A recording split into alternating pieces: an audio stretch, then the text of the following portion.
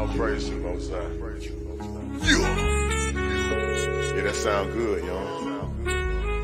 Hello. What we doing? Hey, cook that up, Khalid. We still getting to the money, got these haters in they feel.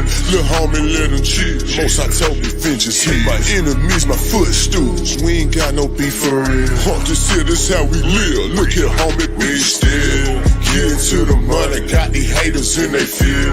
Lil' homie, let them chill. Most I told me vengeance hit my enemies, my footstools. We ain't got no beef for real. Haunt this here, this how we live. Look here, homie, be still. They said you got the call, they trying to blackball you. Play what they own, bro.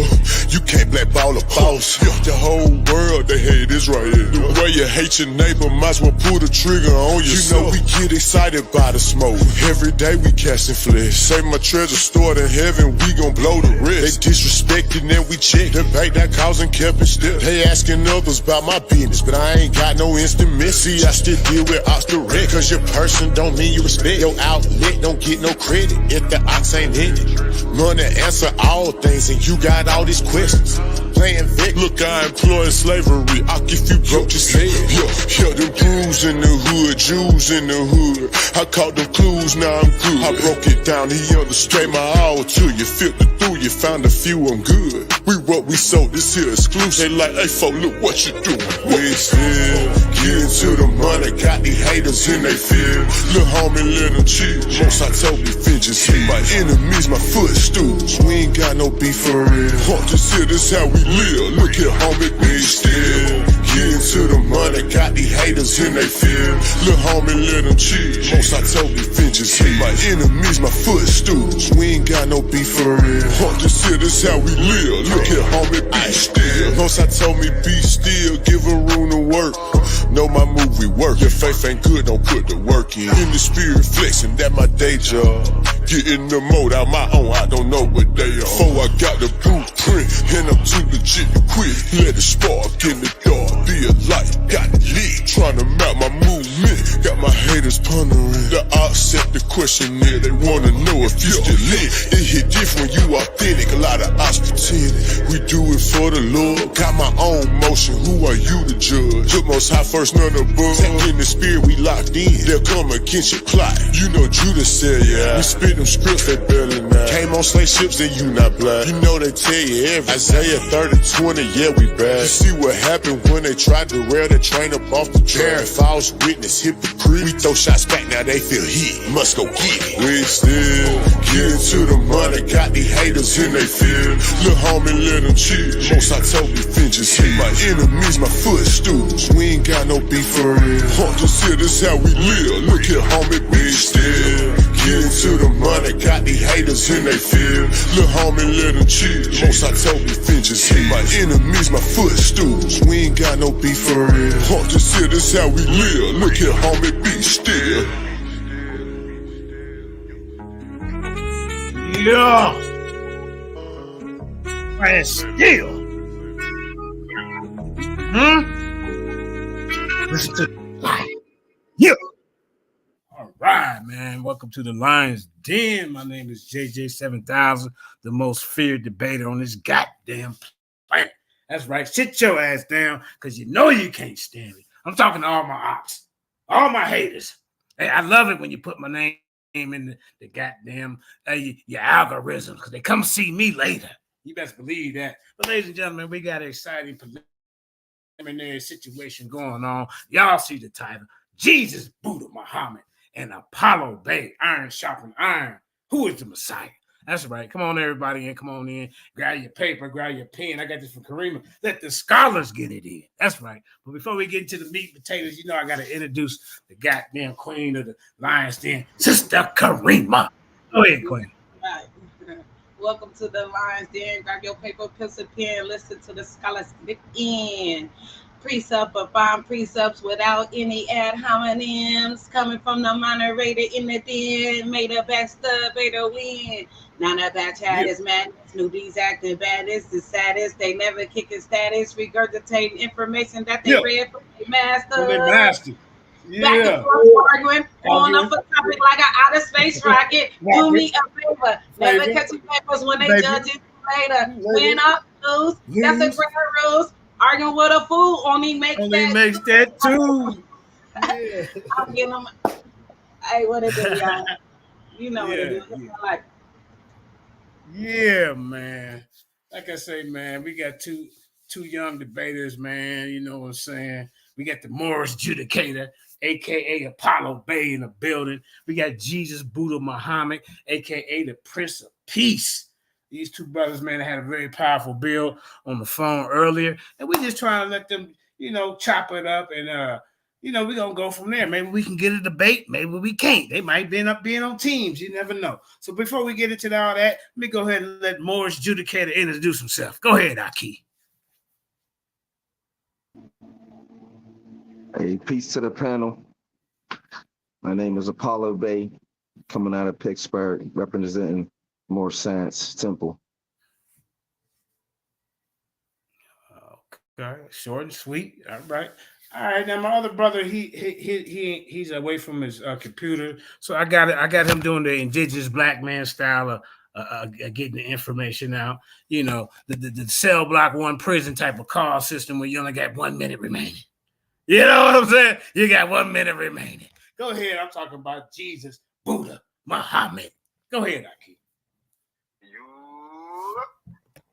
Jesus, Buddha, Muhammad on the scene. We want to say, can y'all hear me? Yeah, just speak just a little bit louder. Just a little bit. All right. There you go. This is Black Jesus, Buddha, Muhammad. Y'all hear me good? Yeah. All right. We here on the Lions Den once again, tuning in. Hope y'all going to enjoy this show with me and the brother Bay. Shout out to Sister Karima. This is the Lions Den. Welcome for another great episode. This is Black Jesus Buddha Muhammad, a.k.a. the Prince of Peace, co-founder of the RGY movement. We stand on the tenets of Black nationalism, and we stand on the tenets of Shiite theology. I am a Muslim. We believe in Allah as the one God. We believe that the Prophet Muhammad is his last prophet, but we also believe that there will be many messages sent, and we thank Allah for the many messages that came in the wilderness and the hells of North America to wake the black man up. So my duty here on this beautiful segment, ladies and gentlemen, is to understand our brother here representing the more science. Can this science of Islamic thought be able to liberate the minds of our people, or is it the solutions that I believe that I have found here deep within the Shiite theology that can free out the minds of the people? So with that being said, I'm looking forward to the conversation. I hope it's a good deal, and I hope you guys are edified. Right on? All right, man. We got to give a shout out to our sponsor. I'm talking about Common Sense. This episode of Lines is brought to you by Common Sense. I can explain it to you, but I can't understand it for you. Hey, they've been a sponsor for a long time, ever since JJ was in front of the TV with a stick. God dang on me. All right, ladies and gentlemen, now we're going to let these two goddamn warriors get it in, man. So like I said, Karima said, grab your paper, grab your pen, take notes, and let the scholars get it in. I'm getting out the way. Go ahead. Who want to start it off? Go ahead. I'm ready for this one. Moore and Muslim, get it in. Go ahead. This one, Brother Moore, man. Peace and blessings once again. Be back here having a good dialogue. I really want to say I love the bill earlier. How you doing this evening, brother? I'm good. Peace to you. What's going on with you? Man, everything blessed. So I just wanted to pick up on a conversation that we had earlier with regards to your dislike of the Jesus of the Quran. Could you just be so clear to explain exactly what your dissatisfaction is with the Jesus of the Quran and why you believe that Jesus of the Quran is not speaking of the one whom the that you follow? Go ahead, follow me. All right. The first thing that I got to deal with is his name, right? His name is Isa. So we just deal with the name because his name is Yeshua and then his name is Isa. So just dealing on that fact right there, we know that if his name is Isa and his name is Yeshua, well, we would have a problem with that right there, right? And then in the story in the Quran, there's no Joseph, right? And in the story in the scriptures, in any scripture that you want to go to, right, that involves Mary, Joseph, and Yeshua, right? Those three are the main 3 that when he was born, it was present, right? And when Isa was born, it was just Mary by herself holding a fig tree, right? Isa was born outside, and then the Messiah was born in a manger, right? So we have to understand that when Isa was born, right, he was talking as a baby. Then there's nowhere in the scriptures does it say that the Messiah was speaking as a baby, because when Miriam had Isa, she took him to her uncles, right? And he was told the uncles who he was as a baby, right? A brand new born baby. So like there's a lot of discrepancies, right? And then in the scriptures, the Messiah is supposed to come back, and everybody who don't bend the knee per se, right, is going to get handled. So if you're saying because the Messiah that's coming back in the scriptures is the Son of God, without doubt or contradiction, he's definitely the Son of God. So you don't in your religion, you don't believe that. You took your Shahada, right? Basically saying that you don't believe that Allah has any partners, right? But then when you read in the scriptures, Allah definitely has a partner because his name is Yeshua, and he gave him all his power to do everything that he needed to do during the judgment time, right?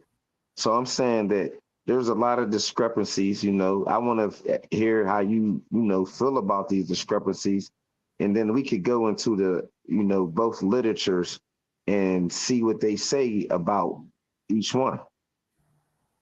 You got the floor. Respectfully. I definitely I believe that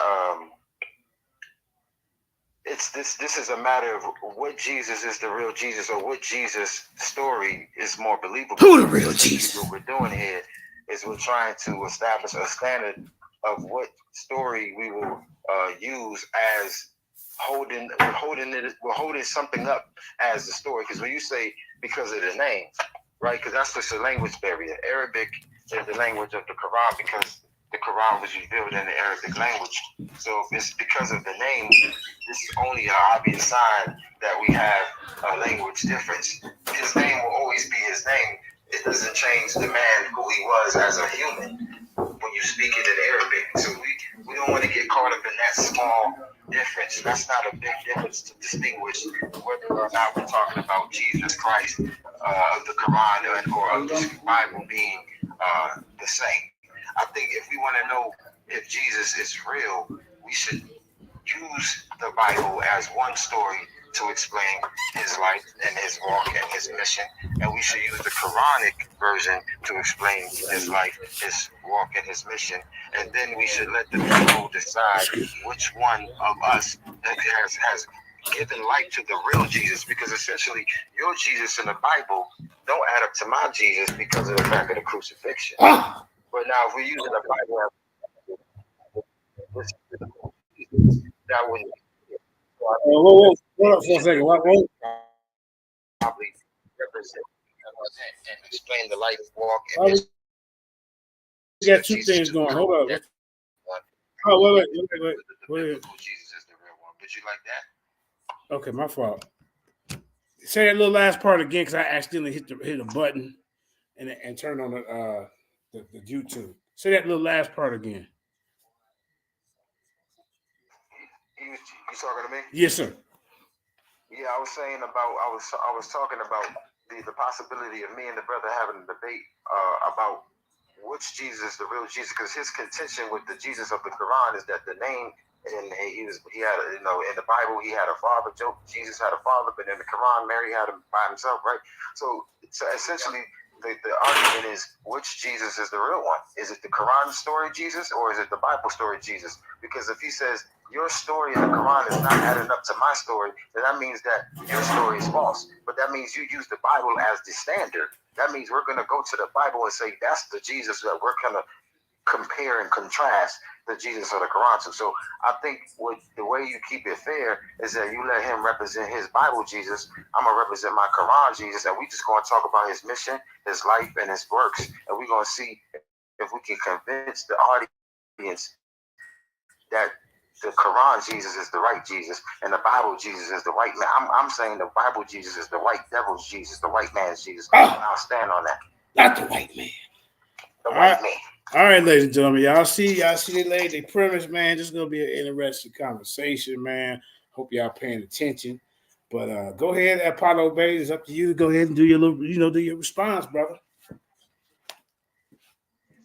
I just went first. It's up to him to go first. No, he just went. You can come back. I don't got no problem going first. All right. So is you gonna put it on the screen so that people can see? Yeah, if you want to share your screen, go ahead. I don't really know how to do that. I just, if you could put it on your screen, I would just go to the Quran chapter 4, just Google it, chapter 3. Well, just a preliminary situation. Just yeah, go ahead. Just read what you got for now, but if y'all decide to debate, then you can show your screen. We'll work it out then. Go ahead. All right. Follow back. You all right? Yeah. Okay.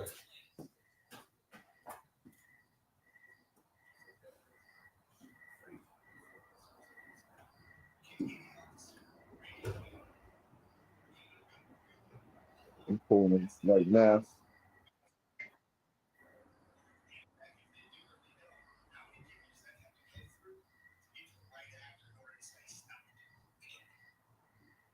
All right, I went to the Quran, chapter 3, verse 3. And it says, he sent down to you the book with the truth, confirming what came before it.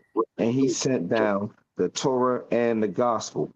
So at that point, I'm establishing that whatever's in the Torah and the gospel, from the Quran standpoint, it was sent down from Allah. So as a Muslim, you have to agree, or, you have to abide by what's in the Torah and the Gospels, because that was given down from Allah. And my next point that I'm going to bring out is, hold on one second.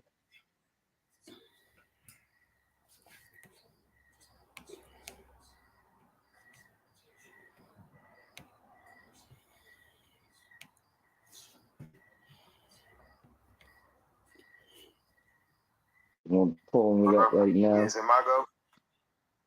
He pulled something up. He pulled something up. But if you wanted to elaborate on what I just said, you could while I'm pulling my script by my verse up. Okay. Yeah, definitely. I would love to elaborate. So that verse, once again, ladies and gentlemen, is from the Holy Quran. And the verse is saying that the Quran was sent to confirm the other books, and the word is sadiq, which means validate. It's almost like giving you an analogy. If you have a real Gucci purse, but then you have a fake Gucci purse, and then you need to have something to validate its authenticity. So you would have to have something that can tell you, oh, this is the real Gucci. Even them little $100 bill marker stamps, y'all get the point. There's a way that you can determine if it's good.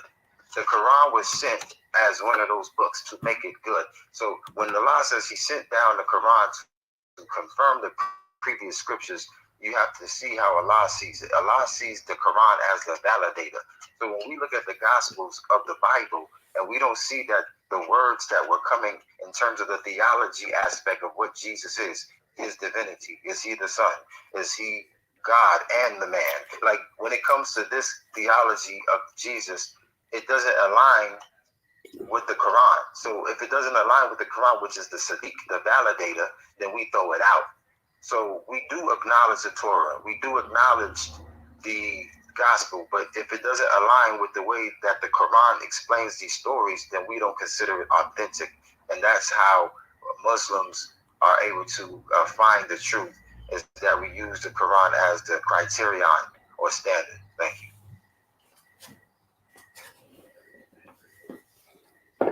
Go ahead, Apollo. So you're saying that if something is in the Torah, that if it doesn't align with the Quran, you're saying that you don't have to listen to it?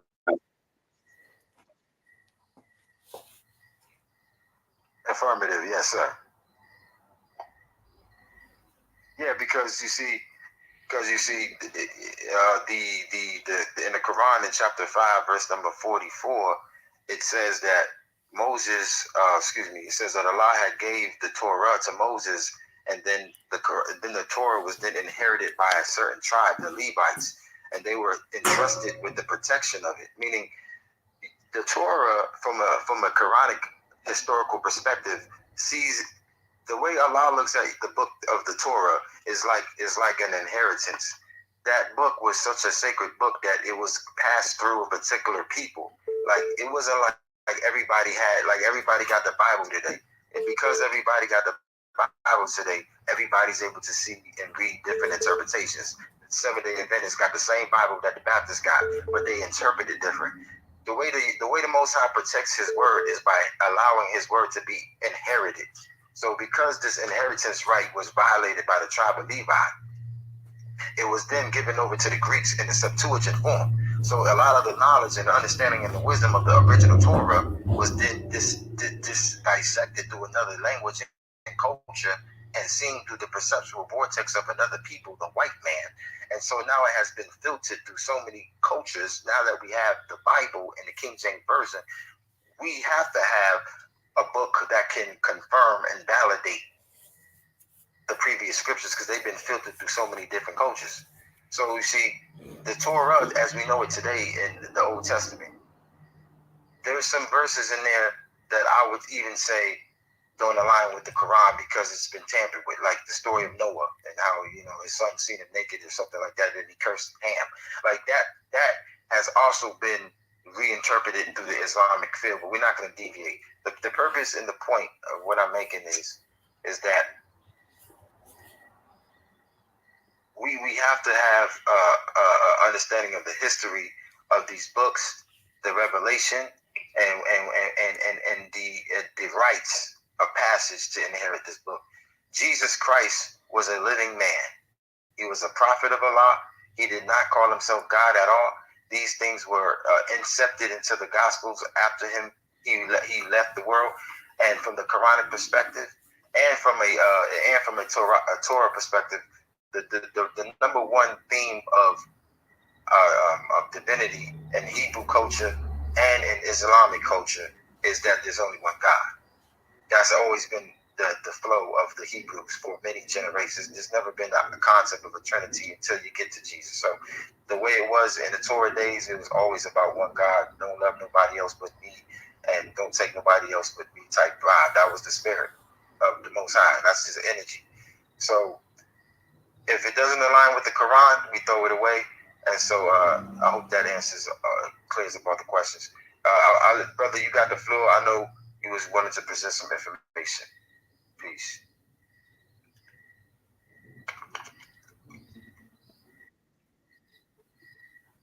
All right. So I mean, you said all of that, right?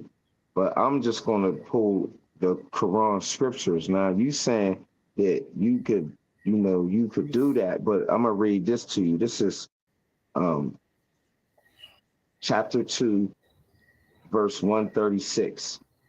And it says, "Say, O Muslims, we believe in Allah, and which is revealed unto us, and that which was revealed unto Abraham, Ishmael, Isaac, and Jacob, and the tribes, and which was Moses and Yeshua received, and which the prophets received from the Lord. We make no distinction between any of them, and unto him we have surrendered." So that right there is saying that as a as a Muslim, you have to read, you have to go by what was written in the scriptures. All of those people that right there are in the Hebrews, right? And it's, you have to go by their writings. Like, how could you make another writing and say that that's what the Hebrew? Because if you did that, then that means the Hebrews would have to follow that too, right?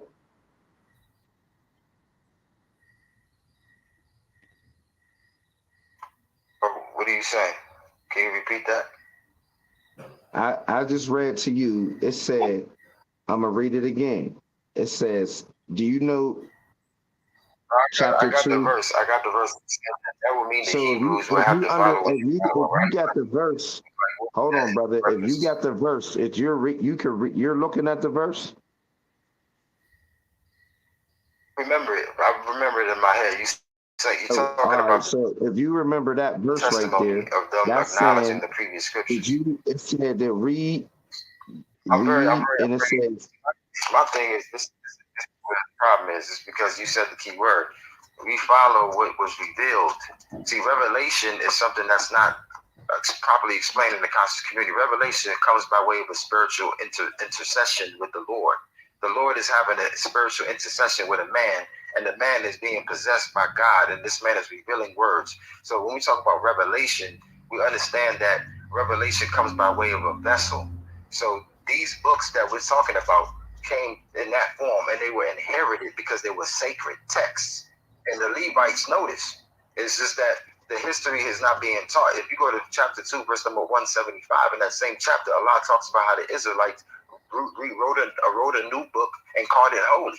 Because during the time of the prophets, they were killing their own prophets. Because every time the prophets came to warn the people, there was an Israelite elite class kept doing murders on their own prophets. So they had their own Israelite doctrine at that time. They wasn't trying to let the mainstream, they wasn't trying to let the truth come out. That's why when Jesus came on the scene, they were trying to execute him too, because Jesus was really like a revolutionary, trying to tell everybody that they was not practicing the Torah law.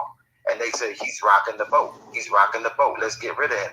So the reality is, the Torah, that verse, chapter 2, the one he recited about how the Muslims testify to the previous scriptures.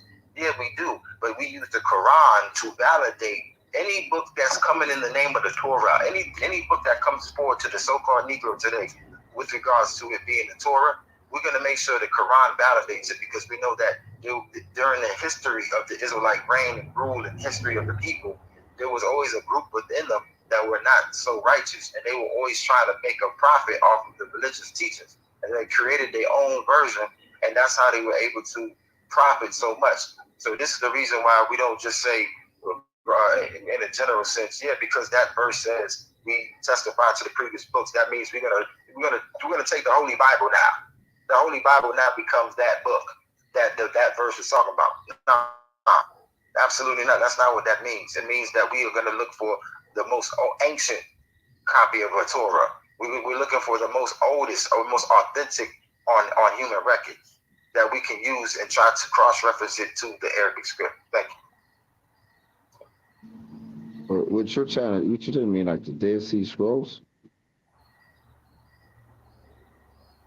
No, I'm saying, like, the Septuagint is the oldest on record of the Hebrew Bible, right? The Old Torah. Or do you saying you're not agreeing with some of the Septuagint? I'm saying, so you're saying you don't agree to what's in the Septuagint? I'm saying that's not the original one. That's a Greek version of what was supposed to be original. So if that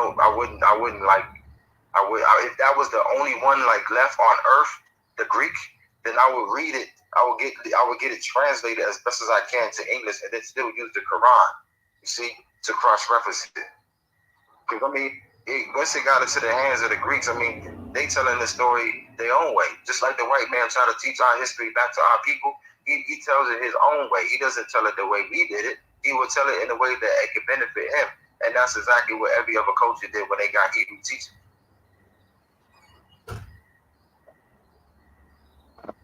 don't listen, brother. I don't like the road that you're, making a separation, right? I don't really deal in that in the aspect of it how you're trying to break it down. But if you're going to say that, then you would have to be held by the same rule of thumb, right? Because at this point, I would have to ask you, or are you from the tribe of Ishmael? Because you drew a line in the sand and said this side and this side. So I need to know what tribe do you represent? Like I need to know who you are at this point now, since we're pointing out who different classes of people, races and classes of, genders. However, which way you want to identify, I just want to know who are you. Yeah, I'm Saeed. I'm Black Jesus Buddha, the Prince of Peace, from the tribe of the Fulani. We have historical bloodline. Our history goes all the way back to Yemen. We migrated out of Yemen after the Prophet Muhammad passed on, and we were the ones who brought Islam to North Africa and to Spain. They were then called Moors during the Renaissance era, and then they ended up getting kicked out. They had built up empires all throughout West Africa. One of the most greatest was the Sokoto. And so my father is an immigrant from Nigeria, Cameroon. And there was an ancient Islamic kingdom called the Sokoto. And I studied those people. I studied the people who established it, and they were Fulani. And there were books that a lot of them left behind to talk about the identity of the people in the land. And so from the testimony of them Fulani people, they call themselves the original Arabs, or the Khalis al-Arab, the pure blacks.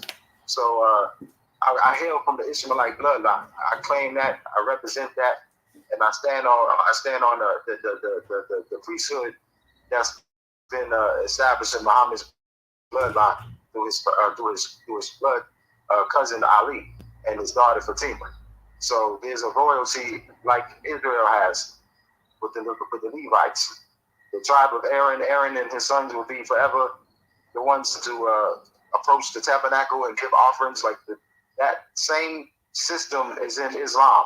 They're called Shiites today. And Genesis 17, verse number 20, it talks about 12 princes. Well, that's the same thing that the Muslim Shiites say. The 12 imams. In Arabic, we call them imams, but it means prince.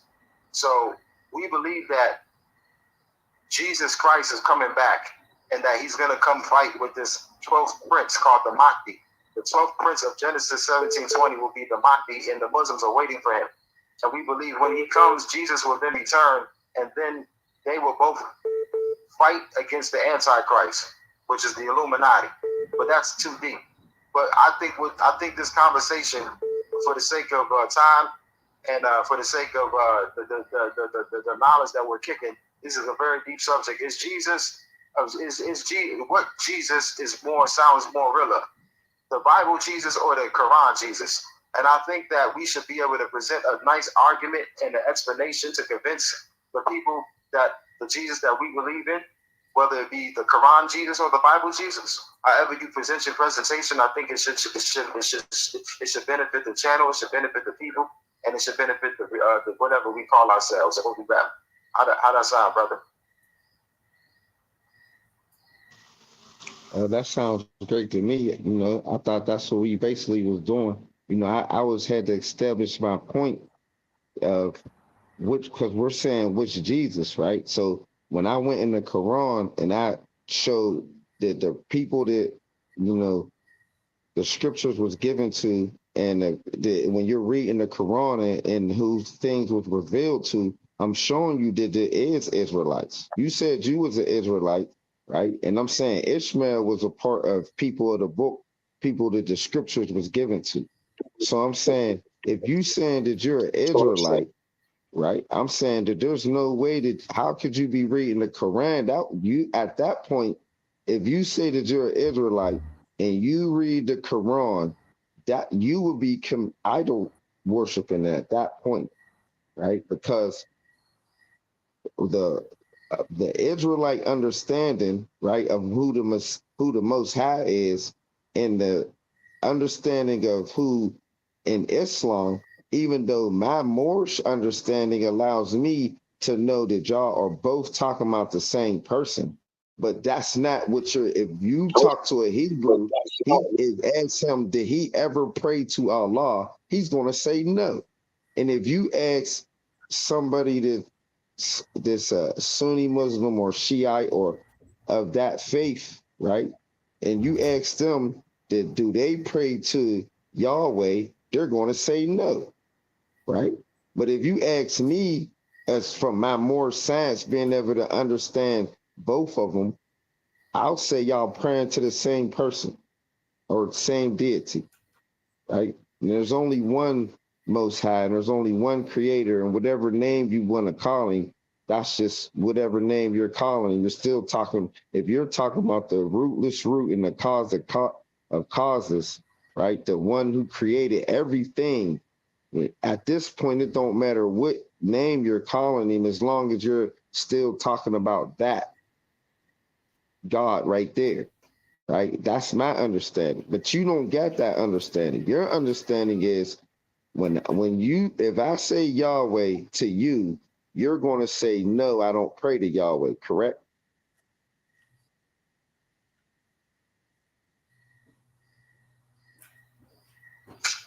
I do pray to Yahweh.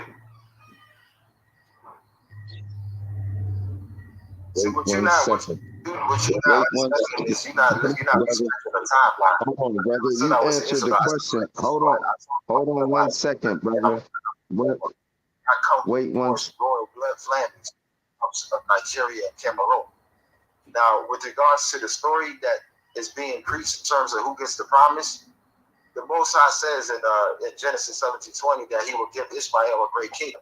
So the fact you even pulled that Quranic verse also about how we testified to the previous books only shows that we worship the Most High. We worship the same God, because it contradicts what you're saying about if I'm an Israelite, if I was an Israelite praying to an Arabic God, I would be paganism. But then you just pulled a verse out of the Quran that says that we recognize the previous scriptures because we believe in the same God. We have the same Father, which is Abraham.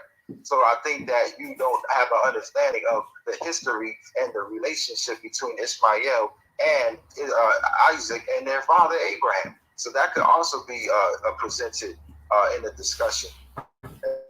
So, with that being said, brother, I think that we can have that debate with regards to validating is the Jesus that we are looking for to come back to save the world, to save the righteous few. Is it the one from the Quran or is it the one from the Bible? I'm willing to take that debate.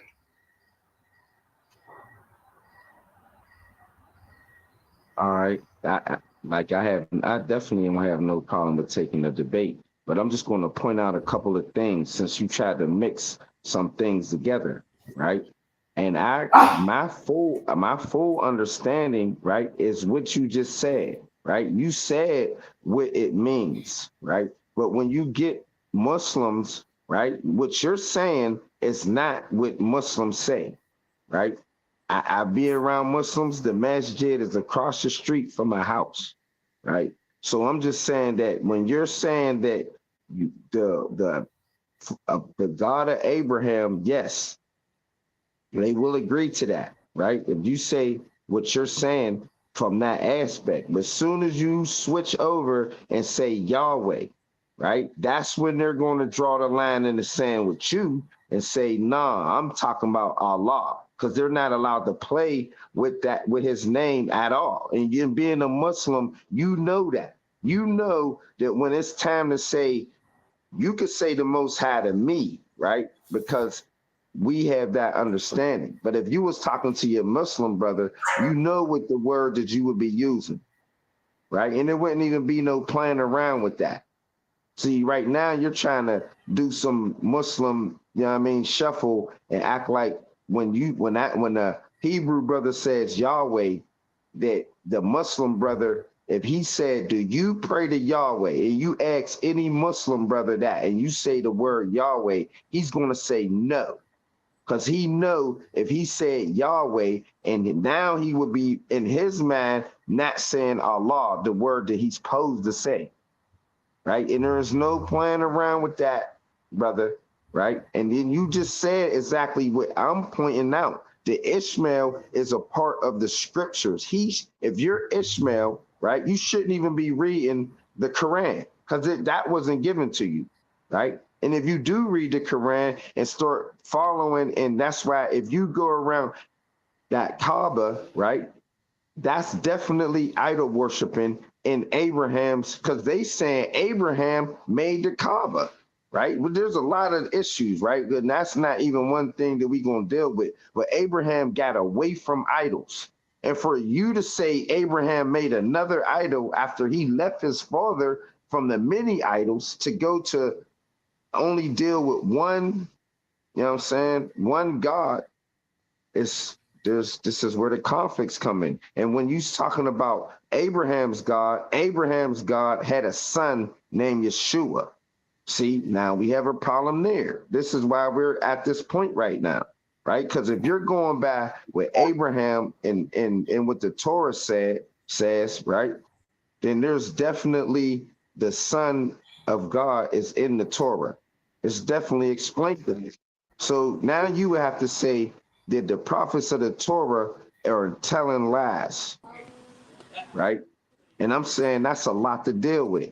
So, and then on top of that, right, because we're talking about Moses at this point, right? You have to say Moses wrote lies. Then you have to say that the Tanakh, the other prophets that's in the Tanakh, that they're telling lies too, right? So I'm saying there's a lot for you to deal with. And then when you talked about coming back in the end and partnering up with some Mahdi or something like that, that's nowhere in the scriptures of him coming back and partnering up with a Mahdi, right? If I take you into Matthew's, right, 24, it's going to show he's coming back to kill everybody who's saying that there's people that's going to come in his name, lying. He clearly says this, man, watch out for false prophets coming in my name, right? So I'm saying that this is a lot to deal with. So I'll definitely take that debate, right? And there's a lot of things that I'm going to point out. And even with the name Isa, meaning spirit from Allah, you're going to have to deal with that.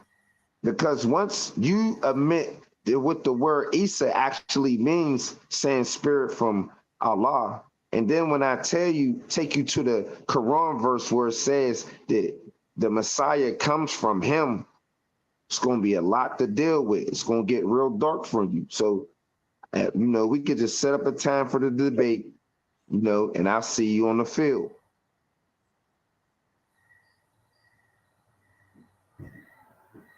All right, bet that we can do that. You know what I'm saying? I just want to make sure I clear up something. You know what I'm saying? I think you had a little bit of misunderstanding.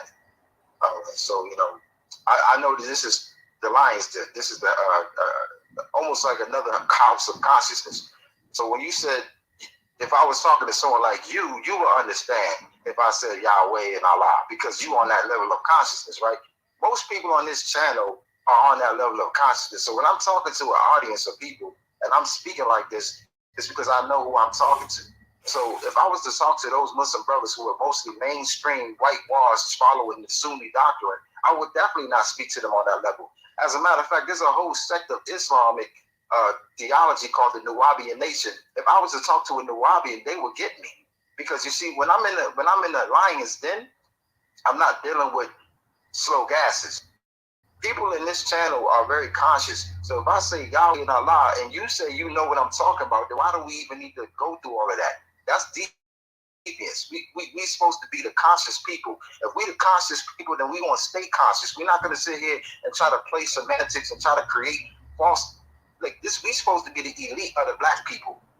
We supposed to be the elite black people. The ones that they try to, the people who they need to get on the level that we are in terms of the intellect. So if we're going to be talking about the language differences and trying to make, then that's not edifying. We know what we're talking about. We know that Arabic is the language of the Ishmaelites. We know that Hebrew is the language of the Hebrews. But they all have the same father. So the theology that they came with is through the father. I never said that Abraham came with another idol. That's something you said. You just pulled the verse out that said that the Muslims testified to the previous books. So we testified to the books that your ancestors had, which had a monotheistic concept of God, then why would we not have that? Common sense, my brother. We're not trying to create dissension and deviance on the channel. But I would love to take that debate because Oh, my fault. I thought you was almost, keep on building that. Do your thing. I couldn't hear you on my end. I thought that you was done. So I'm saying if you were still talking, my fault. It was just a miscommunication. Keep going. He conquered your people. He conquered your people, and then he taught them a new name. He gave them a new name, gave them a new culture. Raped your ancestors and said, this is how you're going to pray to your little Hebrew God. That's how the white man did your ancestors, did the chosen people of God. And then you're going to come here and try to defend this book?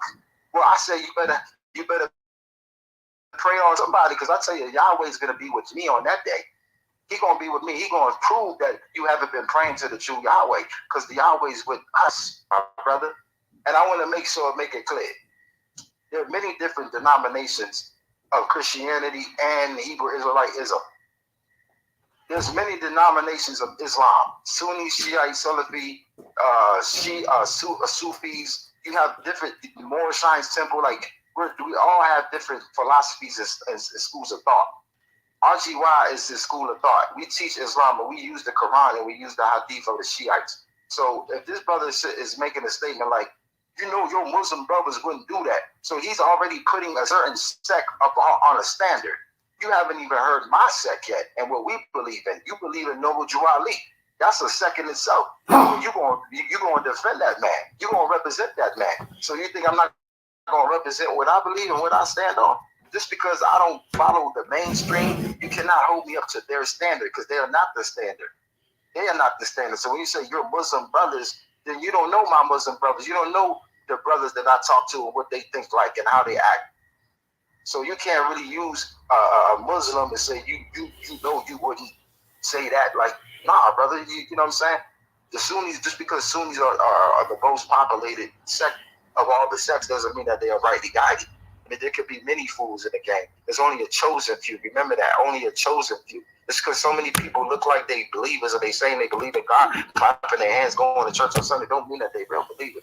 So I'm gonna take you on that debate. I'm ready. You know what I'm saying? I think you should definitely pray to your God, because I tell you, the real one gonna be with me. I'm gonna say, man.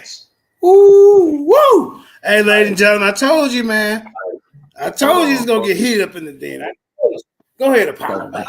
Go ahead. Because at this point, right, like I said, you tried to do some Muslim shuffle. This is exactly what you did. You tried to, appeal to the crowd, talking about the consciousness of the people that's watching. Brother, we're not doing all of that. You're going to have to stand on, you said you was a Muslim, and you got to stand on that. Now, if you saying you some other type of universal Muslim that we never heard about yet, right, then you could bring that universal Muslim out thing, and that'll get dealt with too. Because at the end of the day, if you saying that you said you was Israelite, right? So if you standing on that, right, then you can't be reading the Quran. I'm gonna point out all the ways and show there's so many verses that show that you will be idol worshiping if you follow anything other than the scriptures. If you read some other religious texts, at that point you would be idol worshiping. If you trying to claim Ishmael too, right? And Ishmael was given the scriptures. So if you're from Ishmael and you're reading the Quran, you're idol worshiping. No way to get around it, brother. That text was not written for you, and it wasn't written for your forefathers, right? Your forefathers had a different text. So if you're saying that you're Ishmael and Israel, which I don't even know how you could do that, but we gonna figure out. Maybe you got one on your mom's side and one on your dad, because you can't be Ishmael and Israel, right? Unless you claiming one on the mom's side, right? And then if you saying you Israelite, you can't even claim the mom's side. So this is a lot of stuff you're gonna have to deal with. I told you you're doing a nice little shuffle, right? That I'm gonna point out all of the flaws in your shuffle, right? You gotta stand on business at some point. Right? Something you got to stand on. You can't be this is hot, you playing hopscotch Islam, right? You all over the place. Yeah. Islam is very straight and direct of what it's saying. And if you say anything, like if you went over to Saudi Arabia and said anything that you said in them last couple paragraphs, they would have took your head over there. Right? I don't know what are you saying where you could go around some Muslims and be saying that right there, you'll get thrown into jail. So at that point, right, I'm gonna show you how you're idol worshiping if you is Ishmael or Israel, right? You shouldn't even be reading the Quran. The Quran is for idol worshipers. Let's get this straight. I'm gonna show what the Quran is for. The Quran is to straighten out idol worshipers. Right? They were over there idol worshiping at an all-time high, right? So then Allah sent something down for the people who weren't included in the scriptures. Because if you wasn't included in the scriptures, then you didn't even have no holy text. You were just a straight heathen at this point, because you're not even allowed to read the scriptures. For what? You're not even included. It's not talking about you. So something had to come down for the rest of the people that was in that area, so they could have some type of instructions, and then that instructions led you back to the original instructions. See, that's just like the Quran is something for if you're just a straight heathen, right? A straight idol worshiper, something that can line you up that if you read this, now, when you do read the scriptures, you'll be able to understand it and then take it as truth. See, you don't even know what you're reading. So, but I'm going to point it out to you, right? I'm going to point out all of your fallacies and all of your little dance steps, right? And how you got your little pinky pointed out at the end. You know what I mean? You got the... No, you're not. Could you hear me? I was on my end. Okay. Yeah, I can hear you. I'm saying you got your one hand, you got your finger. Brothers ain't playing around, man. With the other hand, you got your little pinky pointing out, man. And I'm saying I'm pointing out all your dance moves in the debate. I see you on the field. Oh, can I chime in real quick? Hold up, baby Hebrew. I gotta get let me go ahead and get the time and date real quick when we want to get in the ring. I told you we got two powerful young brothers, man. They real respectful. They bring that energy. Hey, turning up in the den. Y'all see that fire behind that line right there, man. Hey, you got baby Hebrew peeking around out the bushes. You know what I'm saying? Hey, Jesus, Buddha, Muhammad. You want to say something first before we get the date going? I know you ready. Absolutely. Jesus, Buddha, Muhammad, coming back. Yeah, Jesus, Buddha, Muhammad never claimed to be no Israelite. I stand on my Ishmaelite blood, 100%. I'm Moorish bloodline. I represent that.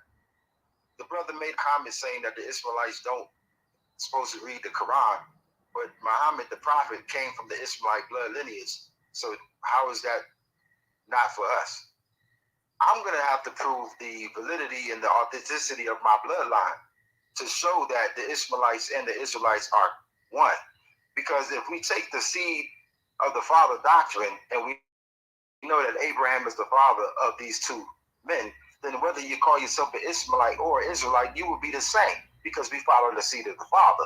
Abraham is the progenitor and he's the donator of that sperm. So we're going to be real honest about an Ishmaelite and an Israelite. They are brothers.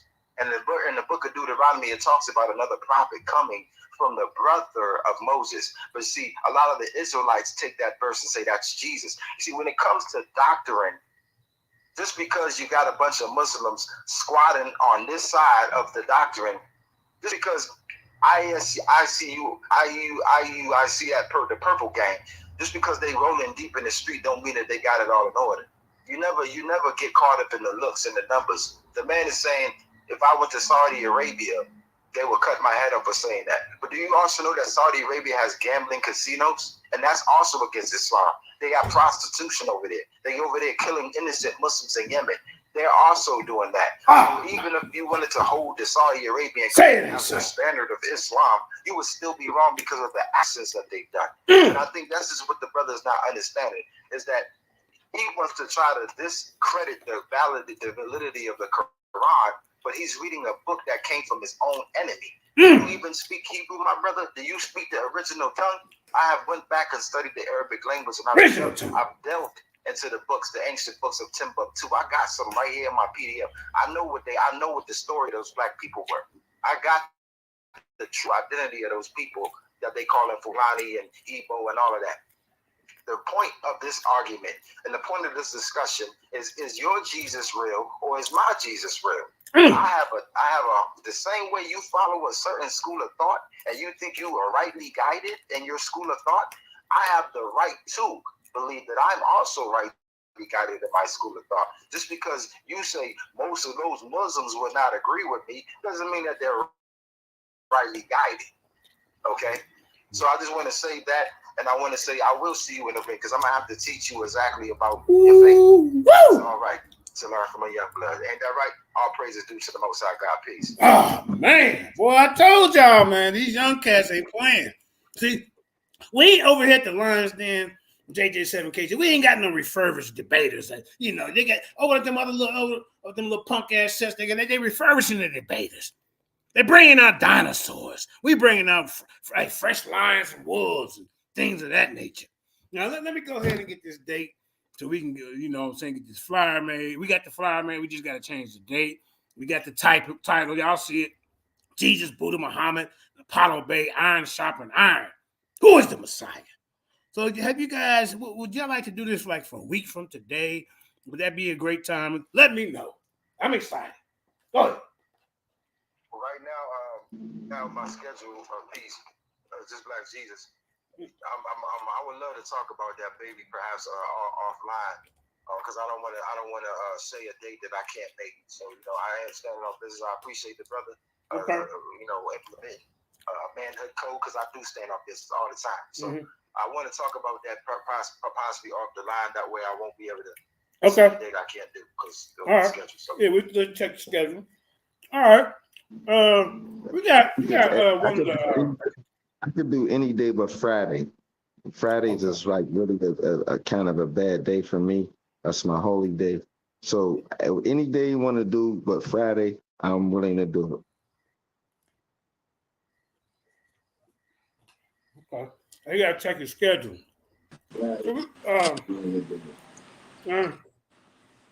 We got a couple people in the building. We might want to ask a couple questions. We got Baby Hebrew in the building. We got my brother Yadin. Karima took away his name.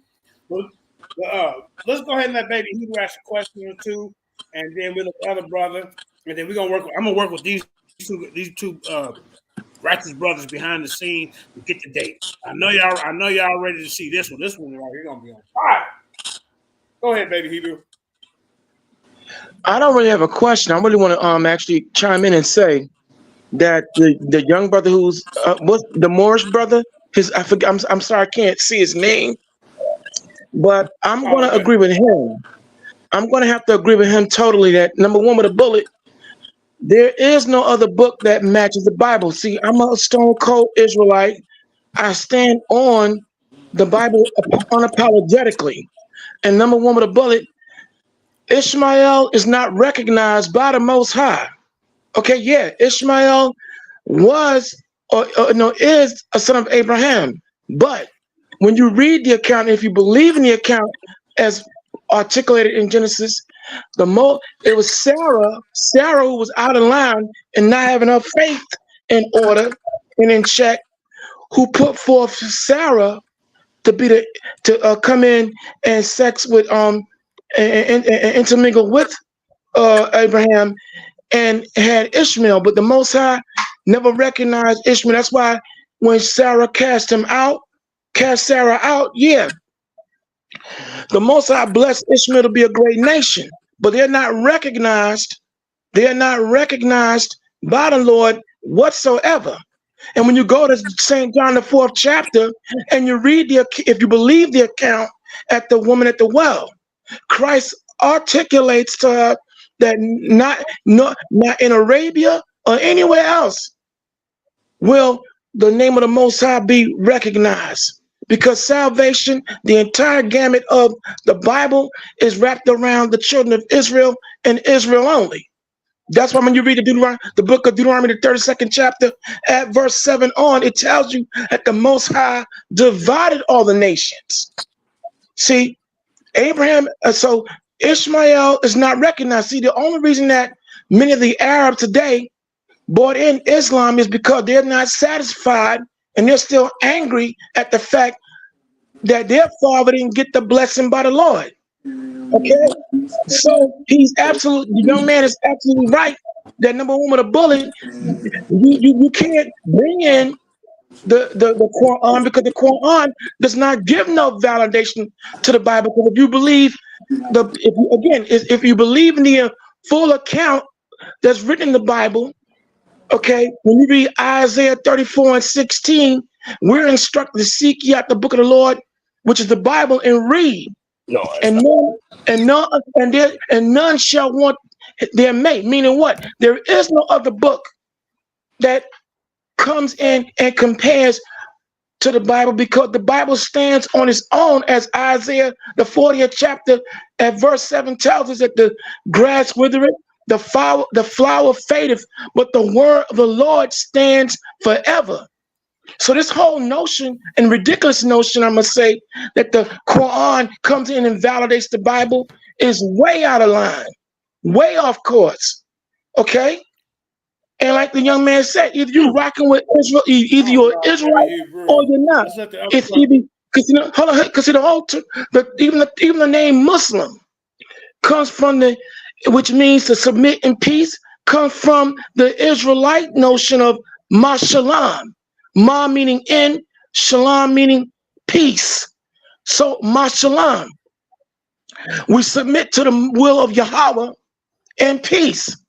So this again, this whole Jesus, Buddha, Muhammad, the brother's off, man. He's trying to incorporate a book that has nothing to do with the Most High. It had nothing to do with Christ. And see, the only reason that the Ishmaelites want to try to talk about Christ was only a prophet is because they want to incorporate Muhammad. But when it speaks about Moses having a brother and someone would come out of his bloodline, that's not talking about no Muhammad, because Muhammad don't come out the bloodline of the children of Israel. He's Ishmael, period. And with that, I'll land my plane, as they say, and I'll let someone come in with a counter argument. Okay, all right. We got another brother that's making an appearance in the Lions Den for the first time. Go ahead and introduce yourself, sir. My name is Yadin El Mukadib. I came. All right, nice to meet you, Yadin Hakadi. Hope I get it right. Yeah, you got it. Mukadib. JJ speaking all kind of languages nowadays, man. I better watch out. Go ahead, bro. Yeah, I see that baby Hebrew brought up Isaiah 34:16, right? Where seek ye the book of the Lord, right? Or Yahweh, and read. But during this time that Isaiah even wrote, the Gospels wasn't even created. So the thing is that when Isaiah was wrote at this time, it was talking about the Torah. So in the Torah, because the Torah is the inheritance of Israel, right? So Deuteronomy, and that's Deuteronomy 33:2. So the thing is that I think what a lot of brothers lack is actual reading of the scripture and not following the ideology. Because what we get caught up on is we get caught up on the ideology of the master. Even though we call ourselves Hebrews and Israelites today, we still believe in the same ideology that was beat into us, that we have a savior in man. in which we don't have a savior in man. We have a savior in Yahweh, which is, you can even find the name Allah in the Hebrew language in the Torah. You know what I mean? When you go to the East and you talk to Israel or Israeli, and you talk to a Palestinian, or you talk to a Palestinian Christian, and you talk to a Muslim, they both call on Allah. If you talk to the only people that don't call on Allah is the people that uphold a Zionist theory. That's it. Yeah, as soon as brother get done, Jesus, you can jump back in. Those people that uphold the Zionist theory call Allah God, or they hate Allah. You know what I mean? But if those that actually are in the scriptures and are the people of the book, Alus al-Kitab, they all know who Allah is in the East. So I think it's a West confusion, that we have a confusion that we have in the West, and not a proper reading and study for ourselves. Like, you know what I'm saying? I mean, because I have to agree with Jesus, Buddha, Muhammad on this one. You know what I'm saying? So even though he calls himself Jesus, he's right about, he's right about the Quran being the criterion of the books. In the East, you had the battle of scriptures have been going on for a long time, since Babylon, battle of religions. And these people, the same people that oppressed us, are the same people that try to usurp our traditions and our cultures today. And you see it today. We see it today. They hate us because they ain't us, but they still want to be us. So, and whatever we do, they take. They didn't start hopping up and down and catching the Holy Ghost until we implemented African culture into their Christianity. You know what I mean? So this is what I'm saying. I think all the brothers come from a very, very heartful position, and a position of sincerity. But the thing is that I think in order for a lot of people to understand Buddha Muhammad, is that they would have to study a little bit more outside of ideology, outside of the ideology that they were taught or given or born and raised in.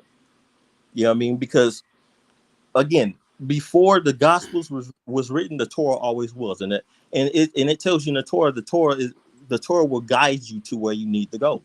And the children of Keter is spoken in the Torah in Isaiah 42. So and the children of Keter is the second son of Ishmael. So for a person to sit there and say that Ishmael is not part of Abraham, they're invalid their own scriptures. Woo! Shots fired, baby Hebrew. All right, well, we gotta let Jesus. May I rebut that? Can I rebut that, please? Please. Hold up. First off, let's get one thing clear. No, let the Jesus Buddha Muhammad been waiting patiently. Okay, you know what? You're right. You're right. I don't want to filibuster. You're right. Yeah, it's his fault. All right, you gonna come in, just write it down, take a picture of your thought, you're gonna be next. And then also, hold on, real quick, go ahead. I don't want to sidetrack. Go ahead, Jesus Buddha Muhammad. I want to say, brother, may Allah bless you for that. And that's exactly what I've been saying the whole time. Like, the brother is obviously educated in history. He knows about chronology. The brother is very, very, very skilled in history. And that's what we was trying to get Apollo Bay to show. We wanted to see his inability to respect history. And because we respect history, we understand that we're not deviating. We're not idol worshiping over here. We always have been down with our brothers over there with the Israelites. What we don't have with the Israelite and the Israelite community is understanding that we have been oppressed and we have been invaded and intercepted by the white man who has now, like the brother said, interpreted your scriptures. So we need brothers who are inspired by the Most High God. If you were a real Israelite or a real Israelite, then the Most High God will inspire you to then take these books. The brother also calls himself a Moor. And that means that he follows the noble Jew Ali. And Jew Ali had a picture of himself with the Quran. So he's saying that this is not a book for the Ishmaelite or for us, but he got a whole entire leader of his own entire philosophy and doctrine holding the Quran and honoring the Quran. What confuses me about how he want to know about my identity, I want to know about your identity. Come, Jesus, Buddha, Muhammad. Who says that he follows Jew Ali, but then you saying at the same time you an Israelite who does not honor the Quran. That's kind of questionable, my man. But we can say that after the debate.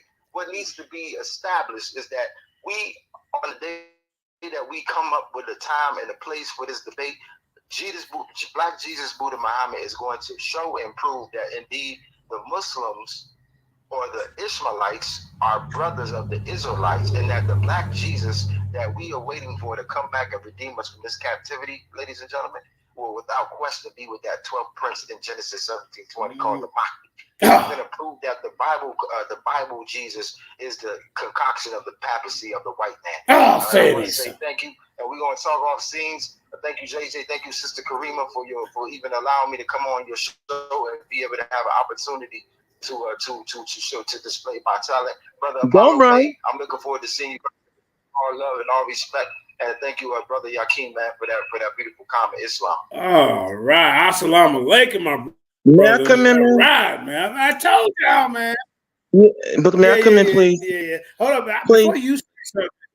Yeah. But it's somebody in the audience that want a little bit of smoke with you. I'm just letting you know. He go by the name of Indigenous Black Man. We're getting ready to call him while you go and keep talking real quick, man. Indigenous ain't playing around.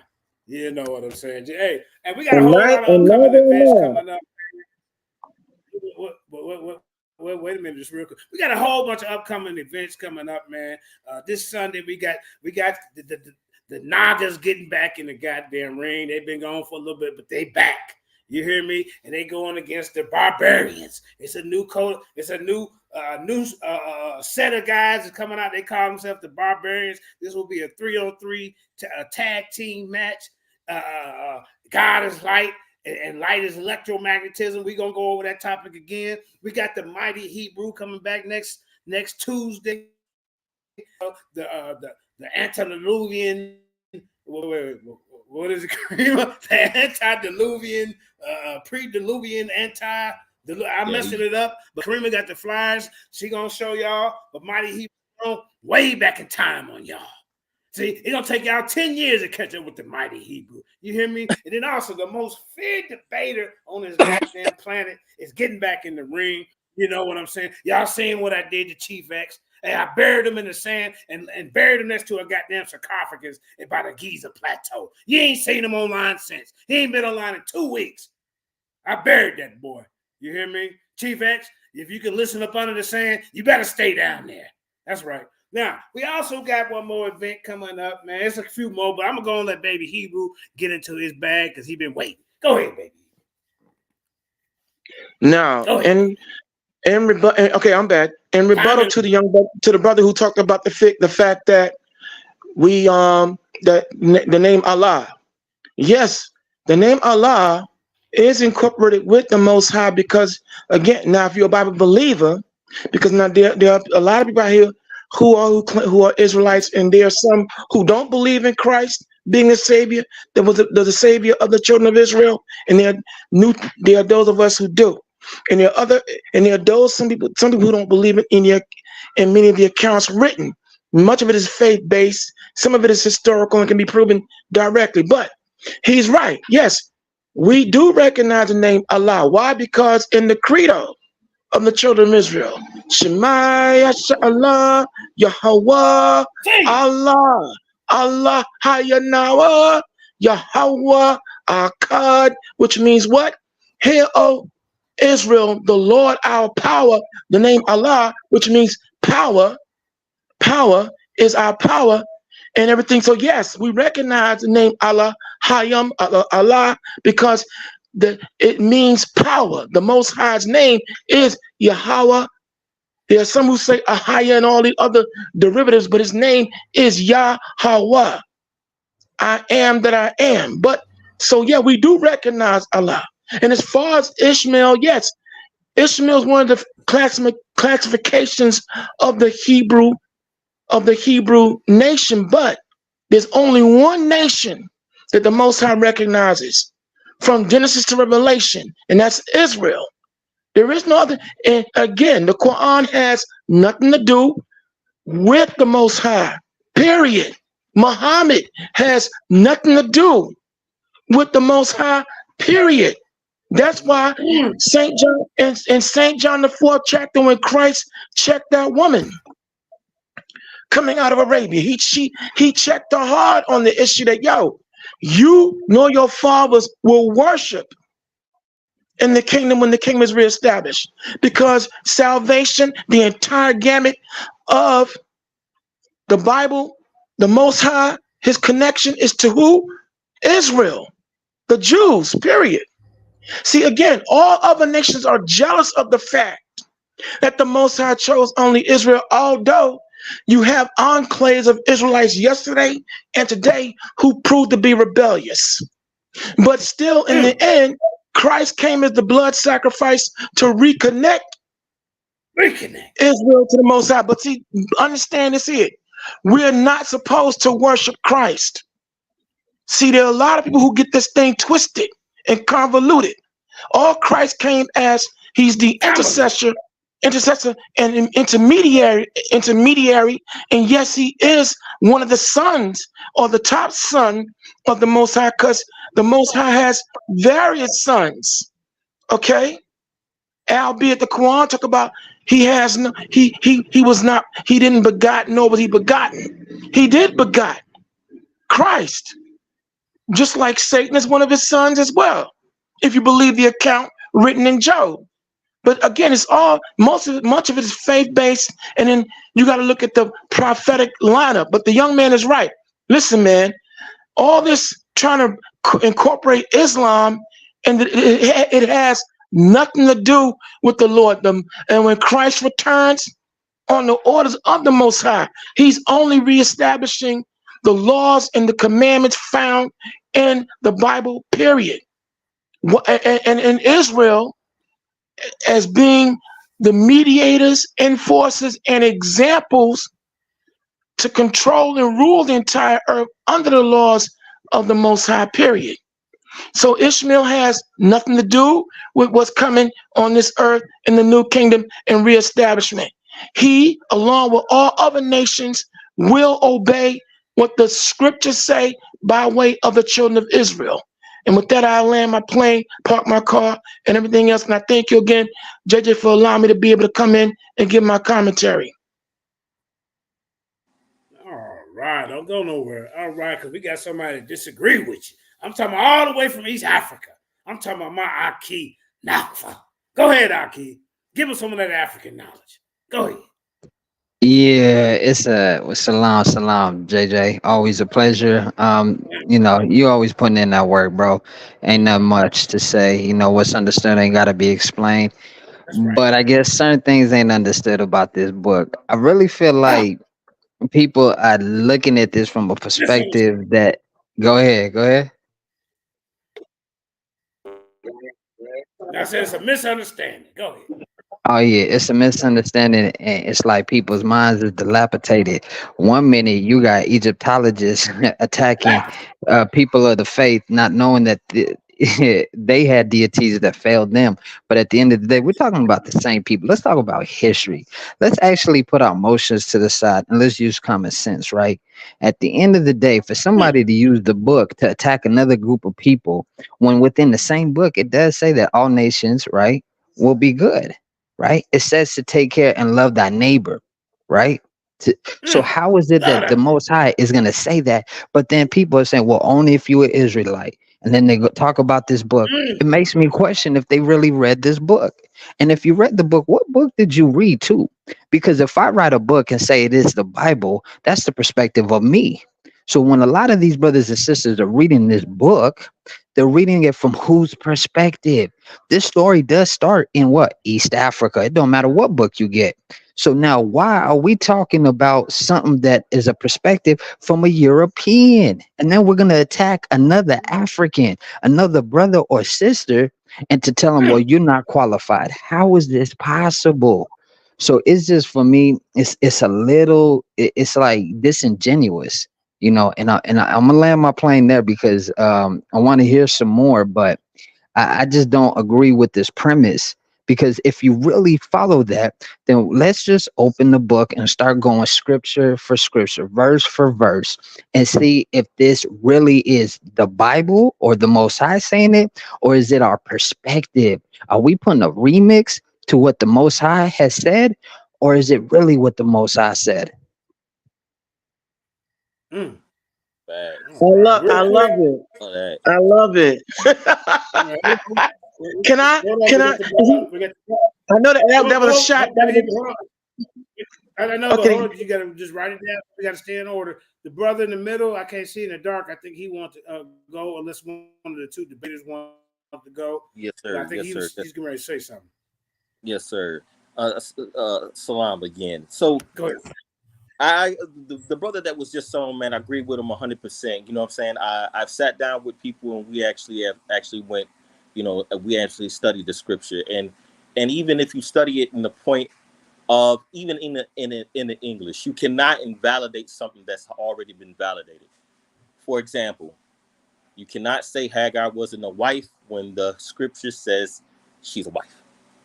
Okay, you can't say that. There's no way in the world that you can, because if you do that, you invalidate your scriptures. You know what I mean? You yourself are saying that Yahweh's word is not worthy enough to follow. In my opinion, is better. That's what you're saying. You know what I mean? So the thing is that like he said, it's ingenuous to sit there and twist the words and make it seem as if the whole house of Adam, because that's who we're talking about. If we're talking about the children, Take him back.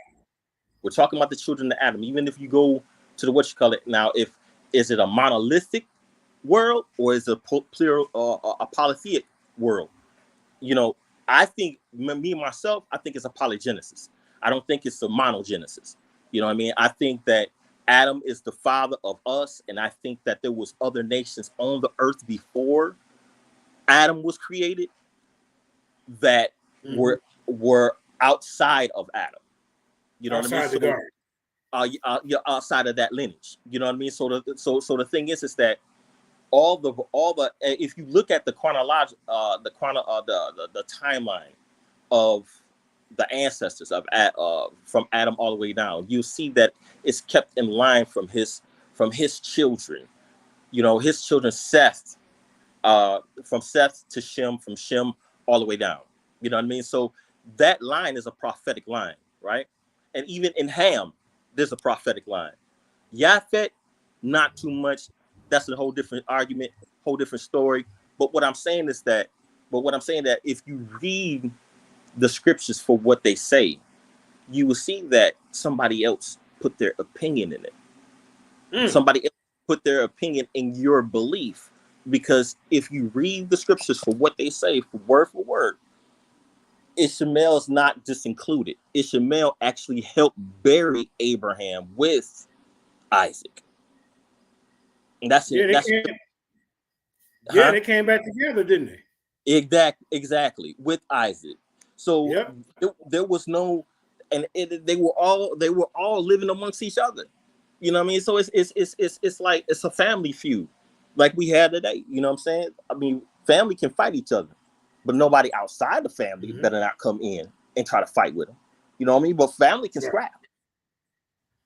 That's how, and that's how I believe, and that's how, you know what I'm saying, and that's how it, you know, I believe that's how it is. I think when you get to trying to separate the children of Israel, because the Quran backs up the children of Israel. They do say that the children of Israel is chosen. They do say that the children of Israel were chosen above everybody else. People really need to sit down and read the Quran and quit listening to what other people have to say about it. Sit down, read these books. It ain't gonna do nothing to you. Either you're gonna agree with it or you're not. That's it. Right.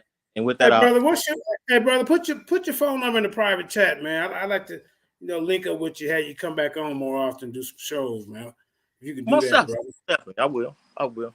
And tell the audience what's your name again. Go ahead. I know. Yadim Mukarbe. Yahim Mukarba. All right, man. That brother dropping some jewels. Okay, now we got Apollo Bay. I guess he cool. I guess he just waiting to for his debate. I don't know if the Black Jesus Buddha Muhammad wants to say anything else, but if not, then we're gonna let Baby Hebrew get the mic back. Either one of you debaters want to say anything? Don't forget to put your number back there in the private chat, family. I want to link up with you. But if not, then we're gonna let Baby Hebrew get the mic. I definitely want to say something. I just was letting the other brothers say something and okay, put it on it. Go ahead, brother. No, you've been patient, bro. Go ahead. But, yeah, go ahead, Apollo. All right, no doubt. So, the brother has said a lot, that I had to try to remember. I didn't write nothing down, but he basically was saying something about Noble Drew Ali and me being a Moor. Right? So now I'm going to just touch on those points just a little bit, right? So when he said about Noble Drew Ali, right, I'm gonna just open up my Circle 7 and I'm gonna go to the first page of the Circle 7 just to let him know. He said Noble Drew Ali was holding a Quran of Mecca, I guess, right? And there's nothing wrong with holding a Quran of Mecca because it does have knowledge in there. But I'm saying there's a Moor living in these days, and I understand the antiquity Moors, they were Sunni Muslims and they followed the Islam basically that brother is following now. But then there's a new thing that came in it when a prophet comes, right? He comes with a message and then he comes to redeem his people. So I'm gonna read from the first page, right? There's no way he could get around this. This on the first page of my Circle 7. It says, know thyself and Allah. Hold on. Everybody get your Circle 7 now who got one. All right, go ahead. First page. Know thyself and Allah and the genealogy of Jesus, life and works of Jesus in India, Europe, Africa, and the land of Egypt. So if I want to know who I am and I'm calling myself a Moabite, the only place that the story of Moab is written in a book is in the Bible. It's in the Torah. So that I could just start right there. Then he said, after he said, know thyself, he said, know Allah. So I'm knowing who my God is. Then he said, know the life and works of Jesus, the Messiah, Yeshua.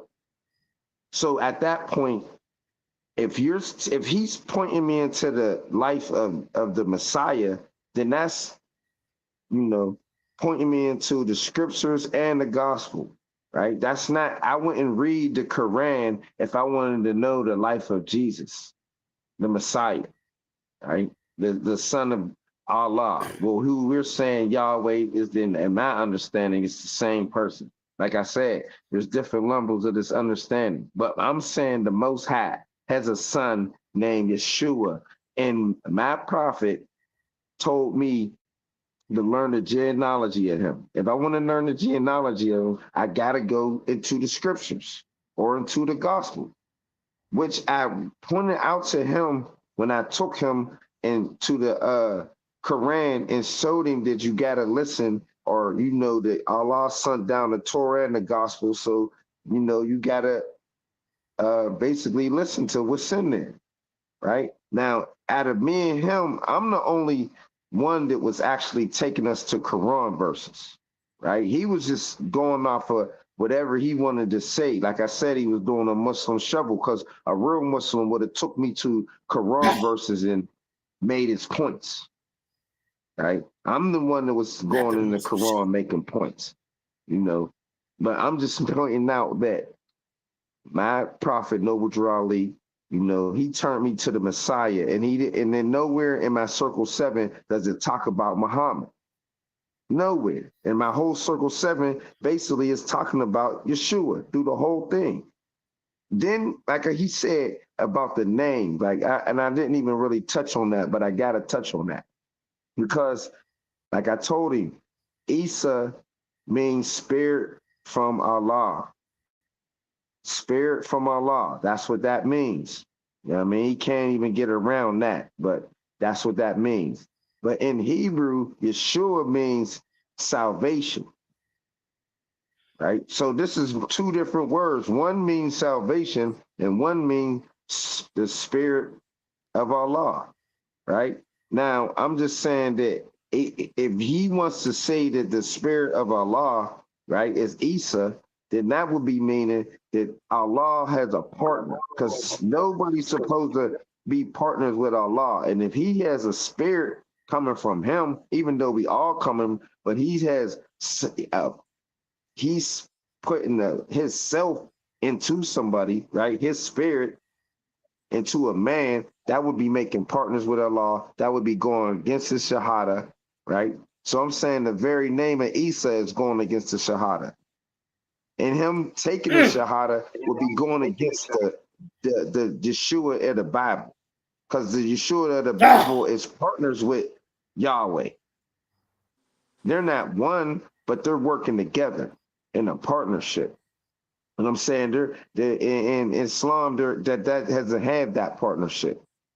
So I'm saying, how could something that's coming after it that's supposed to be written about confirming what already happened, and then that afterwards parts got miswritten? And I'm gonna show that when they tried to convert the Jews of that time, right? The Jews of that time who were Old Testament Jews, they didn't believe in Yeshua anyway. So when it's going on saying that he don't have a son, yeah, that's because when the Israelite, when the I'm not going to say Israelite, excuse me. When the Ashkenazi Jews were converted to Islam, they brought some of their Judaism into Islam. And I'm going to point all of those points out, right?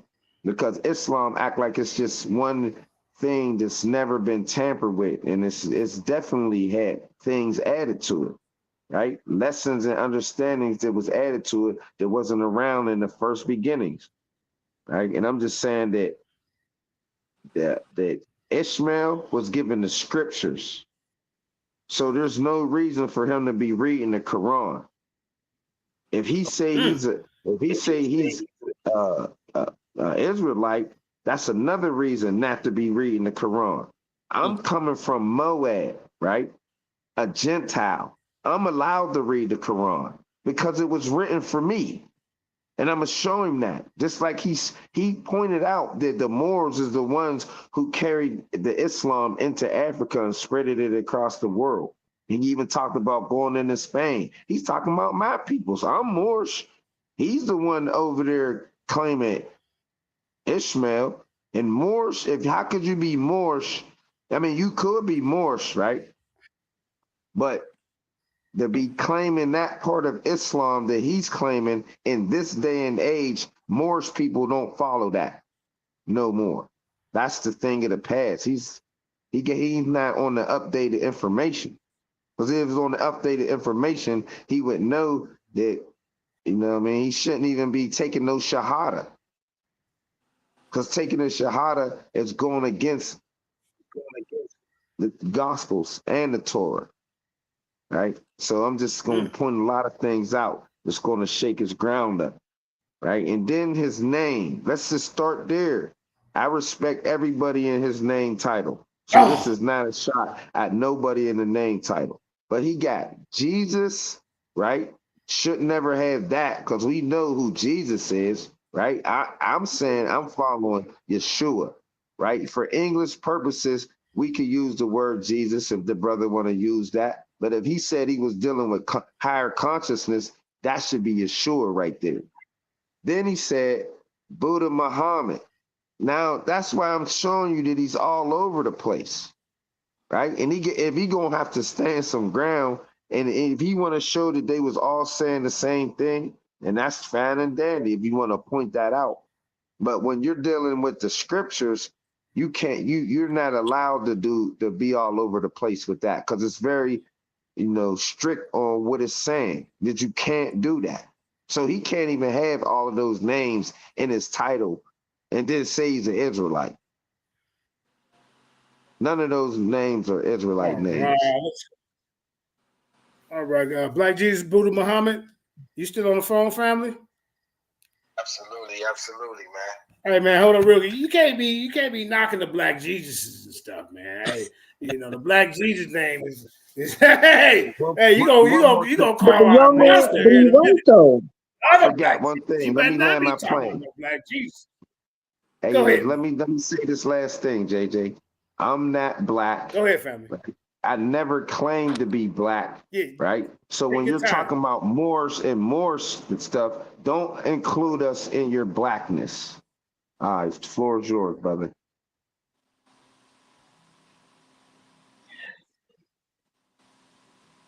The young man is cooking with gas. I gotta say that. This young man is cooking with gas and everything else. And I gotta say this here. I wanna may I wait, I'm sorry. Let him Hebrew.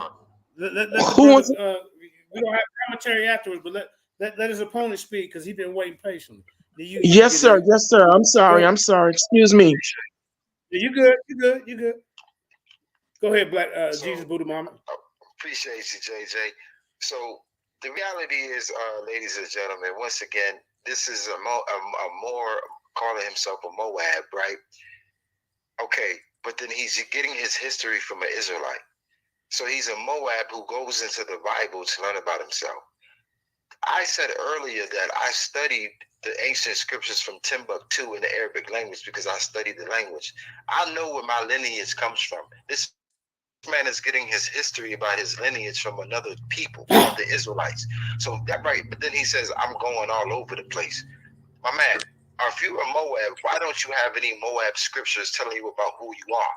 Because now what you can do is you can then insert yourself into my history. Because the people who conquered Spain were not Moab. They were Moors from the lineages of the ancient Arabs.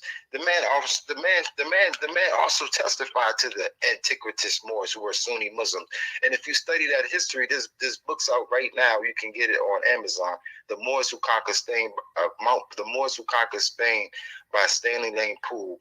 He wrote the Moors after Spain. There's a sequel to that book, and in these books, all the people who went into Spain were Arabic speaking, highly melanated men. Okay, so these men were the ones who left Arabia and then began to go on a conquest and start to colonize the world with Islam. And these were not any Ashkenazis. The Ashkenazi white man came into Islam after the 13th century with the Ottoman Empire. I'm speaking about 700 AD when Muhammad left the world to all the way up to the 13th century. If we look at all the scholars, all the Islamic classical literature in that time period from 700 AD to 13th century, you're going to get nothing but highly melanated black, so-called black, because we're speaking to a Moorish man, inscripted text. So what has to be understood is that this Moab is doing a misfit dissertation. He's taking things out of context. He's making false accusations. I said it so many times I could go back that I'm an Ishmaelite. Never said I was an Israelite, but you still calling me one because somehow you excited with creating false accusations and conversations to delude the people mentally. That's some type of trickery, and that's magic to me, to be quite honest. And I seek refuge from Allah against the devil. So I want to say that your tricks, I see right through them. You're gonna have to be educated about the history of the Moors. I mean, you really don't have no education. Drew Ali came from the lodge, and the lodges that were established before you had these Masonic black lodges, before you even had Prince Hall Freemasonry, all the lodges were under a charter of white people, so-called white people, the cracker, the enemy. So your lessons are not coming from any indigenous black knowledge. If you want to be conscious, my brother, let's be 100%. If you want to go to the lodge, all your lessons come from your enemy, and Drew Ali just interpreted them in his own way, but he still got his education from your enemy. Next, and finally, I'm gonna land my plane. Let me go ahead and land my plane. Put it on co-pilot. Let me go ahead and calm it down. And give some relaxation. Well, I'm telling you, boy, these guys ain't playing around, Jack. Both of you brothers. Jesus, Buddha, Muhammad. The name is a journey of my life. It has a deeper meaning to what this brother is trying to make it. And that's the reason why I take these names. Jesus, because I was raised in a household with Christian values, like many of us born here in the wilderness in the hills of North America. We were all raised in some way to a Baptist Christian upbringing. So I will always value that teaching that I got in my household, because we learned a lot of the Proverbs and the Psalms and things like that. Buddha, because when I was on my awakening phase, this was about 21 years old, I began to watch a lot of Kung Fu movies, and I was very inspired by the peace that they had when they would sit down and meditate. I was very intrigued by that. And so once I seen the Jesus wisdom and the Buddha peace in Islam, then I said Jesus, Buddha, Muhammad, because in the religion of Islam, you have meditation, you have sitting, and you have chanting, and you also have the wisdom of Jesus. So Jesus, Buddha, Muhammad is how I got the name, because it's a testimony to my faith. It's a testimony to who I am and what I stand on.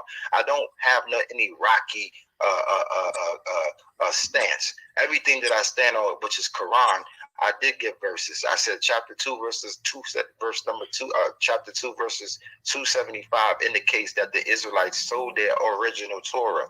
So what we have today in the mainstream or in contemporary times is a filtered, watered down, not authentic and original idea of what we would know as the Torah. So the Quran is now going to read that book and then study it very analytically and critical, and then it's going to validate if this is the truth.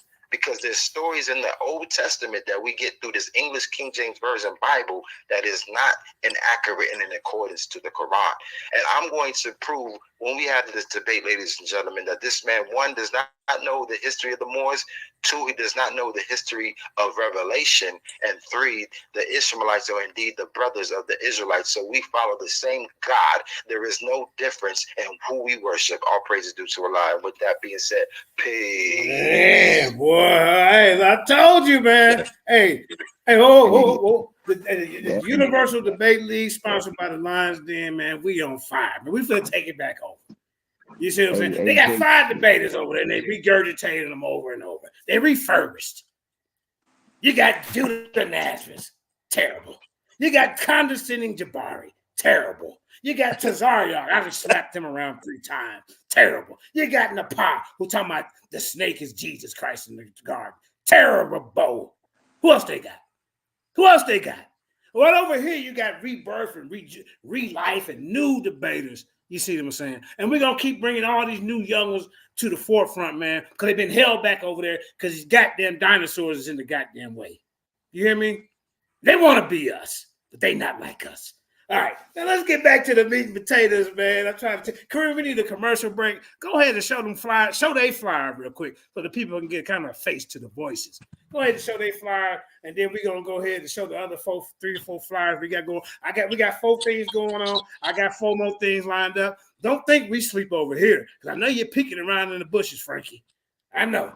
See, they told me you had my name in your mouth. See, it's better for you. See, it works out better for me, for you to talk about me over there than for me to talk about you. I'm gaining more credibility. I'm gaining more with you talking about me over there. Because they go, who's this JJ guy? Then they coming over here. So thanks for the new subscribers.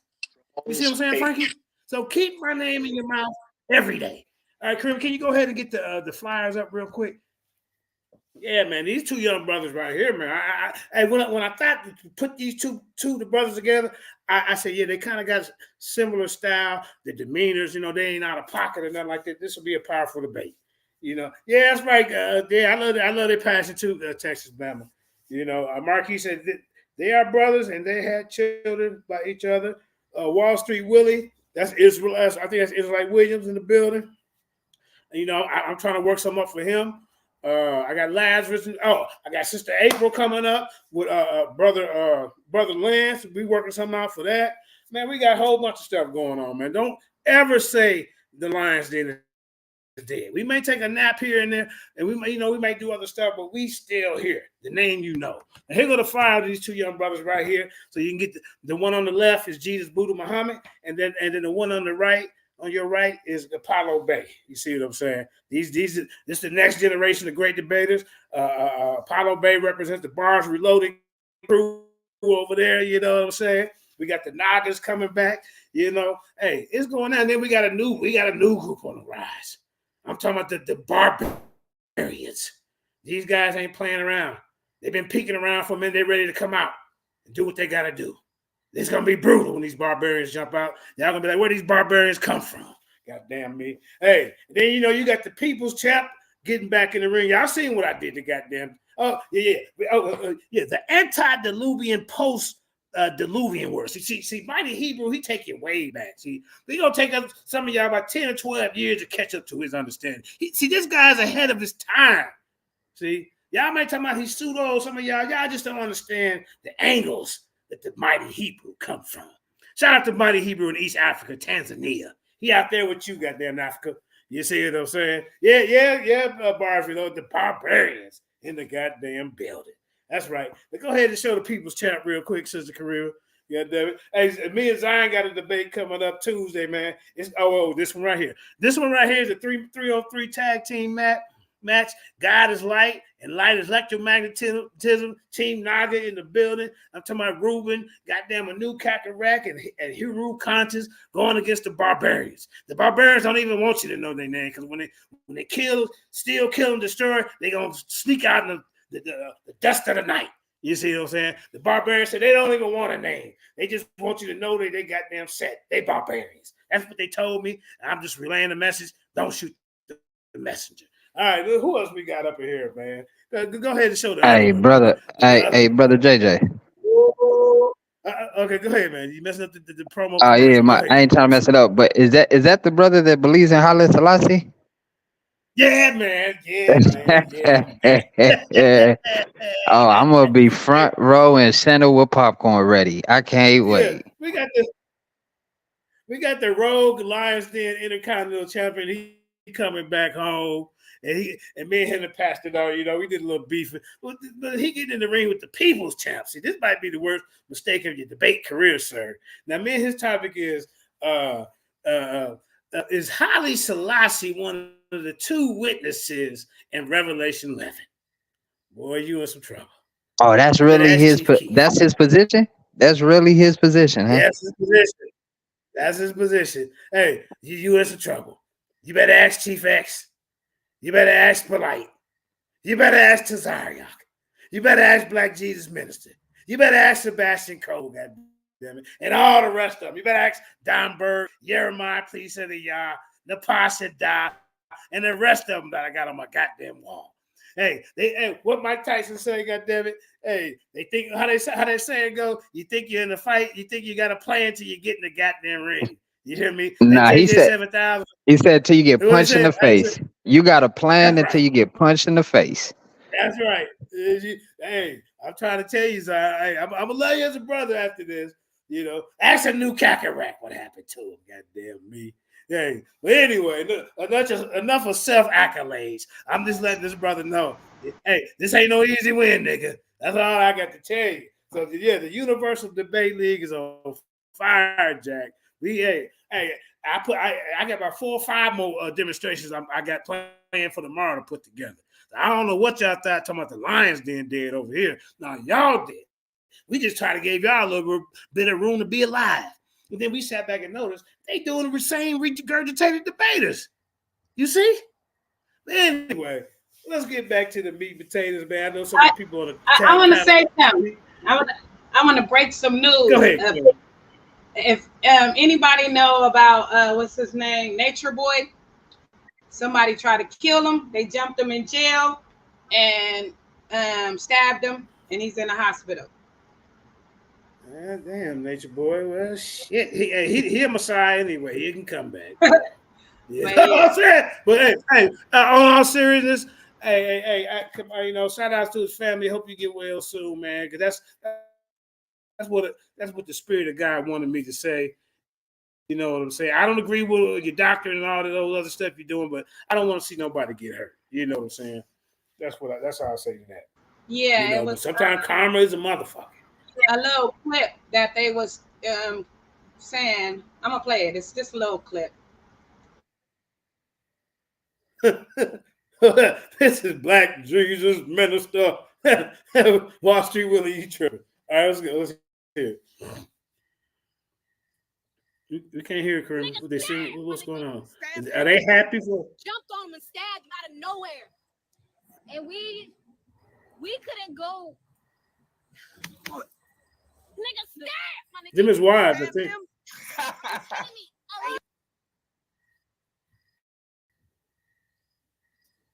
Is them his wives? Oh, nigga, stab, jumped. He was jumped. Four niggas jumped on him and stabbed him out of nowhere. I mean, I ain't laughing. And we couldn't go. That's right, Omar. Nigga, stab. What the? Wait. There's some rough. What was that? Some rough. It was rough. Wait a minute. What the hell? Did they do it? Did they put out the hit? What the hell going on here, man? Hey, but anybody that's on Facebook right now, if y'all want to join the live chat over here, you just type in JJ7000 Lions Den. That'll direct you straight to this channel right here.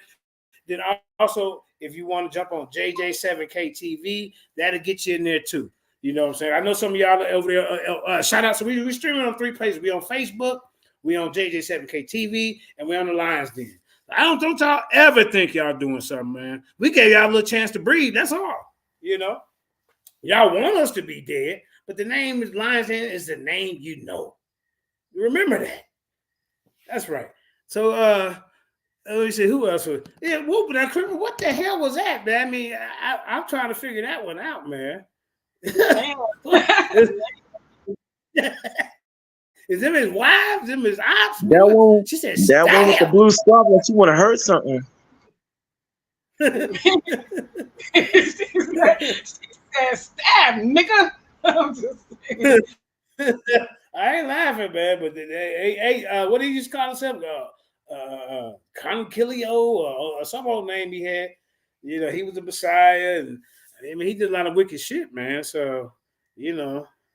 Hey, man, that shit come back and follow you. Hey, brother JJ. Yeah, go ahead. I want to. Morris Adjudicator. You had said. I just got a question for you, brother. Salam. You said that the Moors brought Islam to Africa, or did I hear you wrong, brother?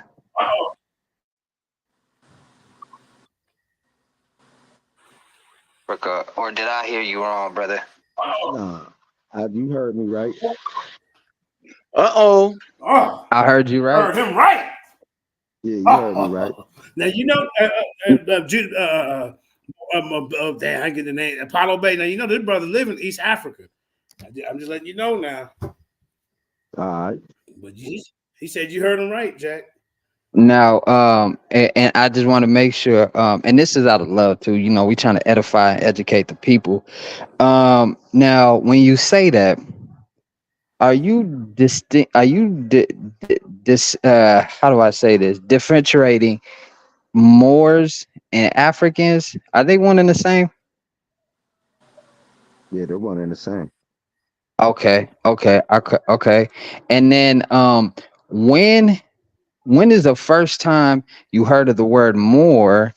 And if Moors brought Islam, can you break down your definition, what you think Islam is, and when did they bring it to Africa? I told you, ain't nobody safe in the Lions Den, man. Shit, I be getting big. This is easy to explain, right? So you want to understand that when the Prophet Muhammad, peace be upon him, was alive, right?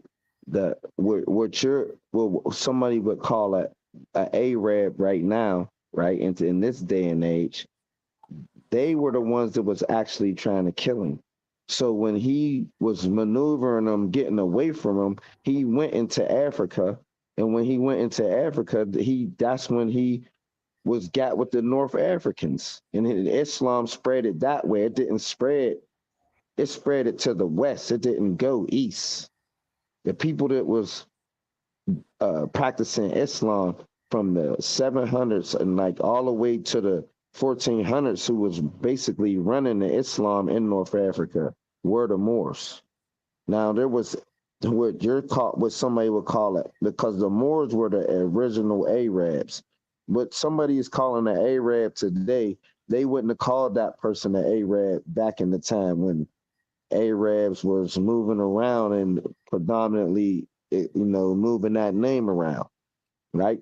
An Arab would have been described as a dark-skinned person. Compare them to a complexion of an Ethiopian.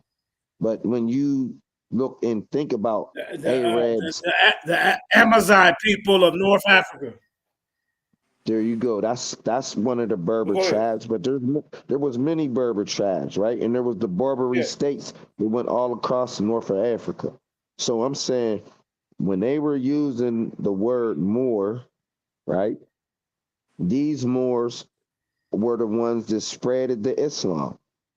So if you have a misunderstanding on that part right there, like I said, we could just understand the migration of which way Islam went. It went into Africa. It started in the Middle East, but it didn't go and continue east. When you start going east, you get into India and the Buddha and the Vedas and the Brahma. When you go that way, but if you go into Africa west, as far as west as you could go in Africa, you'll see Islam. So I'm letting you know which way it spread in the direction it spread into Africa, North Africa. Who's running North Africa? It's easy to explain. Okay, I got some pushback. You said a couple of things. First, Berber is actually a derogatory term. You would have been better off sticking with Amazic, right? Two, I asked you, right. And then two, you said in 700, but the mosque was built before then. Three, you said North Africa. And I just want to make sure I understand, because I'm from East Africa.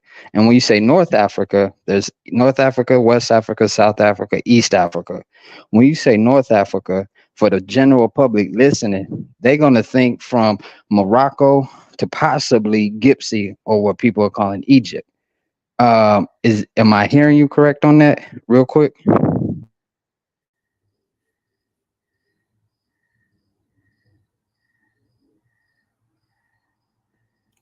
Paulo Bay, you still there?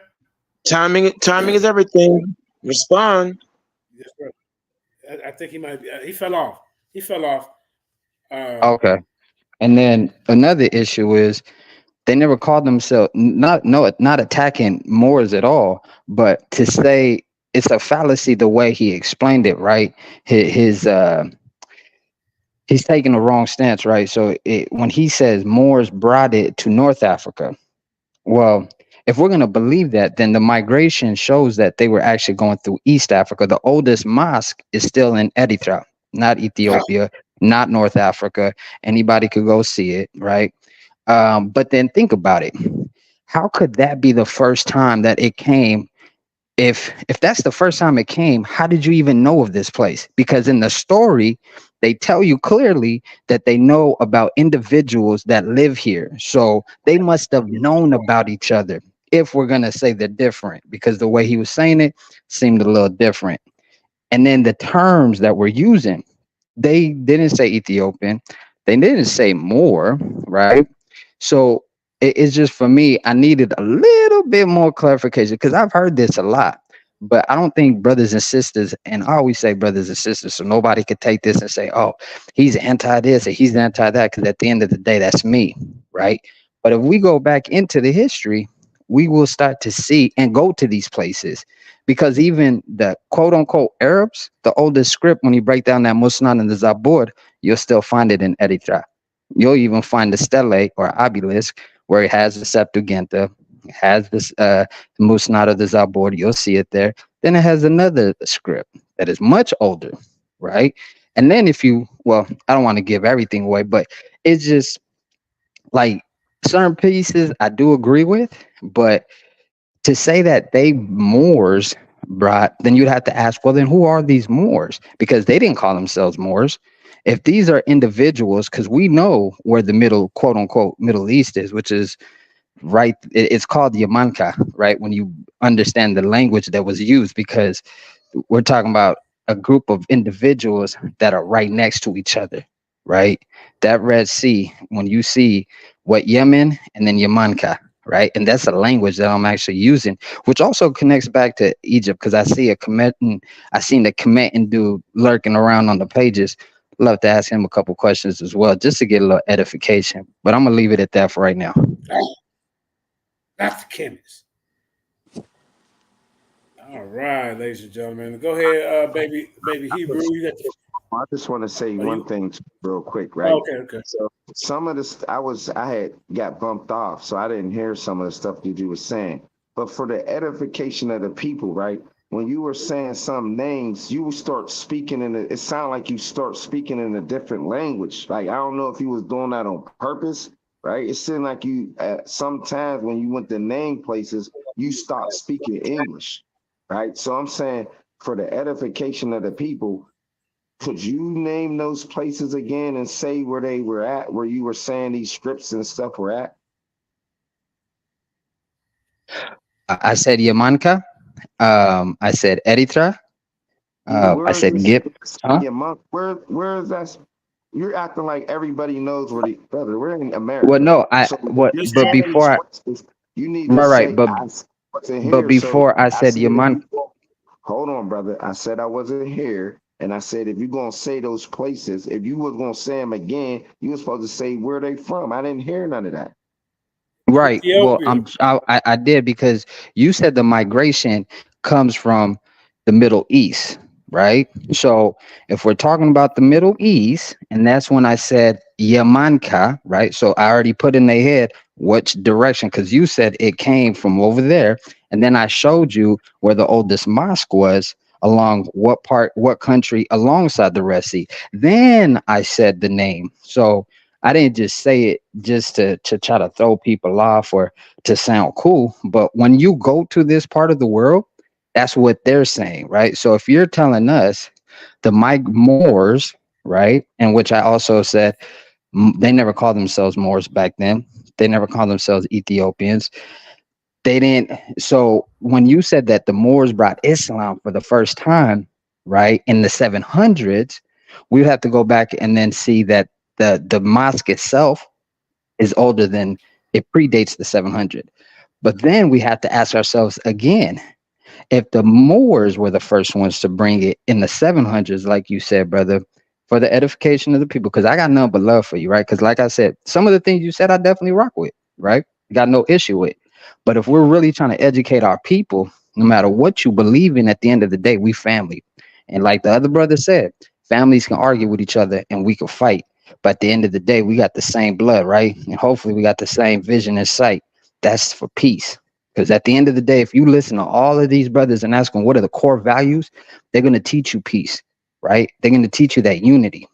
However, we got to come to that understanding that it is what it is. But when we're saying there's a migration and then we're saying Moors, that's very specific. When we're going to say Moors were the first ones, and then that's why I asked you, are Moors different than Africans, right? And if they're coming from the Middle East, then the follow-up question would have to be, were they always there, or where did they originally come from? Because when you break down that Arabic that you were talking about, when you break down the Musnad of the Zabur, and that's in English, I'm not speaking no other foreign language, you will see a stele, which I said also that's in English, and an obelisk, however people want to break it down, is still there along the Red Sea. So it just for me, it seems a little hard to believe, because how could the 700s be the first time that Islam was brought? And why would he tell you? That's like me sending my child off to a place and say, go here and bring this to them. No, you're going to know a reason. You're going to have already dealt with these people, because that's just random to go to a random place and then to say, well, we brought it here first at 700. You must have been dealing with me to even come this direction. Yo, that's facts though. I ain't look. That's good. Hold on, brother. This is before you say anything. You need to hold on for 1 second. I asked the brother where are those? What country is these places that you're saying? You're saying this as if everybody knows where these places is. So for the edification of the people, right? Could you say what country, when you said everything you said, what country were you saying? What were you talking about? Ethiopia and Eritrea. Huh? I mean, I may be wrong. Go ahead, family. So once again, hear me out clearly. You said that the Moors came from the Middle East. All I said was the Middle East. So if they came, go ahead. You named some countries, you named some names of places. Why can't you just say this country? So we could just start from there. Yemen in the correct, if you go, and that's why I said, if you go out there, right, it's actually Yamanka. So when you said Yamanka, right, I was supposed to know you meant Yemen. But no, I said Middle East, though, brother. I said your migration. So once again, don't even worry about Yamanka. No, If we are saying, once again, your whole premise, brother, because you let me speak real quick, and then I'm gonna let you speak. So you said, all right, cool, no problem. And I got nothing but love for you, bro. So don't think I'm trying to come at you. But you said that the Moors were the first ones to bring it. So I asked you, because it sounded like, I'm like, wait a minute, because I know that's not true. But I'm like, okay, that seems like the Moors are different than these individuals, especially if they're coming here to bring something. If you're bringing something, then I already am lacking it. So you have something different than I already know. But if we actually look in the history, that's why I broke down the Musnad or the Zabur, because to even bring up Islam, right? All of that is written in what? Arabic. So if you find the oldest script, when you're breaking down the Musnad or the Zabur, you're not even finding it in the quote unquote Middle East. So my issue once again is, first, what are we talking about? And then two, how are you going to send your people to a place for the first time? Because now all of a sudden Islam is here if you've never dealt with these people. So Islam should have been there in the beginning. And I asked you, what is your definition? Because Islam, if we break down the definition, is being used all over the world, right? Because if we understand what Islam is supposed to mean, not what people want to twist it, then there's civilizations, like I said earlier, don't matter what belief you have, right? You're going to practice peace, right? You're going to practice unity. You're going to submit to do the will of the Most High. You could call him Allah. I could say the Most High. At the end of the day, there is no divide. The only division that truly comes is when people don't understand the actual history. We're looking at it from the perspective of somebody else. But these are individuals, like I said earlier, in English, these countries have more in common than most people would ever think. All right. So now Right, I understand what you were saying, right? Okay, So go ahead. So this is what I got to say to that. I clearly said a couple things that you're trying to act like I didn't say these things, right? So when Muhammad passed, that was close to the 7th century. So anything that was before Muhammad, right? Peace be upon him. We're not talking about the same Islam, right? If you're talking about some Islam that was previous Muhammad, right? Then there's only one Islam, brother. That's why I asked you, what's your definition? All right, hold on, brother. I'm getting to my point because I said when Islam spread, I didn't say they started it. I said when it spread it. So when Islam spread to the countries and to the world, right? What they knew as the Islamic world at that time was in Africa, brother, not over in the Middle East. When you go back, that's not what you said, bro. You said Moors brought it. Come on, we all heard you. You said Moors brought Islam to Africa. I said the Moors spread and brought is the same thing. If I spread peanut butter, I start from one side and I bring it over to the other side of the bread. So the countries that was dealing with Islam, right? Were they Berber countries? The Barbary states? No, they're not Berbers. That's a derogatory term. That's why I even told you should use Amazigh.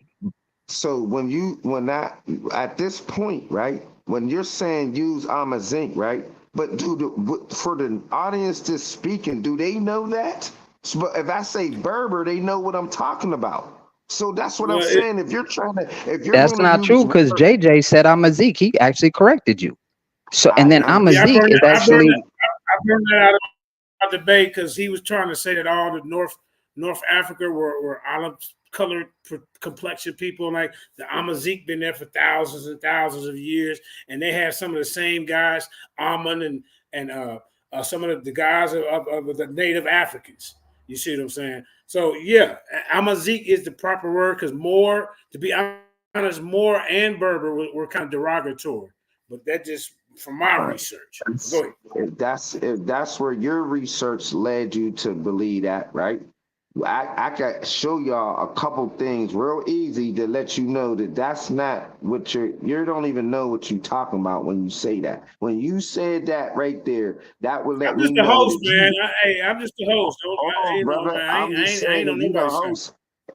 host, I'm just saying that's just surface level study. Because when you go deeper into that, you'll see that it's not what you're saying, right? So I'm just saying the same thing go with the word Berber, right? And I was just using that for the people so they can understand who and where I was talking about. Now, if you want to say Amazigh, yeah, then now somebody, if they want to look that word up and see how that word links to what I'm talking about, but don't try to act like when I said Berber, that wasn't just talking about the same people. Because the same Amazigh people got the Berber language. What is the Amazigh language? The times it starts with a what's the T. Berber language? It starts with a T, right? I don't want to mispronounce it, but I'm just There's no letting you Berber know. language. I'll just help you out right now. That's Okay, some misinformation. There's that's never been a Berber. another, and that is another conversation. But the point that we was Oh, let making, me know so when we we don't can set that up. get off the point. Hold on, brother. So we don't get off the point. I was making a point that when Islam flourished, right, when it started doing what it was doing and the people started moving it around, it went into North Africa. And that's where you saying where it started at and in east and started traveling east because it was already in the east, which means it had no reason to start going west if it's what you're talking about, right? The Wait, migrate. what's the East? Because earlier you said India. Let's be clear on these things because you're being very ambiguous, right? So when you say East, you and Already everybody got heard you. You said that the Moors brought Islam to Africa. Now you're switching it. So we all heard you. That's why I came off the I mic. didn't switch anything. Then when it goes back, you'll So see, let's ask like you everybody said, at the table what if we all heard the same thing. said switch. If I said spread and you said bring means the No, no, same no. You thing. said spread now. Earlier, you had said the Moors were the ones to bring. You said brought Okay, so Islam. if you're saying bring it into Africa, and if we're saying spread, I'm saying No, no, that no. that's I'm the not same. saying bring. That was your position. You No, said I'm the saying Moors it were the means the first ones to same bring it thing. to Africa. Cool, brother. I'm only All right, saying that it all right, means hold the up, y'all. Wait. same thing. Whoa. Hold on, No, y'all. We're he not Let's gonna said argue over the he word. actually no. Let me get to hold this up. to you. Hold up. He We're actually No, said let's spread. agree to disagree. He Come used the on, y'all. word That has spread. Listen. nothing to do with what I'm talking about. I'm saying I use Can you spread mute and him I real use quick, please? brain. I use both. You know, listen, y'all. Let's agree to disagree and move on from this, and maybe later on y'all can set something up, okay? Because this is a good show. So let's agree to disagree. How they say that, or to disagree to agree. However it go. I mean, both of you. This is a good show. Let's don't turn it into a circus. That's all I'm saying. Can both brothers agree to that?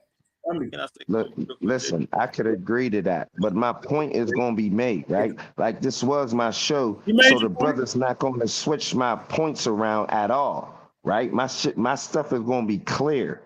Clearly, I was using bring and spread the same way, right? And when I said both of them, right, I said bring and spread and meant them the same way.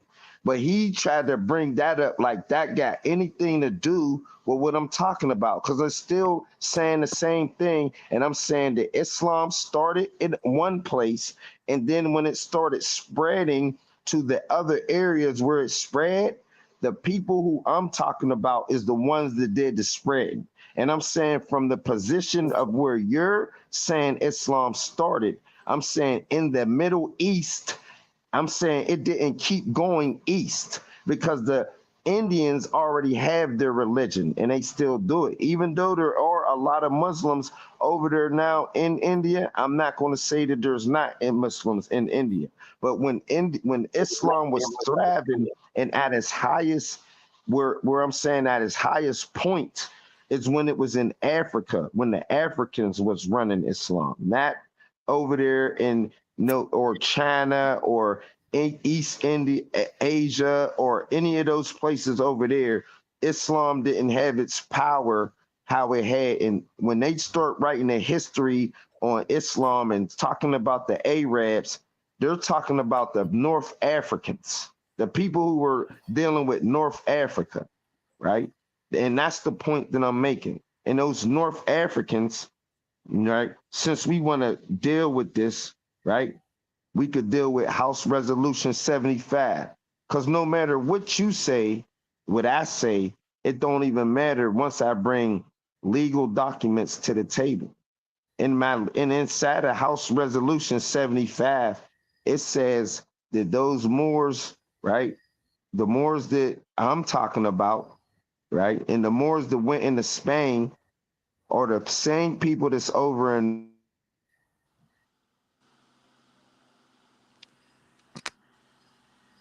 Hello?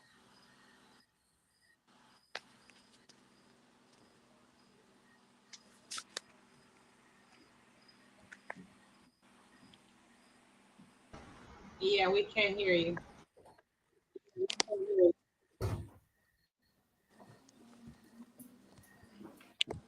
All right. We good? Everybody good? I'm back. He fell We off. good? Oh. He was talking. He fell Who off. fell off? Who fell off? Apollo? I believe Who so. fell off? Okay, well, all right. Well, we gotta keep the show going. All right, so I think Indigenous Black Man wants to speak real quick. Go ahead, Indigenous.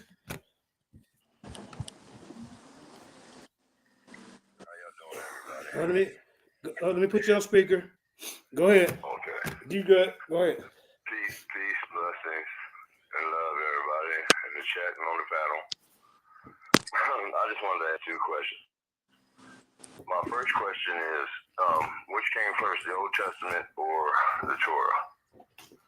Because we say that the Torah is the first 5 books of the Old Testament, so you have to have something to take those 5 books out of in order for it to exist. I could be wrong, but I would like, and then on top of that, I would like to know on the other side, the for Islam the against Islam is the question that I just asked about the Old Testament and Torah. Now, for the one who is for Islam, I heard you saying your Jesus and all this. Well, how could it be your Jesus if they came way after Jesus was born and died? And you're taking out of the New Testament, taking out of a testament that already existed, like the Torah, taking from there and making your own. Okay. Both of the brothers that you're asking questions, neither one of them is on the panel. I think Apollo fell off, and Jesus Buddha Muhammad been gone about 15 minutes ago. But if they're watching, maybe they could type in the chat, or next time they come back up, we can ask. What happened? That's I don't want to run into the back. That's a whole bunch of questions. Yeah. I don't know So what that's all I wanted to say. did you want to say something to Baby Hebrew? Not really. Yeah. Okay, I thought you wanted to set something up, a discussion. Go ahead, Baby Hebrew. Well, what I'm gonna say is this here, right? Yeah, I thought you had it. Yeah. Go ahead. Yeah. Well, Are you what I talking want, to me or okay. maybe? Well, I mean, we can have a discussion. I mean, I'm not against it, you know, but at this Discussion point, about to what? me, it just seems like, you know, we're arguing arguments that, About you know, Israel only for Israel. I think you had a disagreement when you said that salvation is only for Israelites. well, yeah, we know it's not. I mean, you know, we know it's not, and we know that all the scriptures that lead up to this, I've already did all that. You know what I mean? And I'm just, you know, but like you say, that stuff does need to be talked about, you know, and put out there so people can better understand. So I wouldn't mind having a bill with the brother. If he wanted to debate that, I would debate him out, you know, like I said, because we're playing with the scriptures too much, and we know what the scriptures say. But then we have people out here just making them say what they want them to say, just like the Quran, just like the Kabbalah, just like the Byzantine Empire did when they, you know, whitewashed the Bible and all this. You know what I mean? It's just so much that they don't know. There's a reason why you know, like I said, I don't think that they would even be ready in a debate. But if he wants to have that discussion, we definitely can. Baby Hebrew? Yeah, I'm more than willing, but I'm more than willing to want to have a discussion because again, but before I say anything further, before I go any further, I want to say this here. I want to give all praise to the Most High and to Christ, from whom all positive thoughts flow. And the Lion's Den is where it's at, y'all. And you know, look, this discussion between these two young men, Black Jesus Buddha, Jesus Buddha Muhammad, Yeah. and another young man. I'm sorry they fell off. I hope they come back. Hello, babe. I'm gonna say I find it it's very inspirational for old Methuselah like myself. You know, when I used to be out there, you know, debating with Polite, Sanetta, and Ali Muhammad from back in the day. Some battles, some I won, some I lost, and the ones I lost, it only helped me get better at my, you know, seeking out information and making my presentation stronger. With that being said, though, I do want to go back and say, first and foremost, to those who said that I was coming in with my own point of view, and this goes also to indigenous Black men. Let me make this abundantly clear that anything that I say is not my point of view because I didn't write the Bible. As Psalm 68:11 tells us, the Lord gave the word. The operative word is gave. Anything that's given, it means it belongs to somebody. It belongs to someone else. So the Lord gave the word, and great was the company of men that wrote it. And 2 Timothy 3:16 tells us that all scripture is given by the inspiration used in the context of instruction, by the instruction of the Lord. So my point of view is irrelevant because my point of view, I didn't write the scriptures. And in 2 Peter 3:19 tells it this word, that the word of prophecy is not of any private interpretation. So anything that I say, when I said that the salvation is only for the children of Israel. Why? Because the children of Israel were the only ones given the laws and the commandments, and were the only ones, as Amos 3:1 tells us, to be punished by the Lord for desecrating the scriptures. When you go to the book of St. John, the first chapter, and it gives you the whole genealogy of Christ and who he came for. He only came for the children of Israel because they were the only ones who were in bad standing with the Most High because they broke the covenant established between the Lord and them, as chronicled and laid out in the.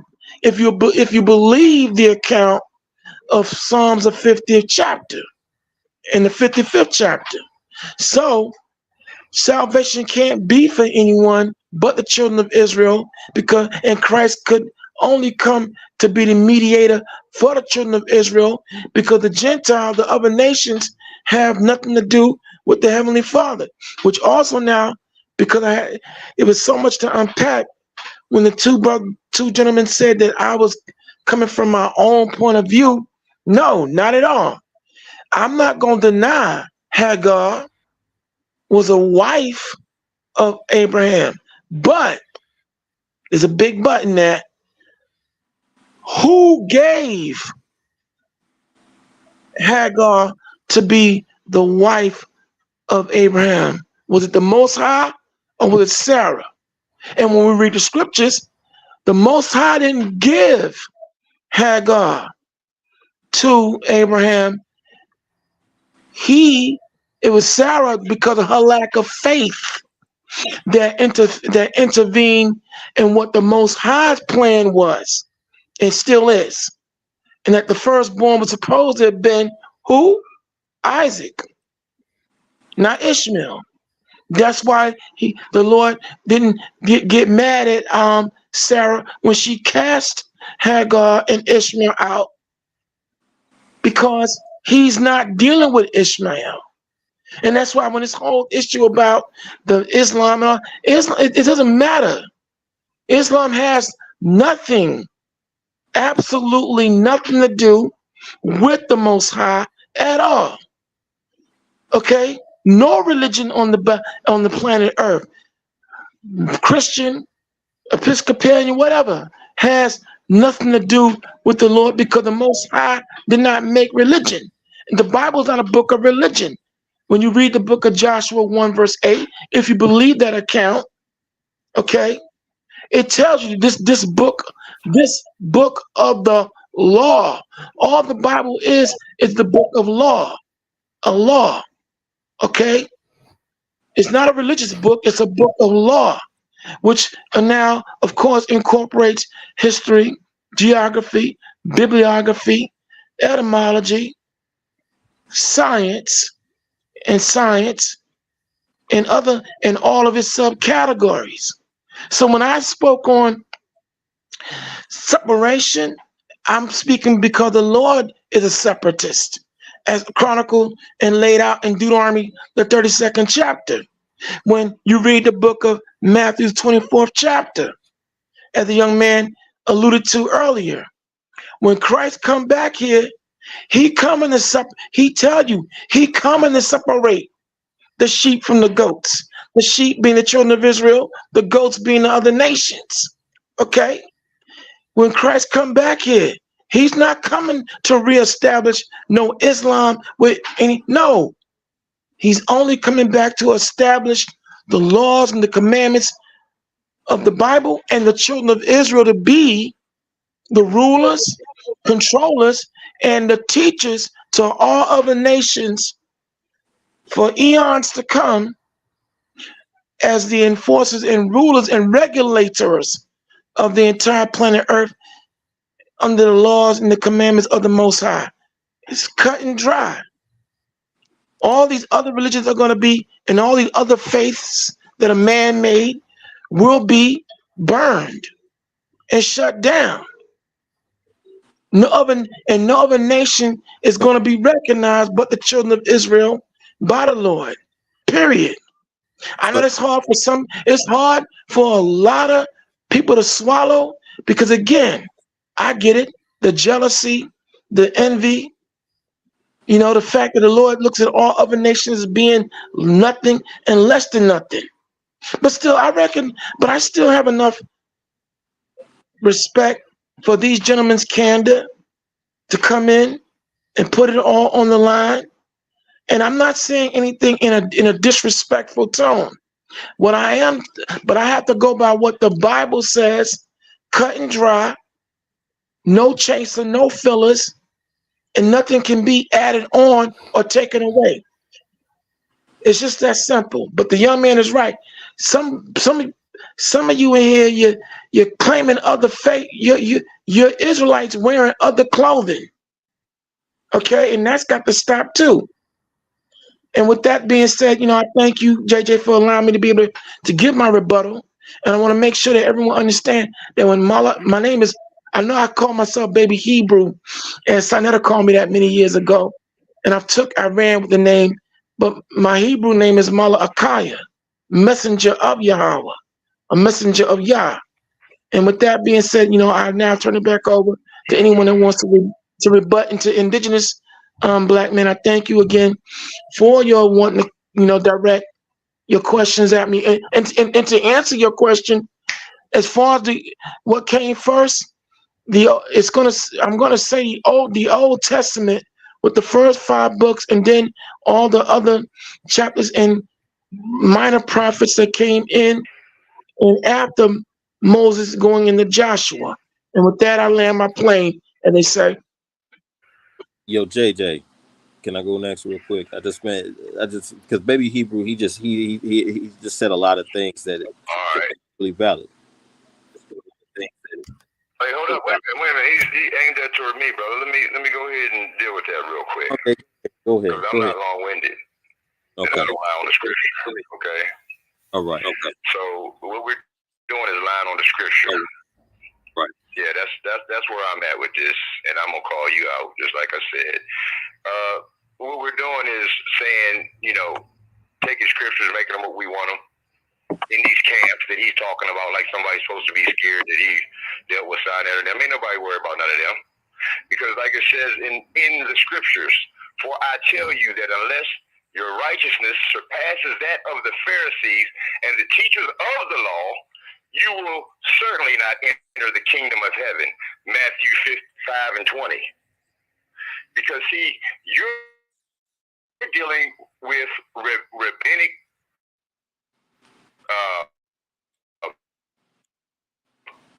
teachings. You're condemned to Muslims, or on top of that, even some of these other religions, because you take Christ out the mix, and you say it's the word. No, it's not the word. Jesus is the word. Remember that, and remember the scripture that all of America knows, John 3 and 16. For God so loved not his people, the world, that he gave his only what? Begotten. When you say begot, Joseph begotten all this, you believe that. But when it says his only begotten son, we don't believe Jesus is the Son of God. Some of you believe he's just a prophet and talk down on Jesus. And all this is in him.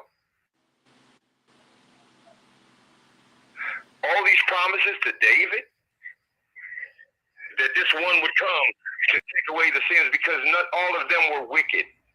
Israel was wicked. Just be happy that God chose you. Just be thankful that God chose you, and get off your high horse and stop talking like these white supremacists out here. Because that's all it is racism that you're pushing. Because God said he's come to save the world, not just his people. He gave y'all the law so you would be the lights, the shining light to the world, to get people to come into the religion. And then here comes Jesus with grace. Because the law was under flesh, which was Moses, which was wicked. That's the reason why most of them didn't even get into the promised land, staying out in the wilderness for 40 years because they didn't want to listen, begging for meat, making golden calves. And then you acting like Israel's so much better than the rest of the world. Just be thankful that God chose your people to be the ones that he gave the blessings to. That's what it should be. And like I said, put Jesus in his proper perspective and stop talking like the Pharisees. And I'll digress. Another brother. All right. So the thing is Another brother. Can y'all hear me? Yeah. Yeah. Am I choppy? Because it seemed like I'm delaying. It might be. No, you good. And then Apollo Bay is back, y'all, too. Okay. All right, go ahead. So the only thing I'm saying is that, Paul definitely said that, that he came to the Gentiles. So what Baby Hugh was talking about, the Gentiles wasn't dealing with that the Gentiles had nothing to do with a Yahweh, but yet you recite the letters of Paul, then or Yahweh, then you recite the letters of Paul, then you're contradicting yourself. So the thing is that me myself, I just feel that before the Gospels was ever written, there was the Torah. The Torah tells you to stay within the Torah. That is, Israel should stay within the Torah. The Gospels was definitely written after or during the time of the persecution of the Judeans. There was two different states. You had a Judean state and you had a Roman state when the Gospels were being written and collaborated. And the book actually didn't come together until after we were exiled from out of Judea. So it to me, that's the reason why I don't. Me myself, I can't ascribe to the Gospels of today. Now, if there was a gospel before then, it's definitely not the one of today. Because for the simple fact, if you look at the Marcionic Bible or the Marcionite Bible, the Marcionite Bible only had two books. Two books that was in it was the book of Luke, one Luke, and the second Luke, which is Acts today, and it had the letters, and that was it. All the other books, John, Matthew, Mark, all of that was added afterwards.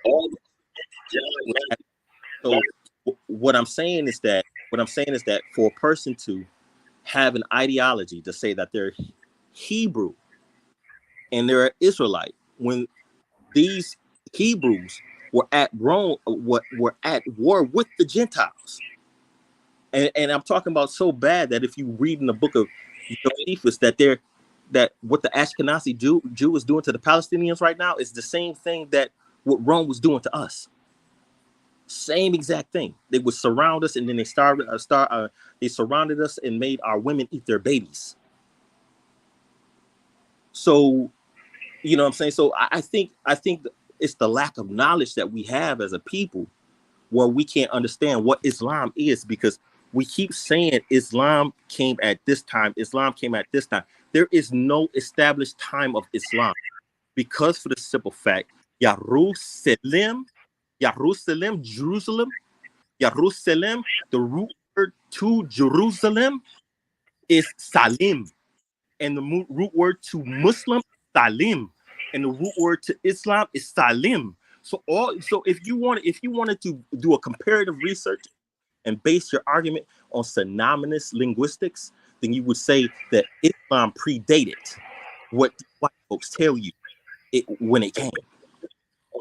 And even if you look at Safavid literature, in inscriptions, you will see that all the way back in 9,800 BC, Allah was on an obelisk in Yemen, and it said Ilah.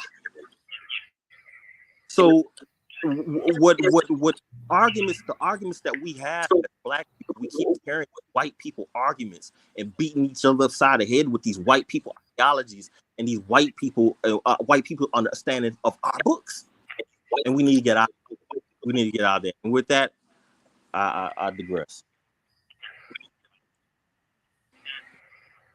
Okay, I want to say, wait. Before I say anything, does anyone else want to come in behind this gentleman?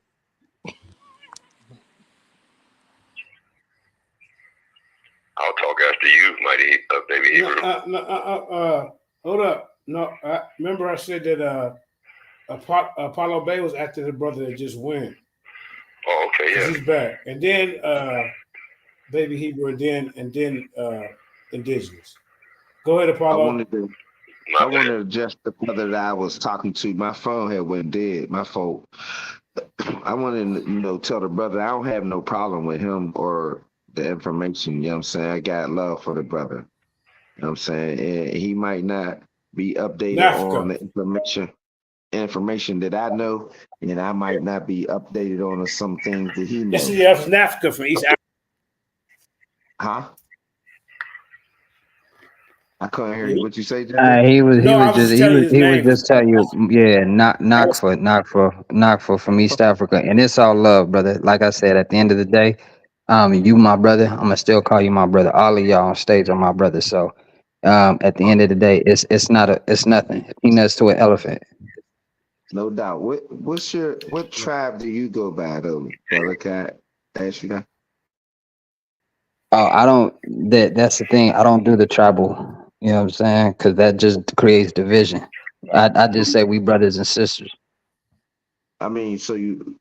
What's your nationality? Uh, Nationality is the order of the day, brother. But I don't. Once again, that's gonna take us into something different. I'm calling you my brother and sister. Now, if we start getting specific, then it's gonna take us into a whole nother. I'd rather be trying to figure out what connects us than what divides us. But if you want to know, I'm Eritrean. All right. No, I just like to know the person that I'm speaking to. I don't. Whatever your nationality that you claim, brother, that's what I claim that I'm Moroccan. You know what I'm saying? So it doesn't. I just wanted to know just so I could I'm speak to you. Eritrean. No worries. Yeah, I'm Eritrean. Right, just so I don't misspeak, and you That's might fine. That's fine. be from another nationality, and I'm just taking it for granted that that you were something else. So, but with that being said, Well, I call. real quick though. Now I'm curious. Not to cut you off. What nationality were you gonna say? Just out of curiosity. No, I didn't know. I didn't know because that's why I asked you what tribe, because I thought you might have said Israel, Ishmael, or you could have said Ham. You know what I mean? No, whatever Kush. I didn't know where you was at with it, so that's why I was asking.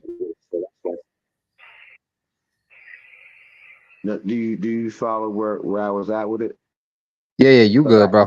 Go that ahead, one brother. brother said he was Ishmael. You know what I'm saying? So I would have been misspeaking. I called him Israel. He said I misspoke, so I didn't want to do that again. That's why I was asking. Oh, it's all love. You good, family. No doubt. So, because it's important that you to address somebody by the nationality that they're claiming, right? Because it's disrespectful when you don't do that. So that's why I was trying to be clear, because I did misspoke when I called the brother Israelite, and he said that he was an Ishmael. So I'm just coming from the fact of in the 7th century, you know, when Islam became prominent in its power, I'm saying that the people who were in charge of that, right, and who were bringing that through, those people were Moors. Now, if you have your understanding of talking about Islam that's in the Middle East, and I understand that because that's where it started. Muhammad was in Mecca and everything was there. But at one point in time, he left from there and he went into North Africa because people were trying to kill him. So I'm just saying, well, on that note, I'm saying he brought it into North Africa and the people that he was dealing with, and that's where I'm saying that these African Moors, right, these African people is that where the knowledge, spread from, because that's where he was at. Right, and that's what keeps confusing me because you said, and correct me if I'm wrong. You said the Middle East. You said Mecca, and then you said he brought it to North Africa. Um, so that's completely geographical different locations because you corrected me earlier and said let's use terms people will understand today. So if you say Middle East, that's a completely different geographical place for nowadays than Africa because most people won't connect the two. So if we're speaking in the sense that people don't know, then when you continue to keep saying it started in the Middle East and then he brought it. That's where I'm having an issue with because that is showing a distinction between these two people. And then I asked, how does he get to North Africa? If it starts in the Middle East and then he takes it and it goes straight to North Africa, how does that happen? Can you walk me through the migration?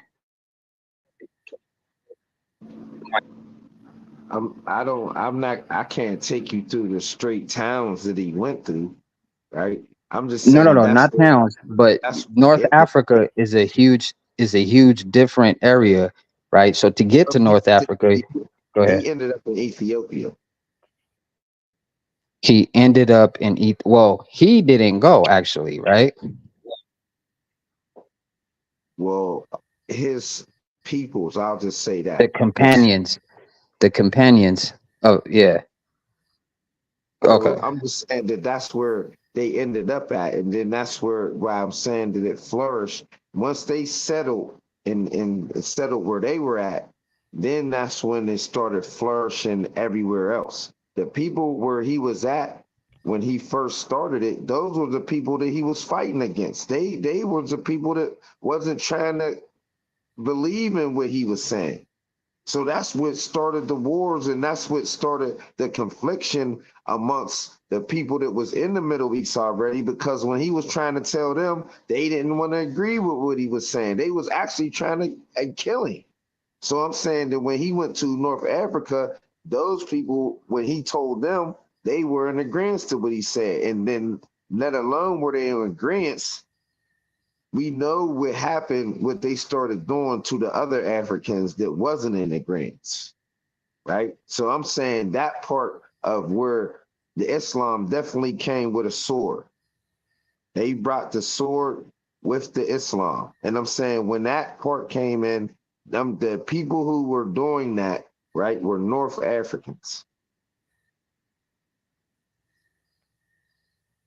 Yeah. This I mean, I don't want to. If anybody else wants to say something, I definitely yield. But if nobody else, I would definitely like to continue this conversation because I feel like there's a couple of things we just need to fix. But I hear you. Go ahead, you got the floor.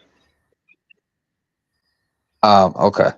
Uh, so you keep saying North Africa. Is Ethiopia in North Africa? So I get an understanding of where, because when you say North Africa, um, what is North Africa to you? The Arabian Peninsula was once part of the African Oh, hold on, landmass. JJ. I didn't ask you. Oh, I asked the okay. brother because And when All right, you, let me smile back so and get my host hat back on. So Go ahead. understand when I said coming into Africa, right? So to get to Egypt, right? I mean, not to get to Egypt, but to get to Ethiopia, right? He came in through the top way. So even no matter which well, way you look wait, at wait, it, what's the top way? Hold on. Because I'm from East Africa, so for me that so don't even sound right. What is the top way? Middle East, when I said Middle East, and then I said Egypt, that lets you know which direction that I was talking about. You only could come one way. Okay, perfect. Let me. So, and everybody can hear this. You're saying they went from the Middle East, they went up to Egypt, and then down to Ethiopia. That's the direction that I'm saying that they came in. Yeah. Okay, then I would have to say that is a false premise. That is completely incorrect. So which way did they come in? Or are you saying How that they so? never came into Africa? So the if you go look, and if anybody can Google this, the Mosque of the Companions, right? And they didn't go to Gipsy and then go straight down, because even as you were showing, right? And that's why I said I agree with parts of what you're saying.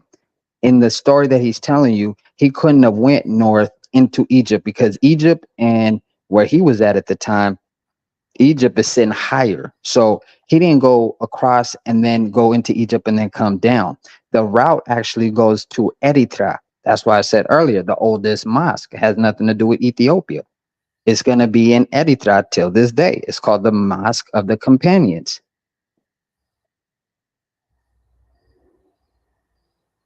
So you're saying that he cut across and came in through like how what Kush Correct. came through? Well, not Kush, because that's a whole nother. We could set aside time for that, because this whole conception of Kush and all of modern day Sudan does not even correlate.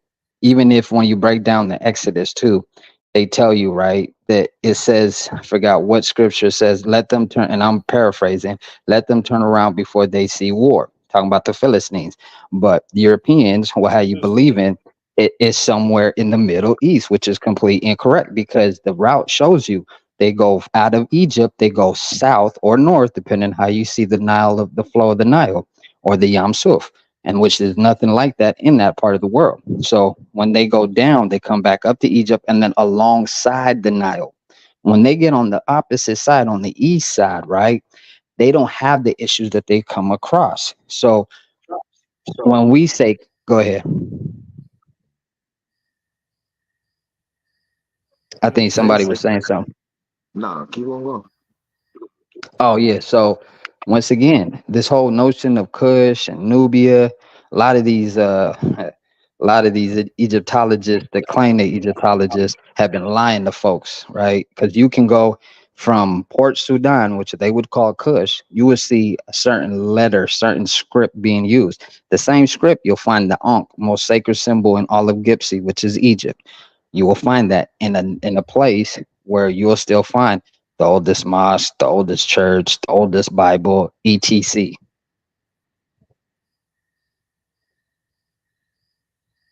What's ETC? Etc. etc. etc. So the countries that I'm going to name, right now, the reason why I said that the direction that he came in, because Libya, Tunis, Algiers, Morocco, and all of those, Mauritania, all of these countries right here, this is the prevalent countries of where Islam was at. Now, if you said that he came down here in Ethiopia and then it came up through the Sudan, so I never said Ethiopia. I never said Ethiopia. The whole I'm notion of talking about two Ethiopia. different things. Whoa, saying, now real quick. how did it You come talking about into Noble? Hold on, whoa, let me correct it. Real quick. You're talking about Noble Drew Ali. He's talking about the route of the Israelites. I'm not talking about Noble Right? Drew Ali. Okay, my fault. I'm talking about how Islam got into Africa. Oh, okay. Go ahead. All right. He's saying that it came down here, and I'm saying, well, what country did it come into when it came into North Africa? Which country did it come into first? You're saying Eritrea, right? Well, that's why I asked you what country is Ethiopia, North Africa, because it's not. So Eritrea, or Eritrea, is not North Africa. It's East Africa. So if you see Yemen and you see where Eritrea is, they're right across from each other. The only thing separating them is the Red Sea, which coincidentally Eritrea, if you look it up, named the Red Sea, which shows you a lot of historicity behind it, because once again, like I said, oldest mosque, oldest church, oldest Bible, etc.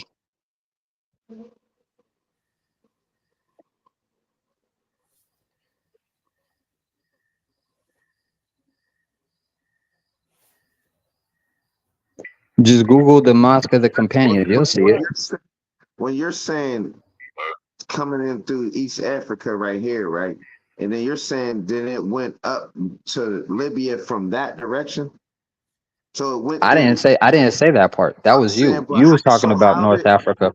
Because we understand where Islam was at in North Africa. You're putting it in a whole different direction. Who's we? Who's we, brother? When I say we could look up the African countries that dealt with Islam. Okay, simple thing, right? The easiest thing to do is go look up where the oldest mosque is in Africa. It's not going to be in Libya. It's not going to be in Tunis. It's not going to be in Algiers. It's not going to be in Morocco. It's not going to be in Ethiopia. It's in Eritrea. Just look it up. Listen to what I'm saying, right? I'm not saying that wasn't the oldest, that's not the oldest mosque, right? It's definitely not what I'm saying, right? Because that could be the oldest mosque. But we're talking about the direction. You're just talking about where they actually built something. No. There's a whole story behind why they built it there, because that's where they first came in. the story you're trying to tell, you're telling it incorrectly, brother. There's a reason why they built it there. That's why I told you, go look up. You are gonna find So the oldest is things that's in the where local. Go ahead. that's where his family's at now? See, now Where's you his create, family you at change now? it. Hold on. Now you're changing the that's another conversation, right? You said I'm that only they, it's not another question. You could just say yeah, where they're at because right now. but that's not what we was arguing. You said we was arguing the direction, the migration, because I asked you just walk me through the migration. I didn't ask town for town because there's a lot of towns, but there is a direction. So if you go look up the oldest mosque, there's a reason why it's in Eritrea. There's also a reason why the oldest church you're gonna find it in Eritrea. Also, there's a But you reason why, because Bilal himself, because you had said once again that that he went through the top or the north and all of this. There's a reason why the person to say the prayer, the message first, right, comes from a certain place. all right, I'm saying, right? Your point, because my point is no matter which direction did you saying that it came into North Africa, right? I mean it came into Africa. Because the direction that what you're saying, why did it go to direction that what I'm saying is that African states that's still into the Islamic states till to today. And that's where you're talking about is the ones who came in later. So you're saying it That's started not in true. the brother. We go back and look up history right now, right? All Okay. the history that I'm talking about, right, is going to be Uh-huh. the history that we're going to be able to map back, right? When you trying to start map back in what you're talking about, I'm saying it's going to be a different group of people who would be dealing with the people that you're talking about. So it's like that those people, they're not, even though you're saying that's the oldest mosque, but the people around there, they or was on something else. They're still, What were they they're, on? huh? What were they on? If you're saying that those people, and you're talking about Eritrea, right? Let's understand, right?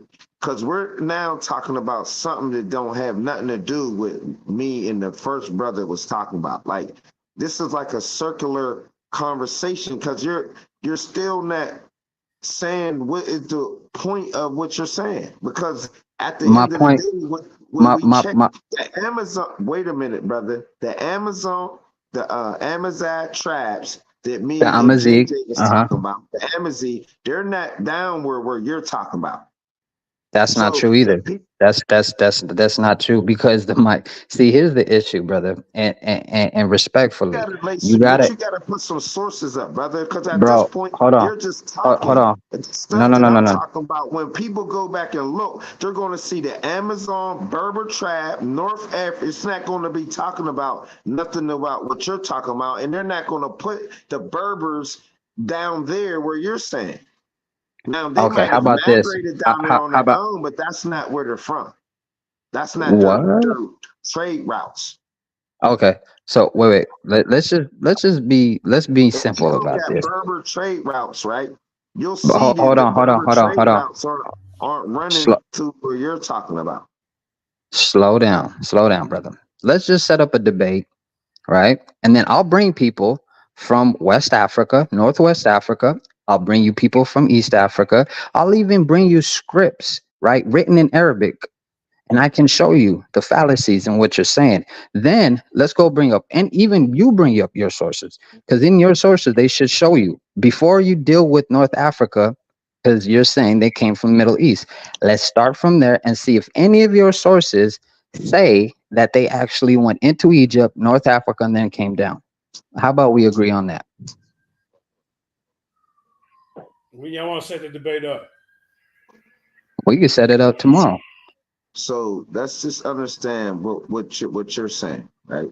Mm-hmm. Right. You're saying that Islam came in from the east, right, and then went up north. It didn't because it didn't go down south, right? Where it's at, was way closer to the south, where the South Africans would have, if anything, if it came from right there, the South Africans didn't pick it up at all.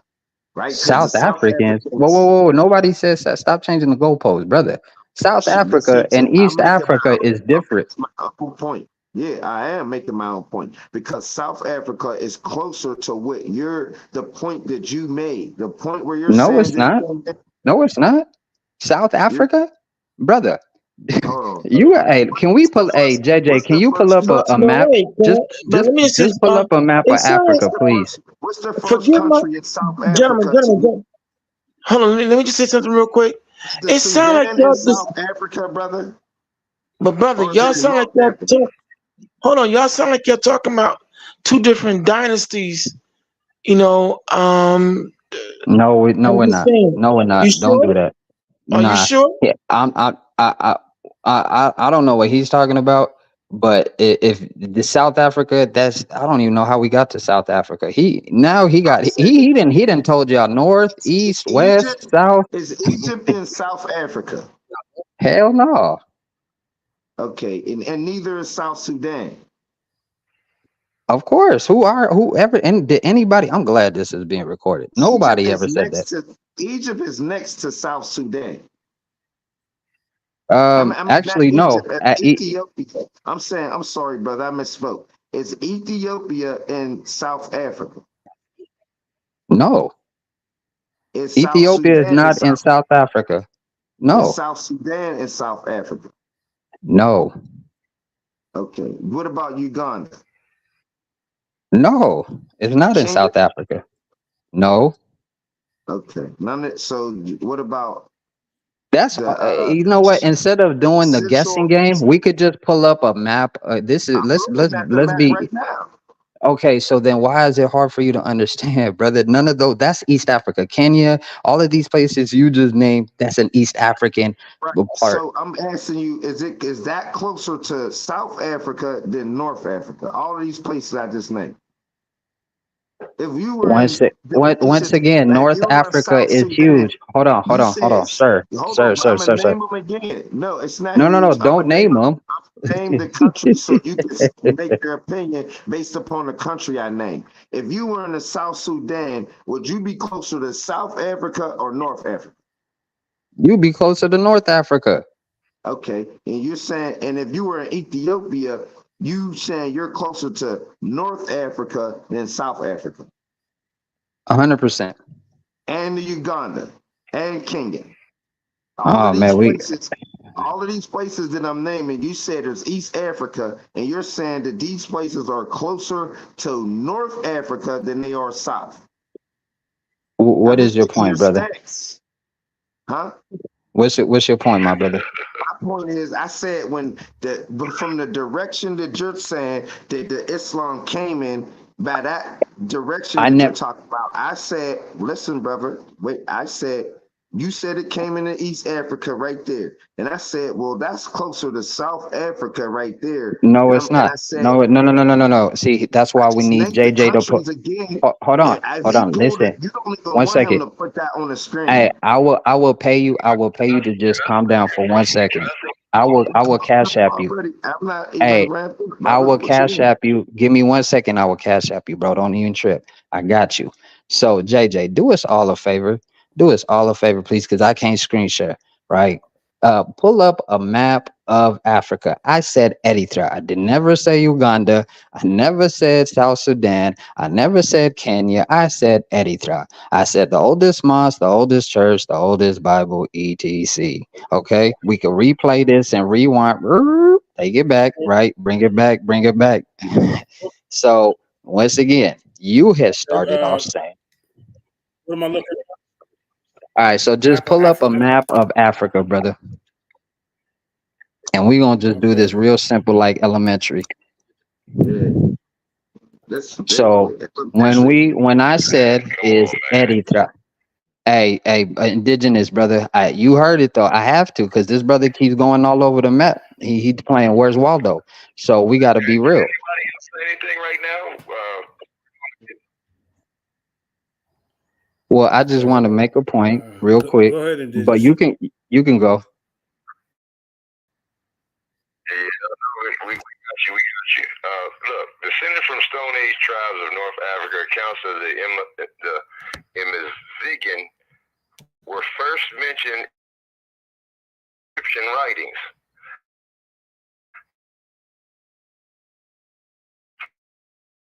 About 2000 BCE, Berber languages spread westward from the Nile Valley, the northern Sahara, into the Maghreb. A series of Berber people such as the Mari, the Mesa, the Masasili, the Musalami, the Gate Chuli, and the Jeremontes gave rise to the Berber kingdoms. And hold on, and then later on, the term Berber, started being used like barbarian, and hence like the name Barbara means female barbarian. You can look that up if you don't know. But yeah, all these countries, they were coming, you had all these different countries, you had all these, and they try to act like these people were a monolith, but you are an amalgamation of many nations with many different cultures and many different languages. Okay. You're not no monolith like all of you look alike, because there's Berbers in France right now. See what I'm saying? Okay, I mean, we gotta.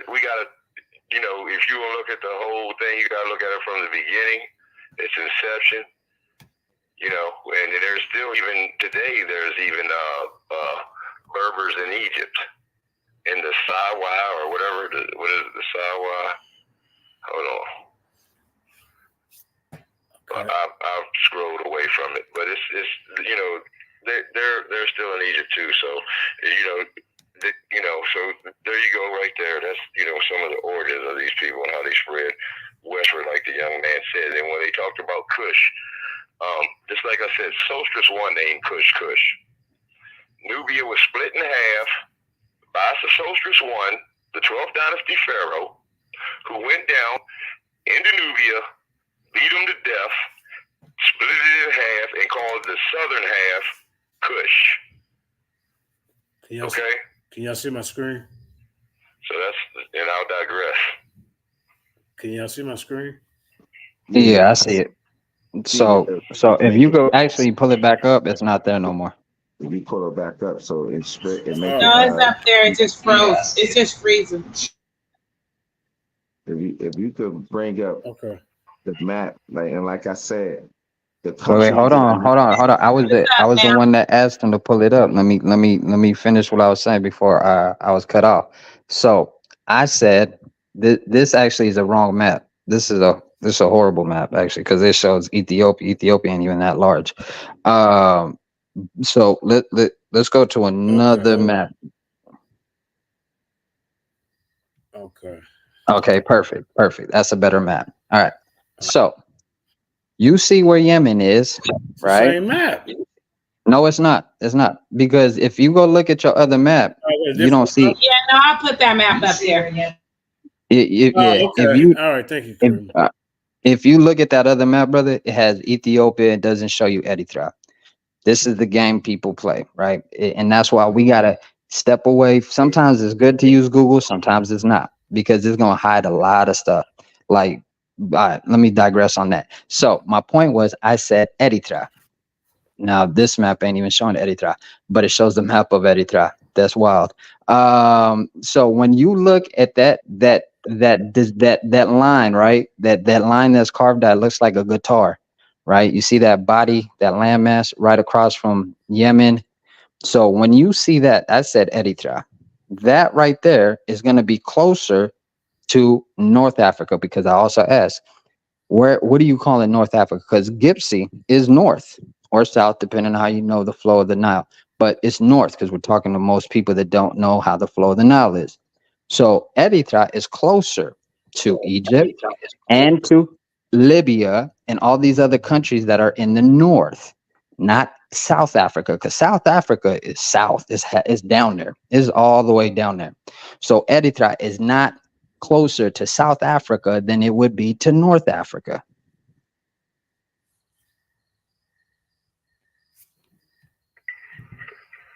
Yep. And what you said about people got to know that Upper Egypt is Southern Egypt, and Lower Egypt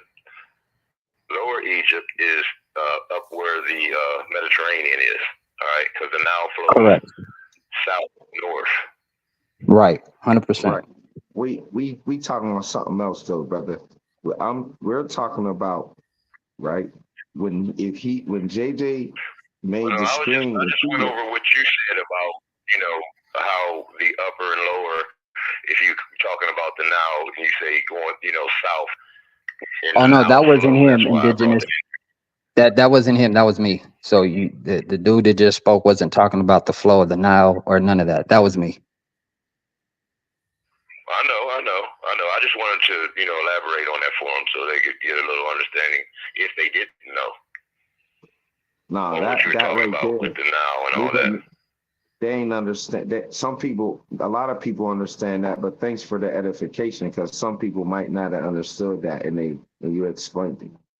So thanks for doing it. I see what you were saying, but I'm saying to the brother that the countries that I named, right? If you are traveling, right, and the point that I was only making was that the northern, right, top of Africa is the countries that dealt with Islam, and the southern countries didn't really deal with Islam all like that. And I'm saying at that point, when you're saying that he was in the reacher, right? And I'm saying when it migrated, whichever point that you want to make, it still went to the people that he was trying to deal with, right? So if you're saying that he crossed right there, and then that's where he made the first mosque, well, all right, if that's what you want to say by that point, but that's not where he was. His intentions wasn't for the people that was down there, right? Wait, but we're not arguing intention. We're actually what happened to actual factual, real deal Holyfield. I'm saying the actual factual. You're just stating where the oldest temple is. No. I didn't state that. That's a miss. You now arguing something I never argued. Look, you saying where the oldest mosque is, right? And I'm saying where the people who spread Islam was in the north, not the people in the east. That's a lie. People in the east didn't. Well, what did they do? Name the people in the east from those countries in the east that started doing anything? Name those people. Tell me what they did, because they're not the same ones that went into Spain with the Islam and did. Why are we bringing up Spain? I think you arguing different timelines. No, I'm not. The same people who went into Spain is the same people that was spreading the Islam. That's where disconnection might be coming in at. That you don't think that those are the same people. No. You first said you used the word spread and brought first. The Moors brought or spread first into Africa. Go ahead. I'll let you speak. Go ahead.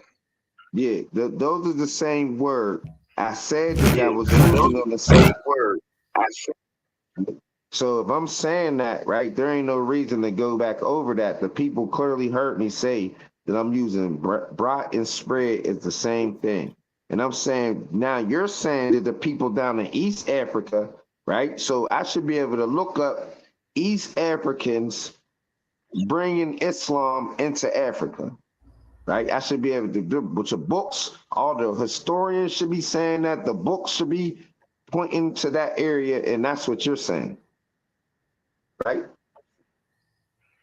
That when I go and check and see how Islam came in, that it's going to be talking about East Africans, right? Floor is yours.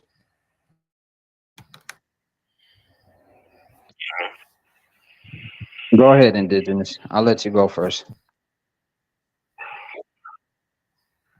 Well, yeah. No, I was just saying, these are all descendants of Ham.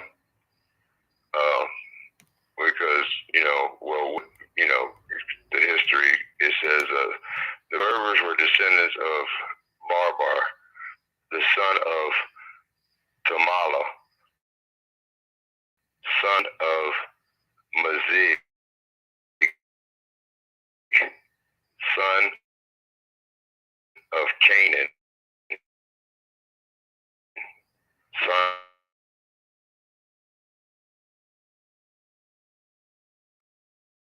it was coming from the Middle East mainly. Then Somebody got wouldn't mute that their be mic Shem? up.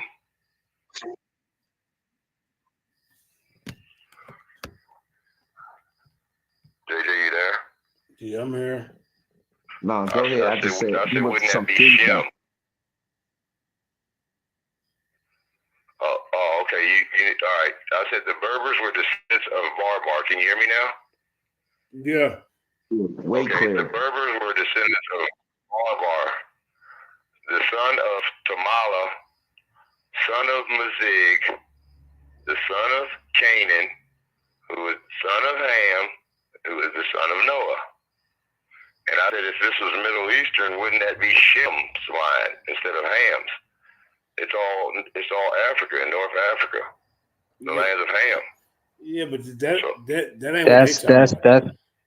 yeah, but that's actually that's a little incorrect too, because when you look at Shem, right, we got to go back because these are brothers, first of all, right? If we're gonna bring that up, we gotta educate them on who these people were. So Shem, we're talking about this, and I don't know why some people say Shemitic is not connected to it, but it's literally in the name. There's a place in Eritrea called Ham and Shem, Hamashem, literally, and that's why I was prefacing that the oldest Bible, complete, full set, because at the end of the day, this story starts where? In East Africa. So we would have to go into East Africa. We got to put everything aside and actually deal with where this story starts up. Who has the oldest script? Who was writing this? What was his name? What could have been? And then the connections between the two. And that will show us that Shem and Ham, these are Africans. This is not a Middle Eastern, because there was no Middle East. The whole concept of Middle East only began when these Europeans started coming in. When we look at the quote unquote Arabs, right, and we can go get books like Unknown Arab or whatever, or we can just travel, right, to these places, and you will see when we look into Yemen, or when and there's plenty of information. The brother Revisionist History does an outstanding job on this by showing you, right, in Arabic.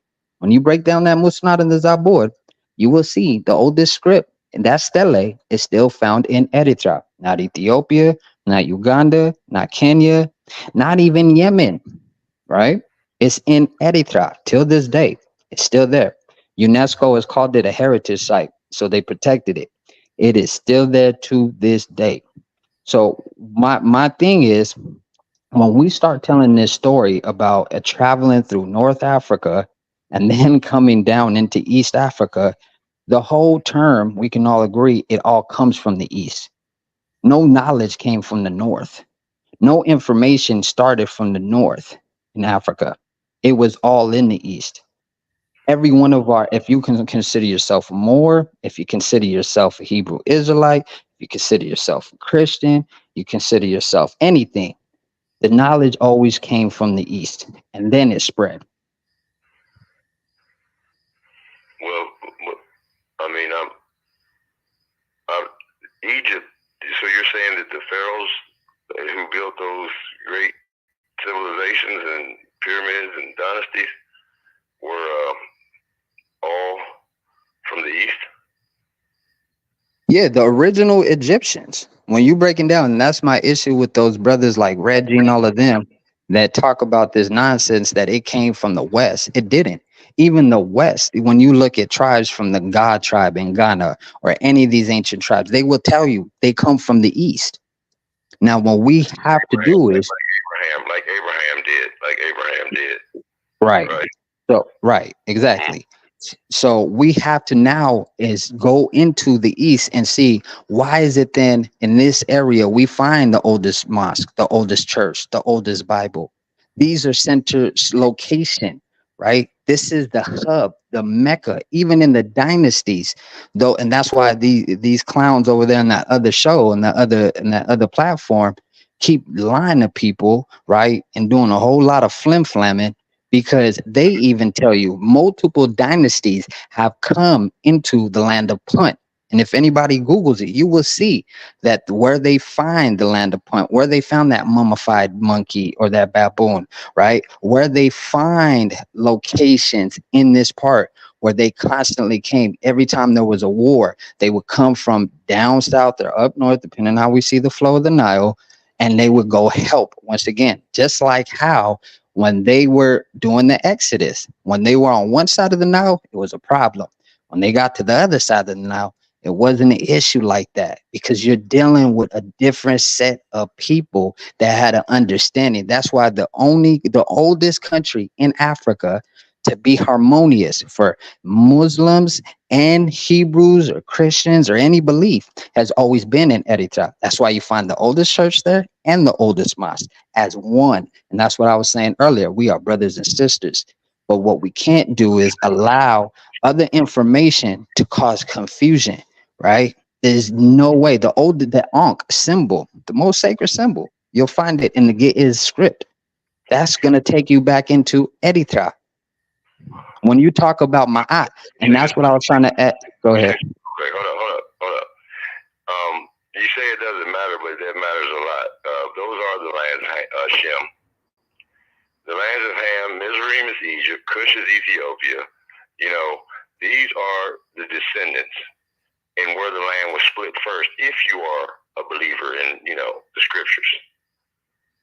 So that matters a lot. You know, you gotta, in Punt, when you say Punt, Put is a son of Ham too. So it's Mizraim, Put, Cush, and Canaan. Right. But the land, no. I think we're all these lands was cordoned off to the sons of Ham, who is the son of Noah after the flood. Man, I've already did a presentation on all that, how just call it the evolution of the map. How you go from right. But one second, brother. Because they're giving man-made names to these lands. Right. But when you say Put, and I'm saying the land of Punt, we're talking about two different things. So the land of Punt, right, which we're not connecting, because I'm not talking about the Bible at this point, right? The land of Punt is dealing with the Egyptians, right? Because they believe they're not Hebrews or Israelites or anything of the Bible, right? When you talk to an Egyptian, he will say that this is different than what he believes in. So then to talk to this individual, you got to talk to him from his language. So then you ask him, okay, sir, if you don't deal with the Bible, no problem. How about the land of Punt? Because they say the land of Punt is called the land of gods. Now, to name it the land of gods, that means they're doing something in this area that mere people are not doing. Because I'm not going to say, man, these dudes are like gods, like Jordan. Like if you get MJ and then you get just some regular scrub, he going to look at MJ like a god of basketball, because he's doing something that nobody else is doing. So when they go and look up, and that's why I brought up the mummified baboon, that shows you even more of a connection. So when we speak to them, and that's why I wanted any of these Egyptologists to come on and let's have this convo, because I got some smoke for them, is why are they distorting this information as if all of these dynasties haven't shown us that they constantly have made and traversed to this place that they call the land of gods? Okay. Anybody else? Yeah, I wanted to ask the Hey, brother. before y'all go any further, let me say this real quick. For all y'all coming in, I see we got all kinds of numbers going on. Y'all better hit that subscribe and smash that like button. Smash and hit the subscribe and like button as you come into the Lions Den and you come into this very high power conversation. That's my little commercial break real quick, and avocation of this great station, this great platform. And with that being said, take over, brother. Let's go. I wanted to ask the brother, what is the date on that mosque that you saying that was built?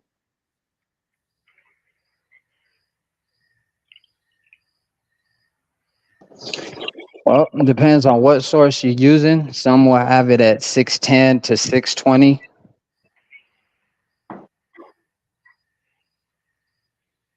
When did the prophet, peace be upon him, what date do you have for him passing? I don't have a date for him passing.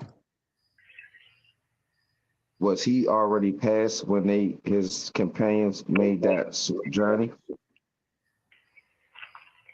Now, you asking me a whole bunch of questions, brother. Just get to the point. I'm trying to get dates out you, brother. Because when you say dates, that lock you into a conversation where you can't do a Muslim shuffle. I'm not doing no Muslim shuffle, brother. I promise you. Just ask me the question you really want to ask me. Because I got dates for you, right? When you Okay. say your dates, then I'm gonna hit you with my dates for the Islam that I'm saying that came into North Africa. So you said Wait. Once again, hold on, because you asked me several questions. Let me ask you one question. Are you still saying that it came into North Africa first? And where is North Africa? Can you name me the country first? Look, I'm asking you the questions. So if you want I to already ask me answered 4 of your questions, though, brother. ask me that when it's your turn. You can ask me anything you want, brother. I'm open to any question that you want to No, ask. but I just answered 4 of your questions, though. Now I'm asking you questions. I asked you for Oh, dates. this ain't the hot seat. This ain't the hot seat. You asked me 4 questions. I answered them. I asked you for Now, dates. You ain't say no those are dates. questions, regardless of what you ask. You ask questions. Hold on now. You Let's not said get it twisted. You arguing semantics. If you ask me what color shirt I'm wearing, it don't matter if it was a pertinent question or not. It's still a question. So I I've didn't get answered to my 4 of them. question yet. No. Because you're asking. No. You said, get to That's your your point, fault, right? though. No. I'm That's your fault, though. So you Ain't should answer at nobody's least fault. one question. Ain't nobody's fault, brother. You're not Okay, on then. no So hot seat. answer one of my questions, then. So you Maybe keep because I saying North asked you a Africa. question. Hold You on, keep this ain't no saying back you and keep. forth. Wait a minute, brother. I didn't even make It my is point. back and forth. How you start talking Well, before I then, all even right. make I'm my not going to point? answer no more questions until you're willing to cooperate and answer one of mine. I told you you can ask me anything. I said, Okay. let me make So my once point. again, North Africa. You was What is the asking for first country? What is the wait a first minute, country brother. that they go You into gotta stop Africa? talking Just while I'm name me talking, that brother. one. We can't What is talk at the the same first? time. You're gonna Okay, make then it just look like listen. it's confusion, and you gotta chill, brother. Just chill, right? No, There's I'm nothing wrong cool. with I'm chilling. cool like the other side of the pillow, but you didn't ask too many questions. So what I didn't North ask you African to. country? Just listen, brother. Quit doing that, right? I asked you a question, right? And then you asked me to get to my point, right? You was like, why are you asking me this? Just Yeah, ask me to and get you to the asked point. another question. I never got to you. I was trying to get to my point before I even could do that, right? What you asked me to do, you asked me another question, what you're asking me right now. I'm like, oh, wait, let me get my point across. Because you said the time of 6:10 for that mosque I that you're said, talking about. depending on what source you use, they will say. I didn't say I wrote this down, so don't get it twisted. So I'm, since I've I'm answered that, now can what you you said. answer one of my questions? I'm only going. There is a reason why I So you don't asked you want to this answer to questions. my point. Okay. You keep on not wanting me to get to my point for some reason. I don't know. You My asked point was 4 questions. You should wait, have you just got to doing your it point. again. You're making it look like we're arguing when we're not. Let me make my point, and then you could talk. I'm gonna go on mute after I make my point. So you're not gonna get this confusion. See how you brought confusion to when I was talking, but when you start talking, I'm gonna go on mute, and you're gonna have a full run to say whatever you want to say, right? So now I'm gonna make my point. Now I'm gonna land my plane. You said 6:10. 6:10 would have mean Muhammad was still alive. So you would have put Muhammad in Africa building a mosque, right, while he was still alive at 6:10, right? Once We know again, that I never said Muhammad did that. no, he was always with his companions until he That's passed, a right? lie. That's a lie. Oh, he's separate. His companions left before him. He I'm never trying. made the voyage with them. So you can't say that I said he helped build anything. He didn't help build the mosque.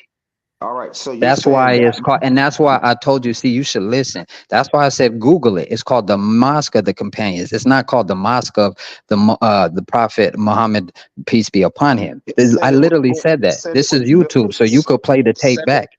between the 7th, 8th century when you Google it. So if you got a No, no, scholar no, no, no, no. saying I didn't ask 610, you about the date. Hold on. I didn't say nothing about. I said it says the Mosque of the Companions, which illustrates clearly that it was the companions that made this voyage, not him. when you look it up, it says that it was built in this between the 7th and 8th century. You once again, you probably doing Got a Wikipedia. scholar, Don't if you got a don't get on scholar, that. if you got a Stop. scholar saying a This time man just earlier keep than going. that, bring them to the table. Bring the scholar to the table that's Now giving you the asking 16. another question. I've landed my points. You can talk now, brother. Okay, thank you. All right. Very simple, bro. I never said the Muhammad, peace be upon him, ever created anything. That's why it's called the Mosque of the Companions, not the Mosque of the Prophet Muhammad, peace be upon him. Okay. So what my question to you is, you keep saying North Africa, bro. Show me any source that says they started, the companions started first, wherever you're saying they started, and went straight to which North African country? The Arabs from the Middle East I raided didn't ask you Egypt. where they started from. Just where did they go to? Come on, brother. Just let me say my answer. And if at No, the no, no. end, But that's not my question, just though. say, but just say I didn't like that at the end, because I'm going on mute when you talk, right? When you talk, I was on mute. So if you was on mute, you wouldn't have been able to say that right there.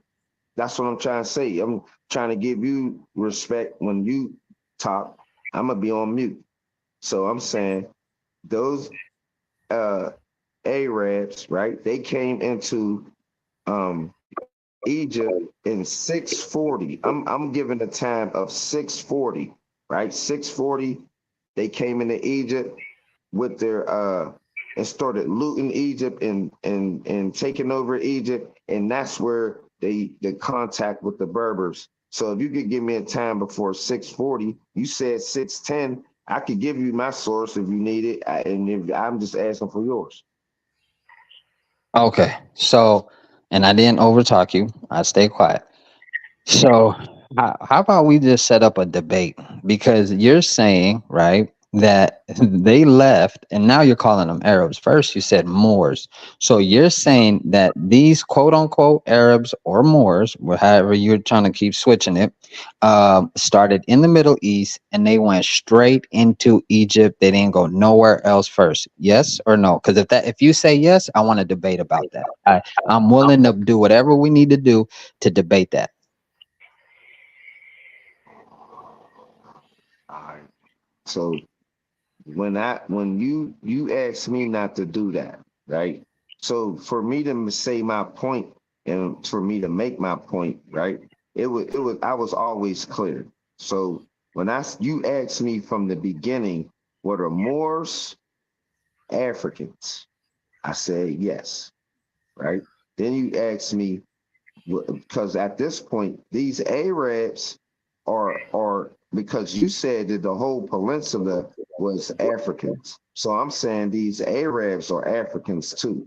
So when they got in contact with the other North Africans, they were getting in contact with the same people, right? Because a Berber is a mixed person, just how an Arab is. An Arab is mixed, right? So an Arab is not one thing, and neither is a Berber, right? So these is two mixed peoples contacting each other, coming in contact with each other.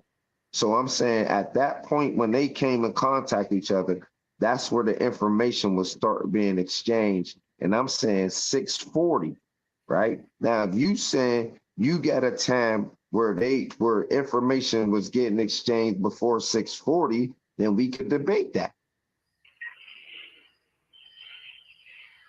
All right, so you completely misheard. Like you didn't even listen to what I asked you.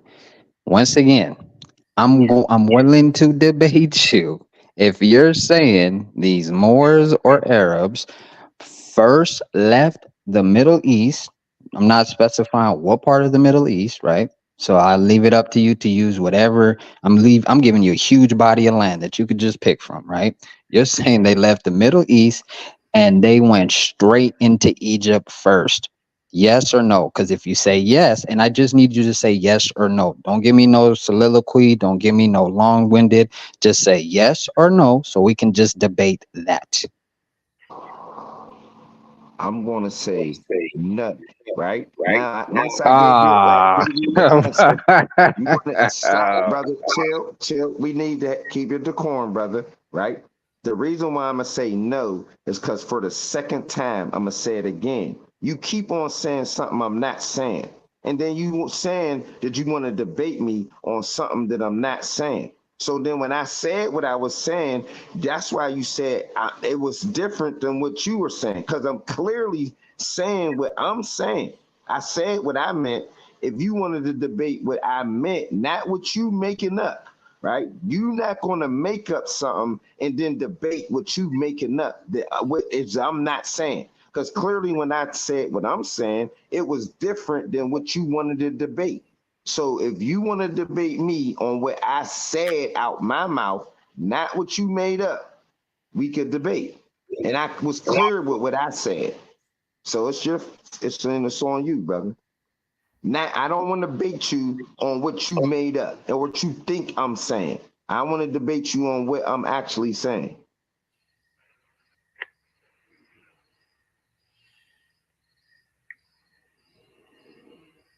All I gotta say is I'm glad this is on YouTube. It's recorded. Thank you, JJ, because I'm gonna chop this up. I'm gonna put this on Twitter, on my space, and then I'm gonna show a whole bunch of Africans. And this is gonna be an interesting convo. No disrespect, but you kept saying all day, all night, they went to North Africa. They went to North Africa. I even asked you, is Ethiopia in North Africa? Why do you keep saying I'm not? Hey, hold on. I was quiet when you was talking. I was quiet when you. Okay, At go this ahead. point, I'm cutting you off, right? So you saying you came on my show to make some clips on your Twitter, but you don't want to debate me though. You just want to be a funny man and make jokes, right? And on your Twitter, then I'm saying step in the ring on them jokes, but you don't want to do that.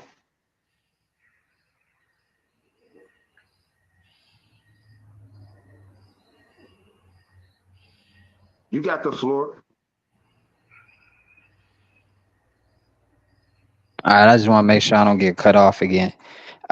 So once again, I'm gonna cut this up, chop it up, and I'm gonna play it to people that are in the land, and have them listen to this YouTube, right? Anybody, so they can't say I'm making anything up. Your whole premise was that they went to North Africa first. That's why I brought up Eritrea. So once again, whenever you play this back and you hear yourself, right? Just let me know. We could set up a time and place. They did not go into North Africa first before they touched down in East Africa. When you want to debate, We could do it tomorrow. I'm gonna come with a PowerPoint, so I'm not gonna make no PowerPoint in a day. All right, you set up a time and date. If you came on my show, you should already know I got one next week. So No, come on, man. I don't know who you are or who you got debates with, brother. Respectfully, I want to debate. Go ahead. You want to debate after? I'm saying I just gave information. I ain't say you needed to know who I am. If you ain't need to know who I am, then what you coming on the show for? Obviously, Because I rock with the brother JJ. No. I don't know you. I rock with the brother JJ. All right, so I don't even know you. You ain't read the debate title. I mean, you ain't see the title when you clicked on. Nah, hey man. Every time JJ come online, I'm always there supporting. You can ask him. So at this point, you didn't hear you didn't hear nothing about me and the other brother having a debate. that's another conversation. Yes, he showed the flyer, so I know that you're gonna debate somebody else. All right, so if we trying to set up a time, and I just brought up that I got a debate next week. That's all I brought up. I said, well, I got a debate next week. Oh, and then you brought up, oh, I don't know who you is, and trying to, I bro, don't know who you are saying, what do that got to do with me saying I got a debate next week? That because has I nothing said to do with it. if look, brother, it's very simple. If you got the information, you should be able to do it right now. Like you ain't got to get ready if you stay ready. So if you really got the information, tomorrow shouldn't be an issue. Like I don't know what you need to go get, but if After you like, got it, let's I just rock just it out. first of all, I just met you. I just first time I ever talked to you, right? I do got a life. So you may not have no life, right? So you might be able to Ah, do stuff whenever because you got 0 hours of zero, you know what I mean? You're not doing nothing. So you could just do anything at any man, time. hey, So brother, I'm I in. gotta bro, chill. So I gotta set stuff up in the morning, and you know what I mean, in the So pick orderly a time and fashion. date, So I brother. said I Just pick a time and I date. only You ain't said got that to I do had all a the flim debate flamming. next Pick a week, time and date. bro. Pick a time and date. Chill out, bro. You keep saying the same thing over and over. You don't got to repeat yourself. You said that once, and I was trying to set the date up. I only said I got something next week. We could set it up after that. But you had to do all of this other type stuff, man. I don't know who you think you is, but I don't care who you is, right? I don't even really care to debate you. I'm only debating you because I'm gonna bring the facts out and show who's being right and truthful of what we talking about with sourced up information, right? You gonna come with your Islamic information and it's gonna say certain dates, right? But them things is gonna have to be backed up, right? And cross reference. You can't just come out and say, well, the Islam says right here. Nah, we need cross reference and other sources saying that too. Because what I told you, and like you said, it depends on which scholar you talking to. I just looked up some stuff from 7th to 8th century. And if you way back in the 7th, 8th century building that mosque, bro, you now not even debating, right? You just like you said, you had to make up some date, a 610. 610, a mosque being built in Africa. Yeah, we gonna stop to see them sources, buddy, right? Because that is recorded, right? So we gonna see your recorded sources of 610, a mosque being built in Africa. I'll see you in the anytime after next weekend. Hey man, no worries, brother. I'm online every time the brother is online, so I ain't hard to find.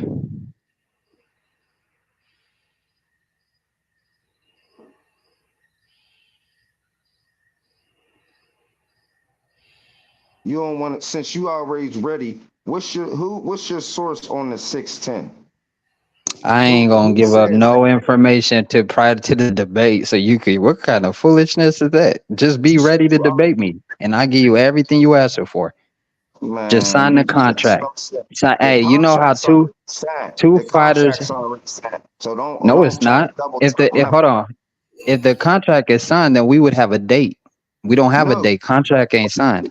my name is on the contract. Whenever you put your name on there with a date, right? Let me know. Set the damn debate up. I know I fell asleep. God damn it. Hey, tomorrow. There we go. There's the date. Tomorrow.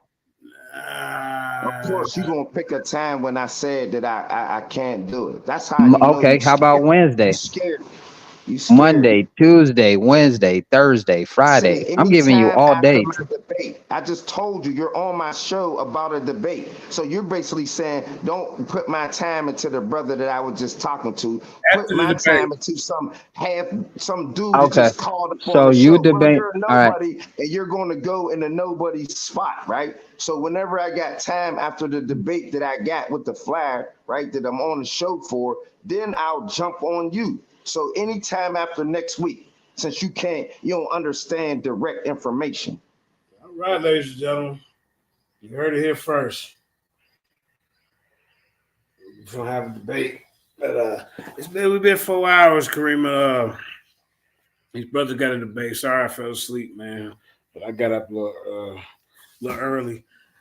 But yeah, man, great show, man. I'm glad these young brothers coming out, man. They fighting like lions, you know. I like that other channel over there where they got old dinosaur debaters. You know, you got the Dr. Reggie's. You know, he about at least 70 years old. You know, nobody want to hear listen to a 70-year-old. You see what I'm saying, ladies and gentlemen? Over here, you got the young new breeds. You see what I'm saying? That's what I'm talking about. You want this debate league where you get the young, fire, and passion. You want one where you got old regurgitated dinosaurs. You take a choice. You see what I'm saying? Is you still on the phone, sir? Yeah, I'm here. All right, go ahead and get a final word in, man. You know, I just want to say one thing. I don't believe that all the Egyptian rulers were the pharaohs, in Egypt were from the Asiatic, the Middle Easterns today. You know what I'm saying? I don't believe that because I said Sostres, he maintained peaceful relations with Palestine and Syria, as shown by the story of Sinui, who was a court official for Sostres. But the king did not profess a desire to acquire territory in Asia, although his emissaries traversed its lands and sought to exert diplomatic pressures. In reality, he seems to have conducted campaigns there. And then later on, and he had Upper and Lower Egypt united. We have to bring that into play too. But Upper and Lower Egypt were united under him. And then later on, a couple hundred years later, when Komos and Agmos wrote their stele, they were doing the same thing, and they were kicking the Asiatics out. You had signs up. So I don't understand how these people, these pharaohs, these of the lands were Asiatics. And I'll digress, and I say peace and love, and keep your head high, your grass low. Stop lying to my people, and I love y'all. Peace. All right. But I'll stay here to wait to see what the brother says, though. Oh, okay. Maybe nobody wants to respond to that. Oh, I don't know who was that too. Yeah, I don't know who he addressed. You said that I asked you a question. I said, are you saying that all of the pharaohs were from the east that ruled Egypt? And you said, yes. Nah. No. I said original Egyptians, not all of the pharaohs. Those are completely, because we're talking about, you got pre-dynastic, dynastic, you got Old Kingdom. So I never said the Middle East. You said they were from the east. Right. East Africa, not the East like Middle East or India or Tamil. Yeah. Understood my question, because from what it sounded like to me, you were saying that all of the pharaohs came from, over in the Middle East, basically. Like, because I said, like Abraham did, he came from that area over there in Babylon or whatever. Oh yeah, nah. Actually, that's why I said that. And what I was saying was, like I said, so you misunderstood my question. Then, okay, all right, because I thought you were saying that all of those pharaohs were, from other than in Africa, over there in the Middle East or whatever you call it. Nah, I'm with you. They all Africans. They all Africans. Okay, all right. Thank you, brother. No worries, family. The Ptolemies were the Africans, But... Well, no, yeah, that's later on. I think Komos and Agmos is the beginning of the end of the true Egyptian pharaohs, and then, like you say, the Ptolemies come in because Alexander conquered and took over. He only reigned for 4 years and he died. So then his generals started fighting. Ptolemy won. His 4 generals started fighting over the leadership. Ptolemy won. And then he had Ptolemy won. His son and his daughter Arsinoe got married so they could share the crowns of Upper and Lower Egypt. So they united Egypt under a Greek, banner, which Alexander was.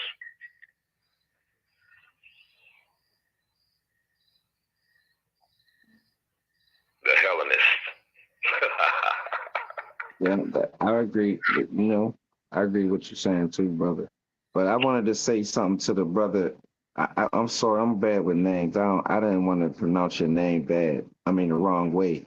So what did you say your name was again, brother? You talking to Nefis me, family? Most feared debate on this goddamn planet. or Nefis? Oh, Say it one more time, brother. You talking to me, fam? Yeah, I said I didn't want to Oh yeah, pronounce your name wrong. it's all gravy. Nakfa. fuck. Nakfa. Yeah, because I was about Yeah, to say Nakfa. Nakfa. Fucking It's clicks. Nakfa. You Hey, got it's to all put good. Everybody does it. I'm not. I'm used to it. no doubt. I don't like to say people's names wrong, right? So I'm saying that the problem where you're going to come in at, right? Your problem is you're going by Sunni Islam, right? You're going by the traditions and the history of the Sunnah, right? And I'm saying that if you go by that, right, you're going to eliminate that there is Shiite Muslim, like the brother that's on this show right now. He's a Shiite Muslim, right?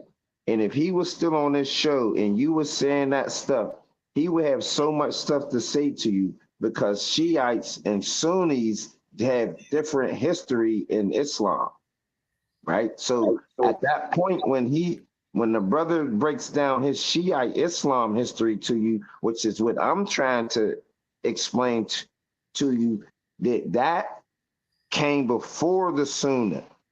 And what I'm going to easily explain and easily show that to you, right? That this is where you're making your whole claim is that you're going off of the Sunnah, right? That's where you're going to fall on your sword, brother. I'm going to march you straight to the guillotine because you're going off the Sunnah and you're not going off of Islamic history in its totality, right? You're only going off of one, you're going off of the companions of the prophet, peace be upon him. I'm just saying there's more other sets of Islam, brother. You're not when you talk about the history you're talking about, you're not talking about all of the history of all of the sets of Islam because they have different history, brother, and they have different migrations and different routes. So you're going to have to defend all of the other histories of Islam and say that the Sunnah was in Africa first. It's going to be, you're going straight to the guillotine, brother. Once again, I never use those terms. You trying to put words into my mouth that I never said. Now, the Prophet Muhammad's companions in that mosque, right? That's not a Shiite mosque. What type of mosque is that? So you should have asked maybe that question instead of saying I said a whole bunch of things I never said. And then on top of that, once again, my issue with you was the migration. I even asked you, walk me through the migration, and you said I can't tell you each town. I said, no problem. I'm not asking for towns. You saying they went from the Middle East. You first said Moors, now you said Arabs. They went from the Middle East, went straight to Egypt. That's the sticking point. That's what I want to debate on. Nothing outside of that, because I didn't say anything outside of that. If you want to ad lib and use that, cool, no problem. But we could play the YouTube back. I never said Sunni. I never said Shia. I never said nothing. Come on, I ain't say none of that. So we can go back at the end of the day and break down the Musnad and the Zabur and see where that comes from originally. No, I didn't say you said those things, brother. I'm saying by you saying the mosque that you're saying it without saying it. You don't have to say Sunnah if you say the mosque that you're talking about, right? We're not going to never get confused the Shiites and the Sunnis, right? That it's not never going to get confused. So when you were saying what you were talking about, you were never not once talking about the Shiite Muslims. Not one time in anything that you said directed back to them, right? You only have been talking about the prophet and his companions, correct? No. The whole so you can't conflate and compound things I never said to make You an said that argument, they right? came across and they built that mosque. That's the oldest mosque. You said that that was where Islam started from the east, right there. You said that when the Prophet's companions, this is No. because I I didn't was say that. talking about them at first. At first, I was just talking about the migration. Did they? I was saying that they went on the same migration as with Do, the do you first know when. why I responded in the beginning? Do you know Yeah, why I opened up them? when Okay, opening up can you the tell me what was the verses, first thing I said? you said that the oldest mosque is in. That's not the first thing I said. No. No, no, no, What's no, the no. first thing? Okay, perfect. The first thing I said was you're incorrect by talking about this migration going to Egypt first. The reason why I brought up the Mosque of the Companions is because you was talking about Ethiopia and all this other stuff. So I wanted to correct you and say it has nothing to do with Ethiopia. It has to do with Eritrea. That's why I said the first church, the first mosque, the first Bible, etc.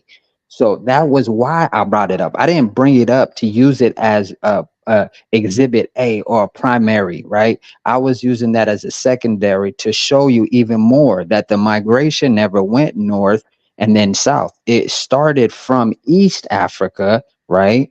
And that's why I was showing you even more to like double down is it's a must too. When they came from the Middle East, they went into Eritrea. Then they spread it out from there. They didn't go into Egypt. That's my whole point. Right, and those Muslims that you're talking about, those are the Sunni Muslims, right?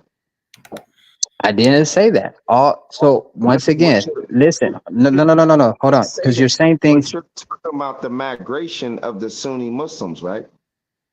Oh man, brother, Because you're you. not going to act like they're all the same. So I when you never have to, said they're all the same. so I who see are once you again. talking? So I'm gonna ask you then, who are you talking about?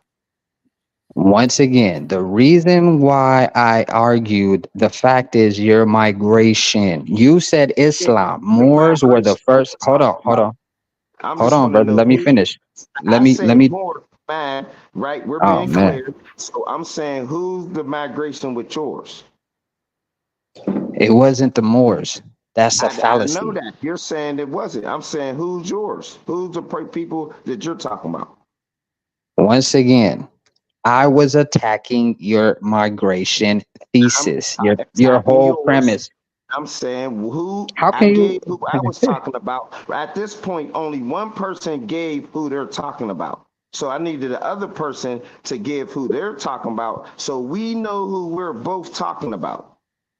Brother, there's only one. The first migration to go into Africa never, regardless if you want to call them Shiites, you want to call them Sunnis, you want to call them Mars from Pluto, whatever you want to call them, Moors, and then you switched it to Arabs, whatever title you want to give it, those individuals never went to Egypt first, is my point. I'm not talking Okay. about nothing outside of that. I didn't ask you what the names that I'm calling it. I asked the Oh name my that God. what are the name that you're calling them? I'm not giving it a name, sir. Once again, I never But gave it a name. the You, and they have a title or did they go back? So you can't just say you're talking about a mysterious person because then that'll be how you'll try to Muslim shuffle, like I said, and switch stuff all around. So I locked myself into a people, and I'm saying now you lock yourself and say who you're talking about with this migration.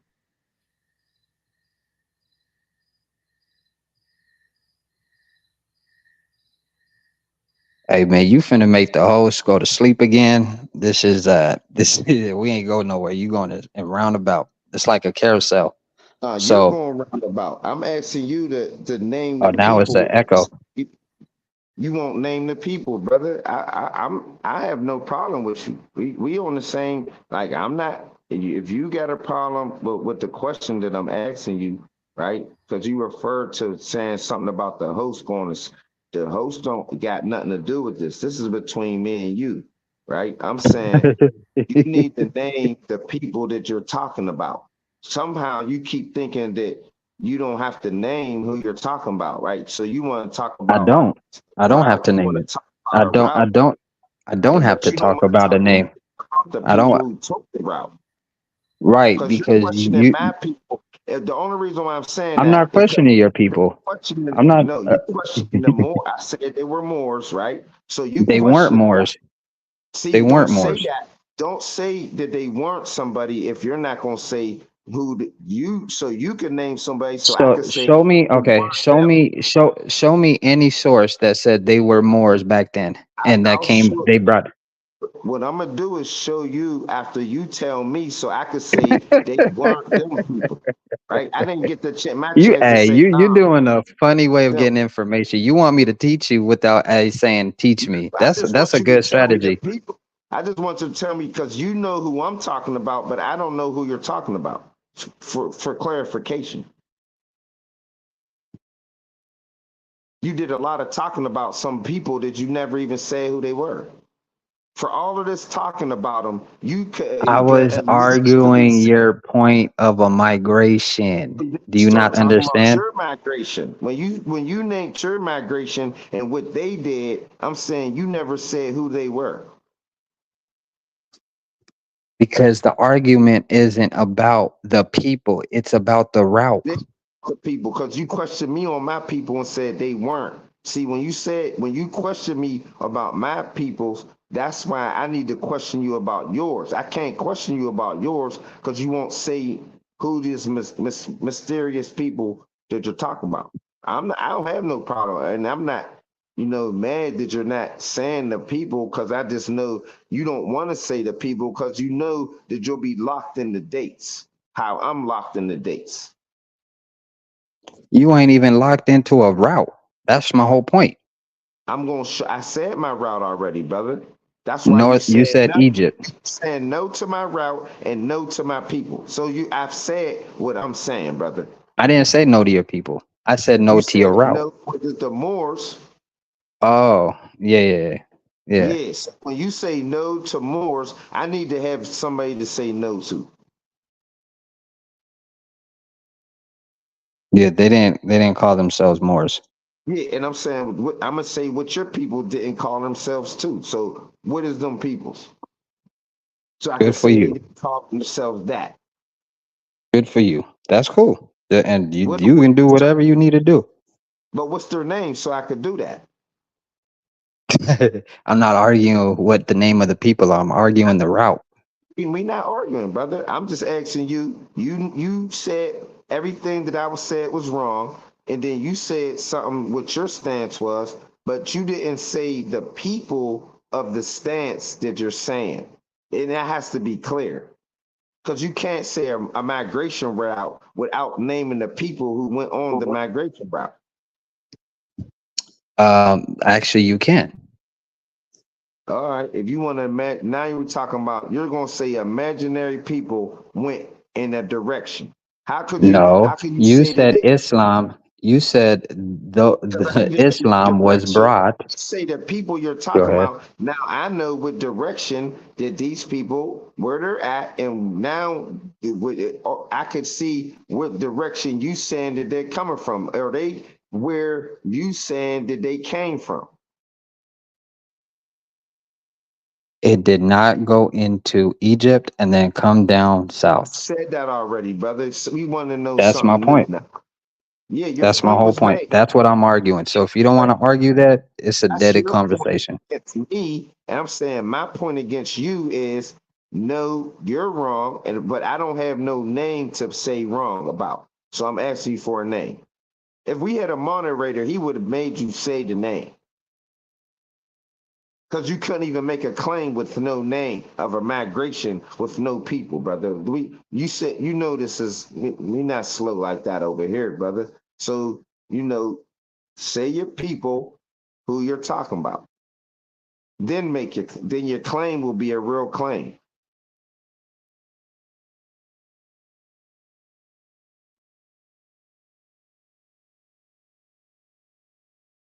You don't want to say your people, brother? I mean, it's just making you look bad. I'm gonna debate you regardless. I don't need to know. Set the Right? time and the date. I'm gonna make sure that I play this clip. The clip of you not even wanting to say who it was, because you Yeah, didn't play it. because you lying, right? I'll even So you give you an don't want to app that say you you could lie. use to You edit don't it. want to say you lie, right? So at this point, you're going to try to make something up, right? I'm not making nothing up. I told you who I'm talking about. I told you the direction. And I told you what they did, right? Everything on the line clear. Because when you being clear and you being truthful, there's nothing to hide. Where do you find the oldest version of the Musnad and the Zabur? I mean, at this point, we just gonna wait till the debate. You ask me, we could just go back This and ain't got nothing to do with the debate, though. The don't debate answer is the mine. route. So Yeah, you don't but want you to answer that question. don't want to answer mine. So it's like I guess we ain't answering questions no more. All right, fam. Hey, JJ, everybody, I'm out. It was fun. Don Hadaru, you know, peace be upon you. Even to you, fam. I ain't got no hatred to you. You know, it's all love. Either brother, we gonna have a nice debate, respectful. Ain't nobody, we just gonna we were. I don't feel like we was being disrespectful with each other right here. I didn't like we Oh, ain't not at called all. names. Not at all. We just stressed our points, with passion, and that's expected. So peace and love to you too, brother. No problems. Positive energy coming from over my way. You know what I mean? And then it's definitely I feel like I'm receiving it from yours.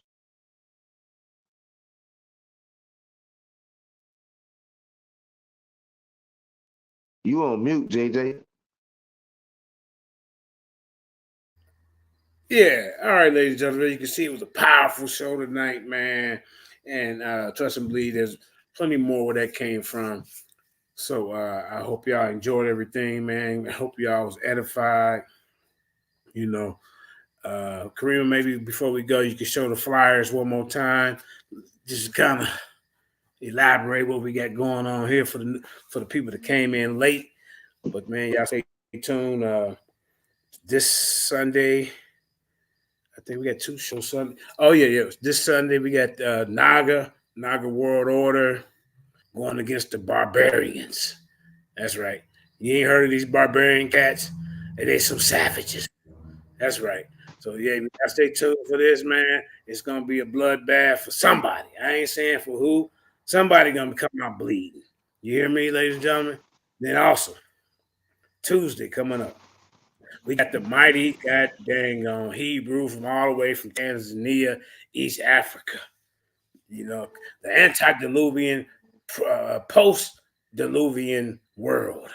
You see, he taking you back before the flood and all that type of stuff. You see what I'm saying? Y'all ain't ready for Mighty Hebrew. See, it's gonna take y'all about 10 years to catch up to a guy like Mighty Hebrew. You know what I'm saying? Then you gonna be like, yeah, he was right. But by that time, he gonna be 10 years ahead of his time. By the time you catch up to him, that's right. Shout out to Mighty Hebrew. Now, ladies and gentlemen, then you got the main event. I'm talking about the people's goddamn champ getting back in the ring. You seen what I did to Polite. You seen what I did to Tazaria.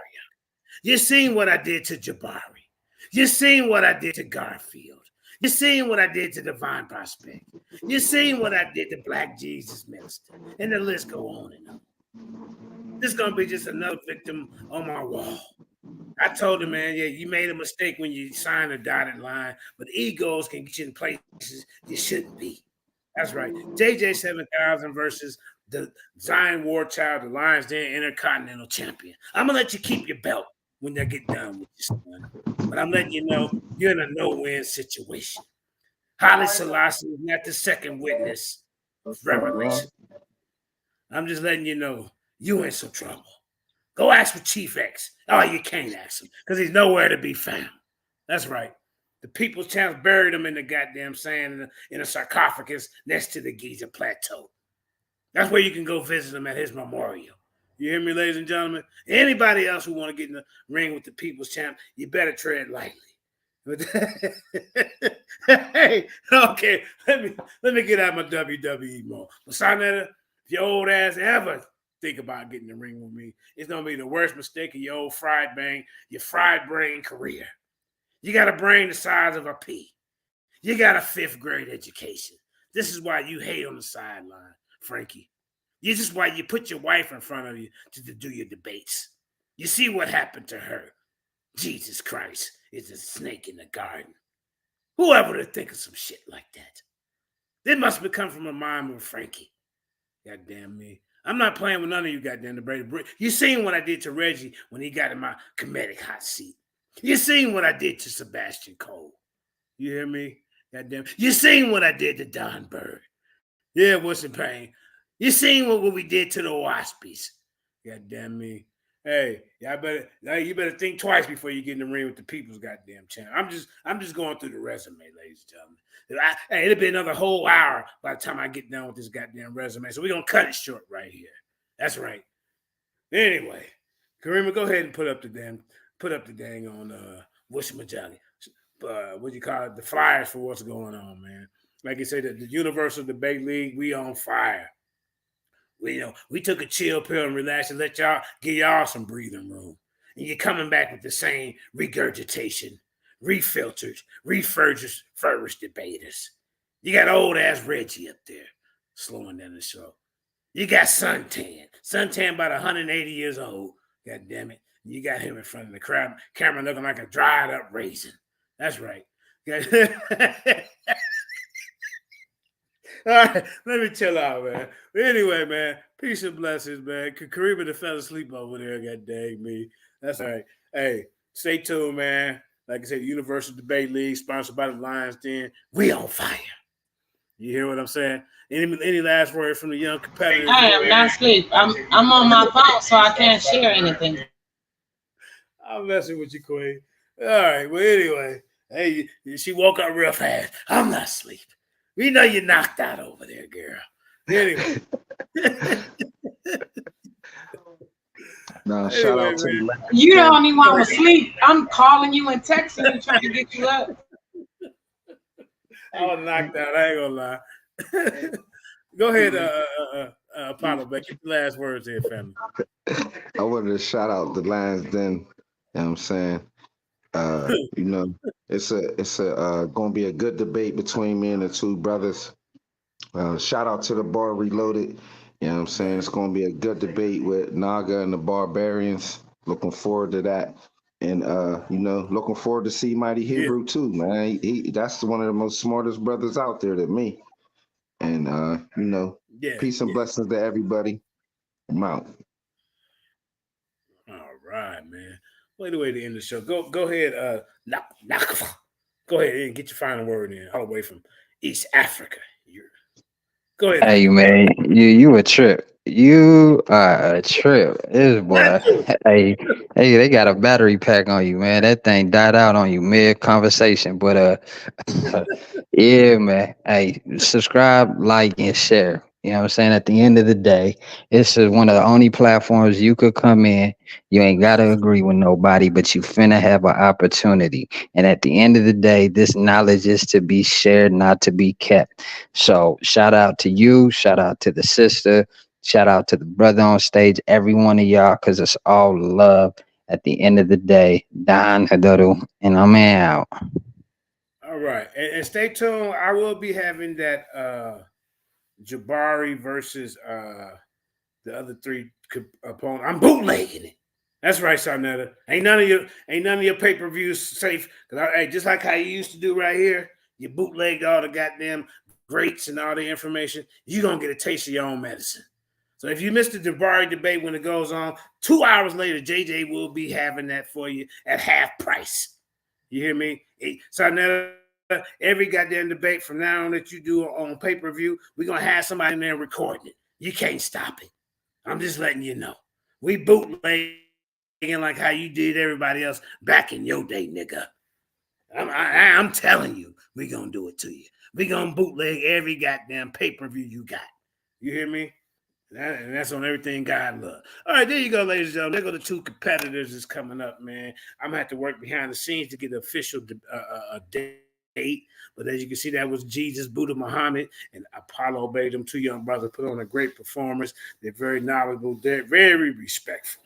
So yeah, I really enjoyed that. When I put them two together, I said, man, this would be a good combination.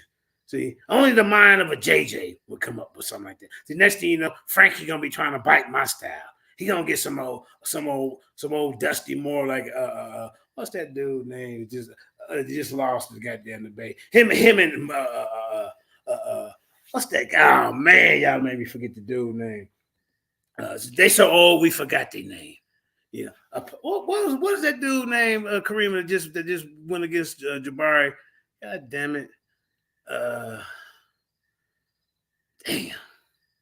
That's how old he digging up old ass debaters, you know. Anyway, you see these two guys right here, man. This is the new blood that we got over here, man. What you want? You want to see young, fresh debaters, or you want to see these Geritol types like a Reggie, where he talk too much, his bottom dentures might fall out. You see what I'm saying? We don't want to see that live on TV. You don't want to see nothing like that. You see what I'm saying? You got old ass Morpheus over there. You know, he gonna try to put him a Morpheus up against what's that dude that just, man, goddamn, that just lost, man. Curry, what's his name, man? Curry, what's his name? What's that dude name, man? Oh man. Damn. Somebody help me out in the audience. What's his name, man? Let me see. Somebody said I better go back to sleep.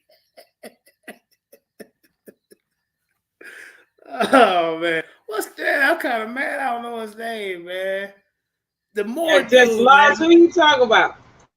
The one dude that ran for mayor. He's a more top. He's a Bay. Man, always reminiscing. God, he just debated the bar and got beat up on the politics. I forget his name. Well, anyway, you don't want to see these old ass debaters. You see what I'm saying?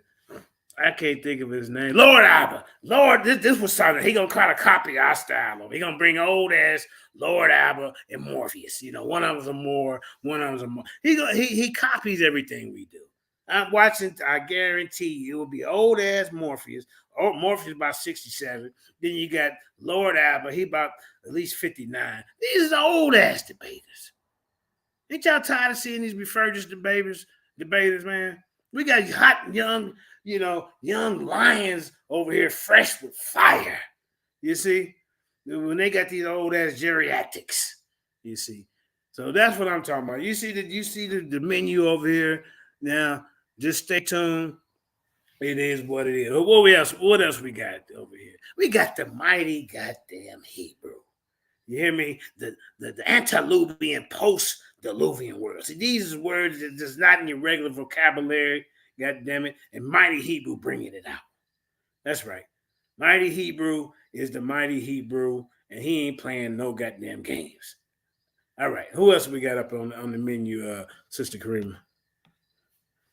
We got the Team Naga. I'm talking about a new Kakarot, King Naga, and goddamn Haru Conscience making his debut in the Lion's Den versus the Barbarians.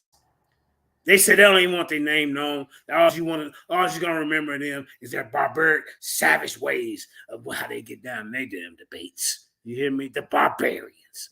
Stay tuned for that. That's on this Sunday, 9 p.m. Eastern Standard Time, and the Mighty Hebrew is a Tuesday, 4 p.m. Is it Tuesday? Yeah, 5 p.m. Eastern Standard Time. And then the main event. Go ahead and click over to the main event, Sister. Oh, man. Another guy that signed up for a goddamn funeral. It's so hard to say goodbye. But you got to go, Zion.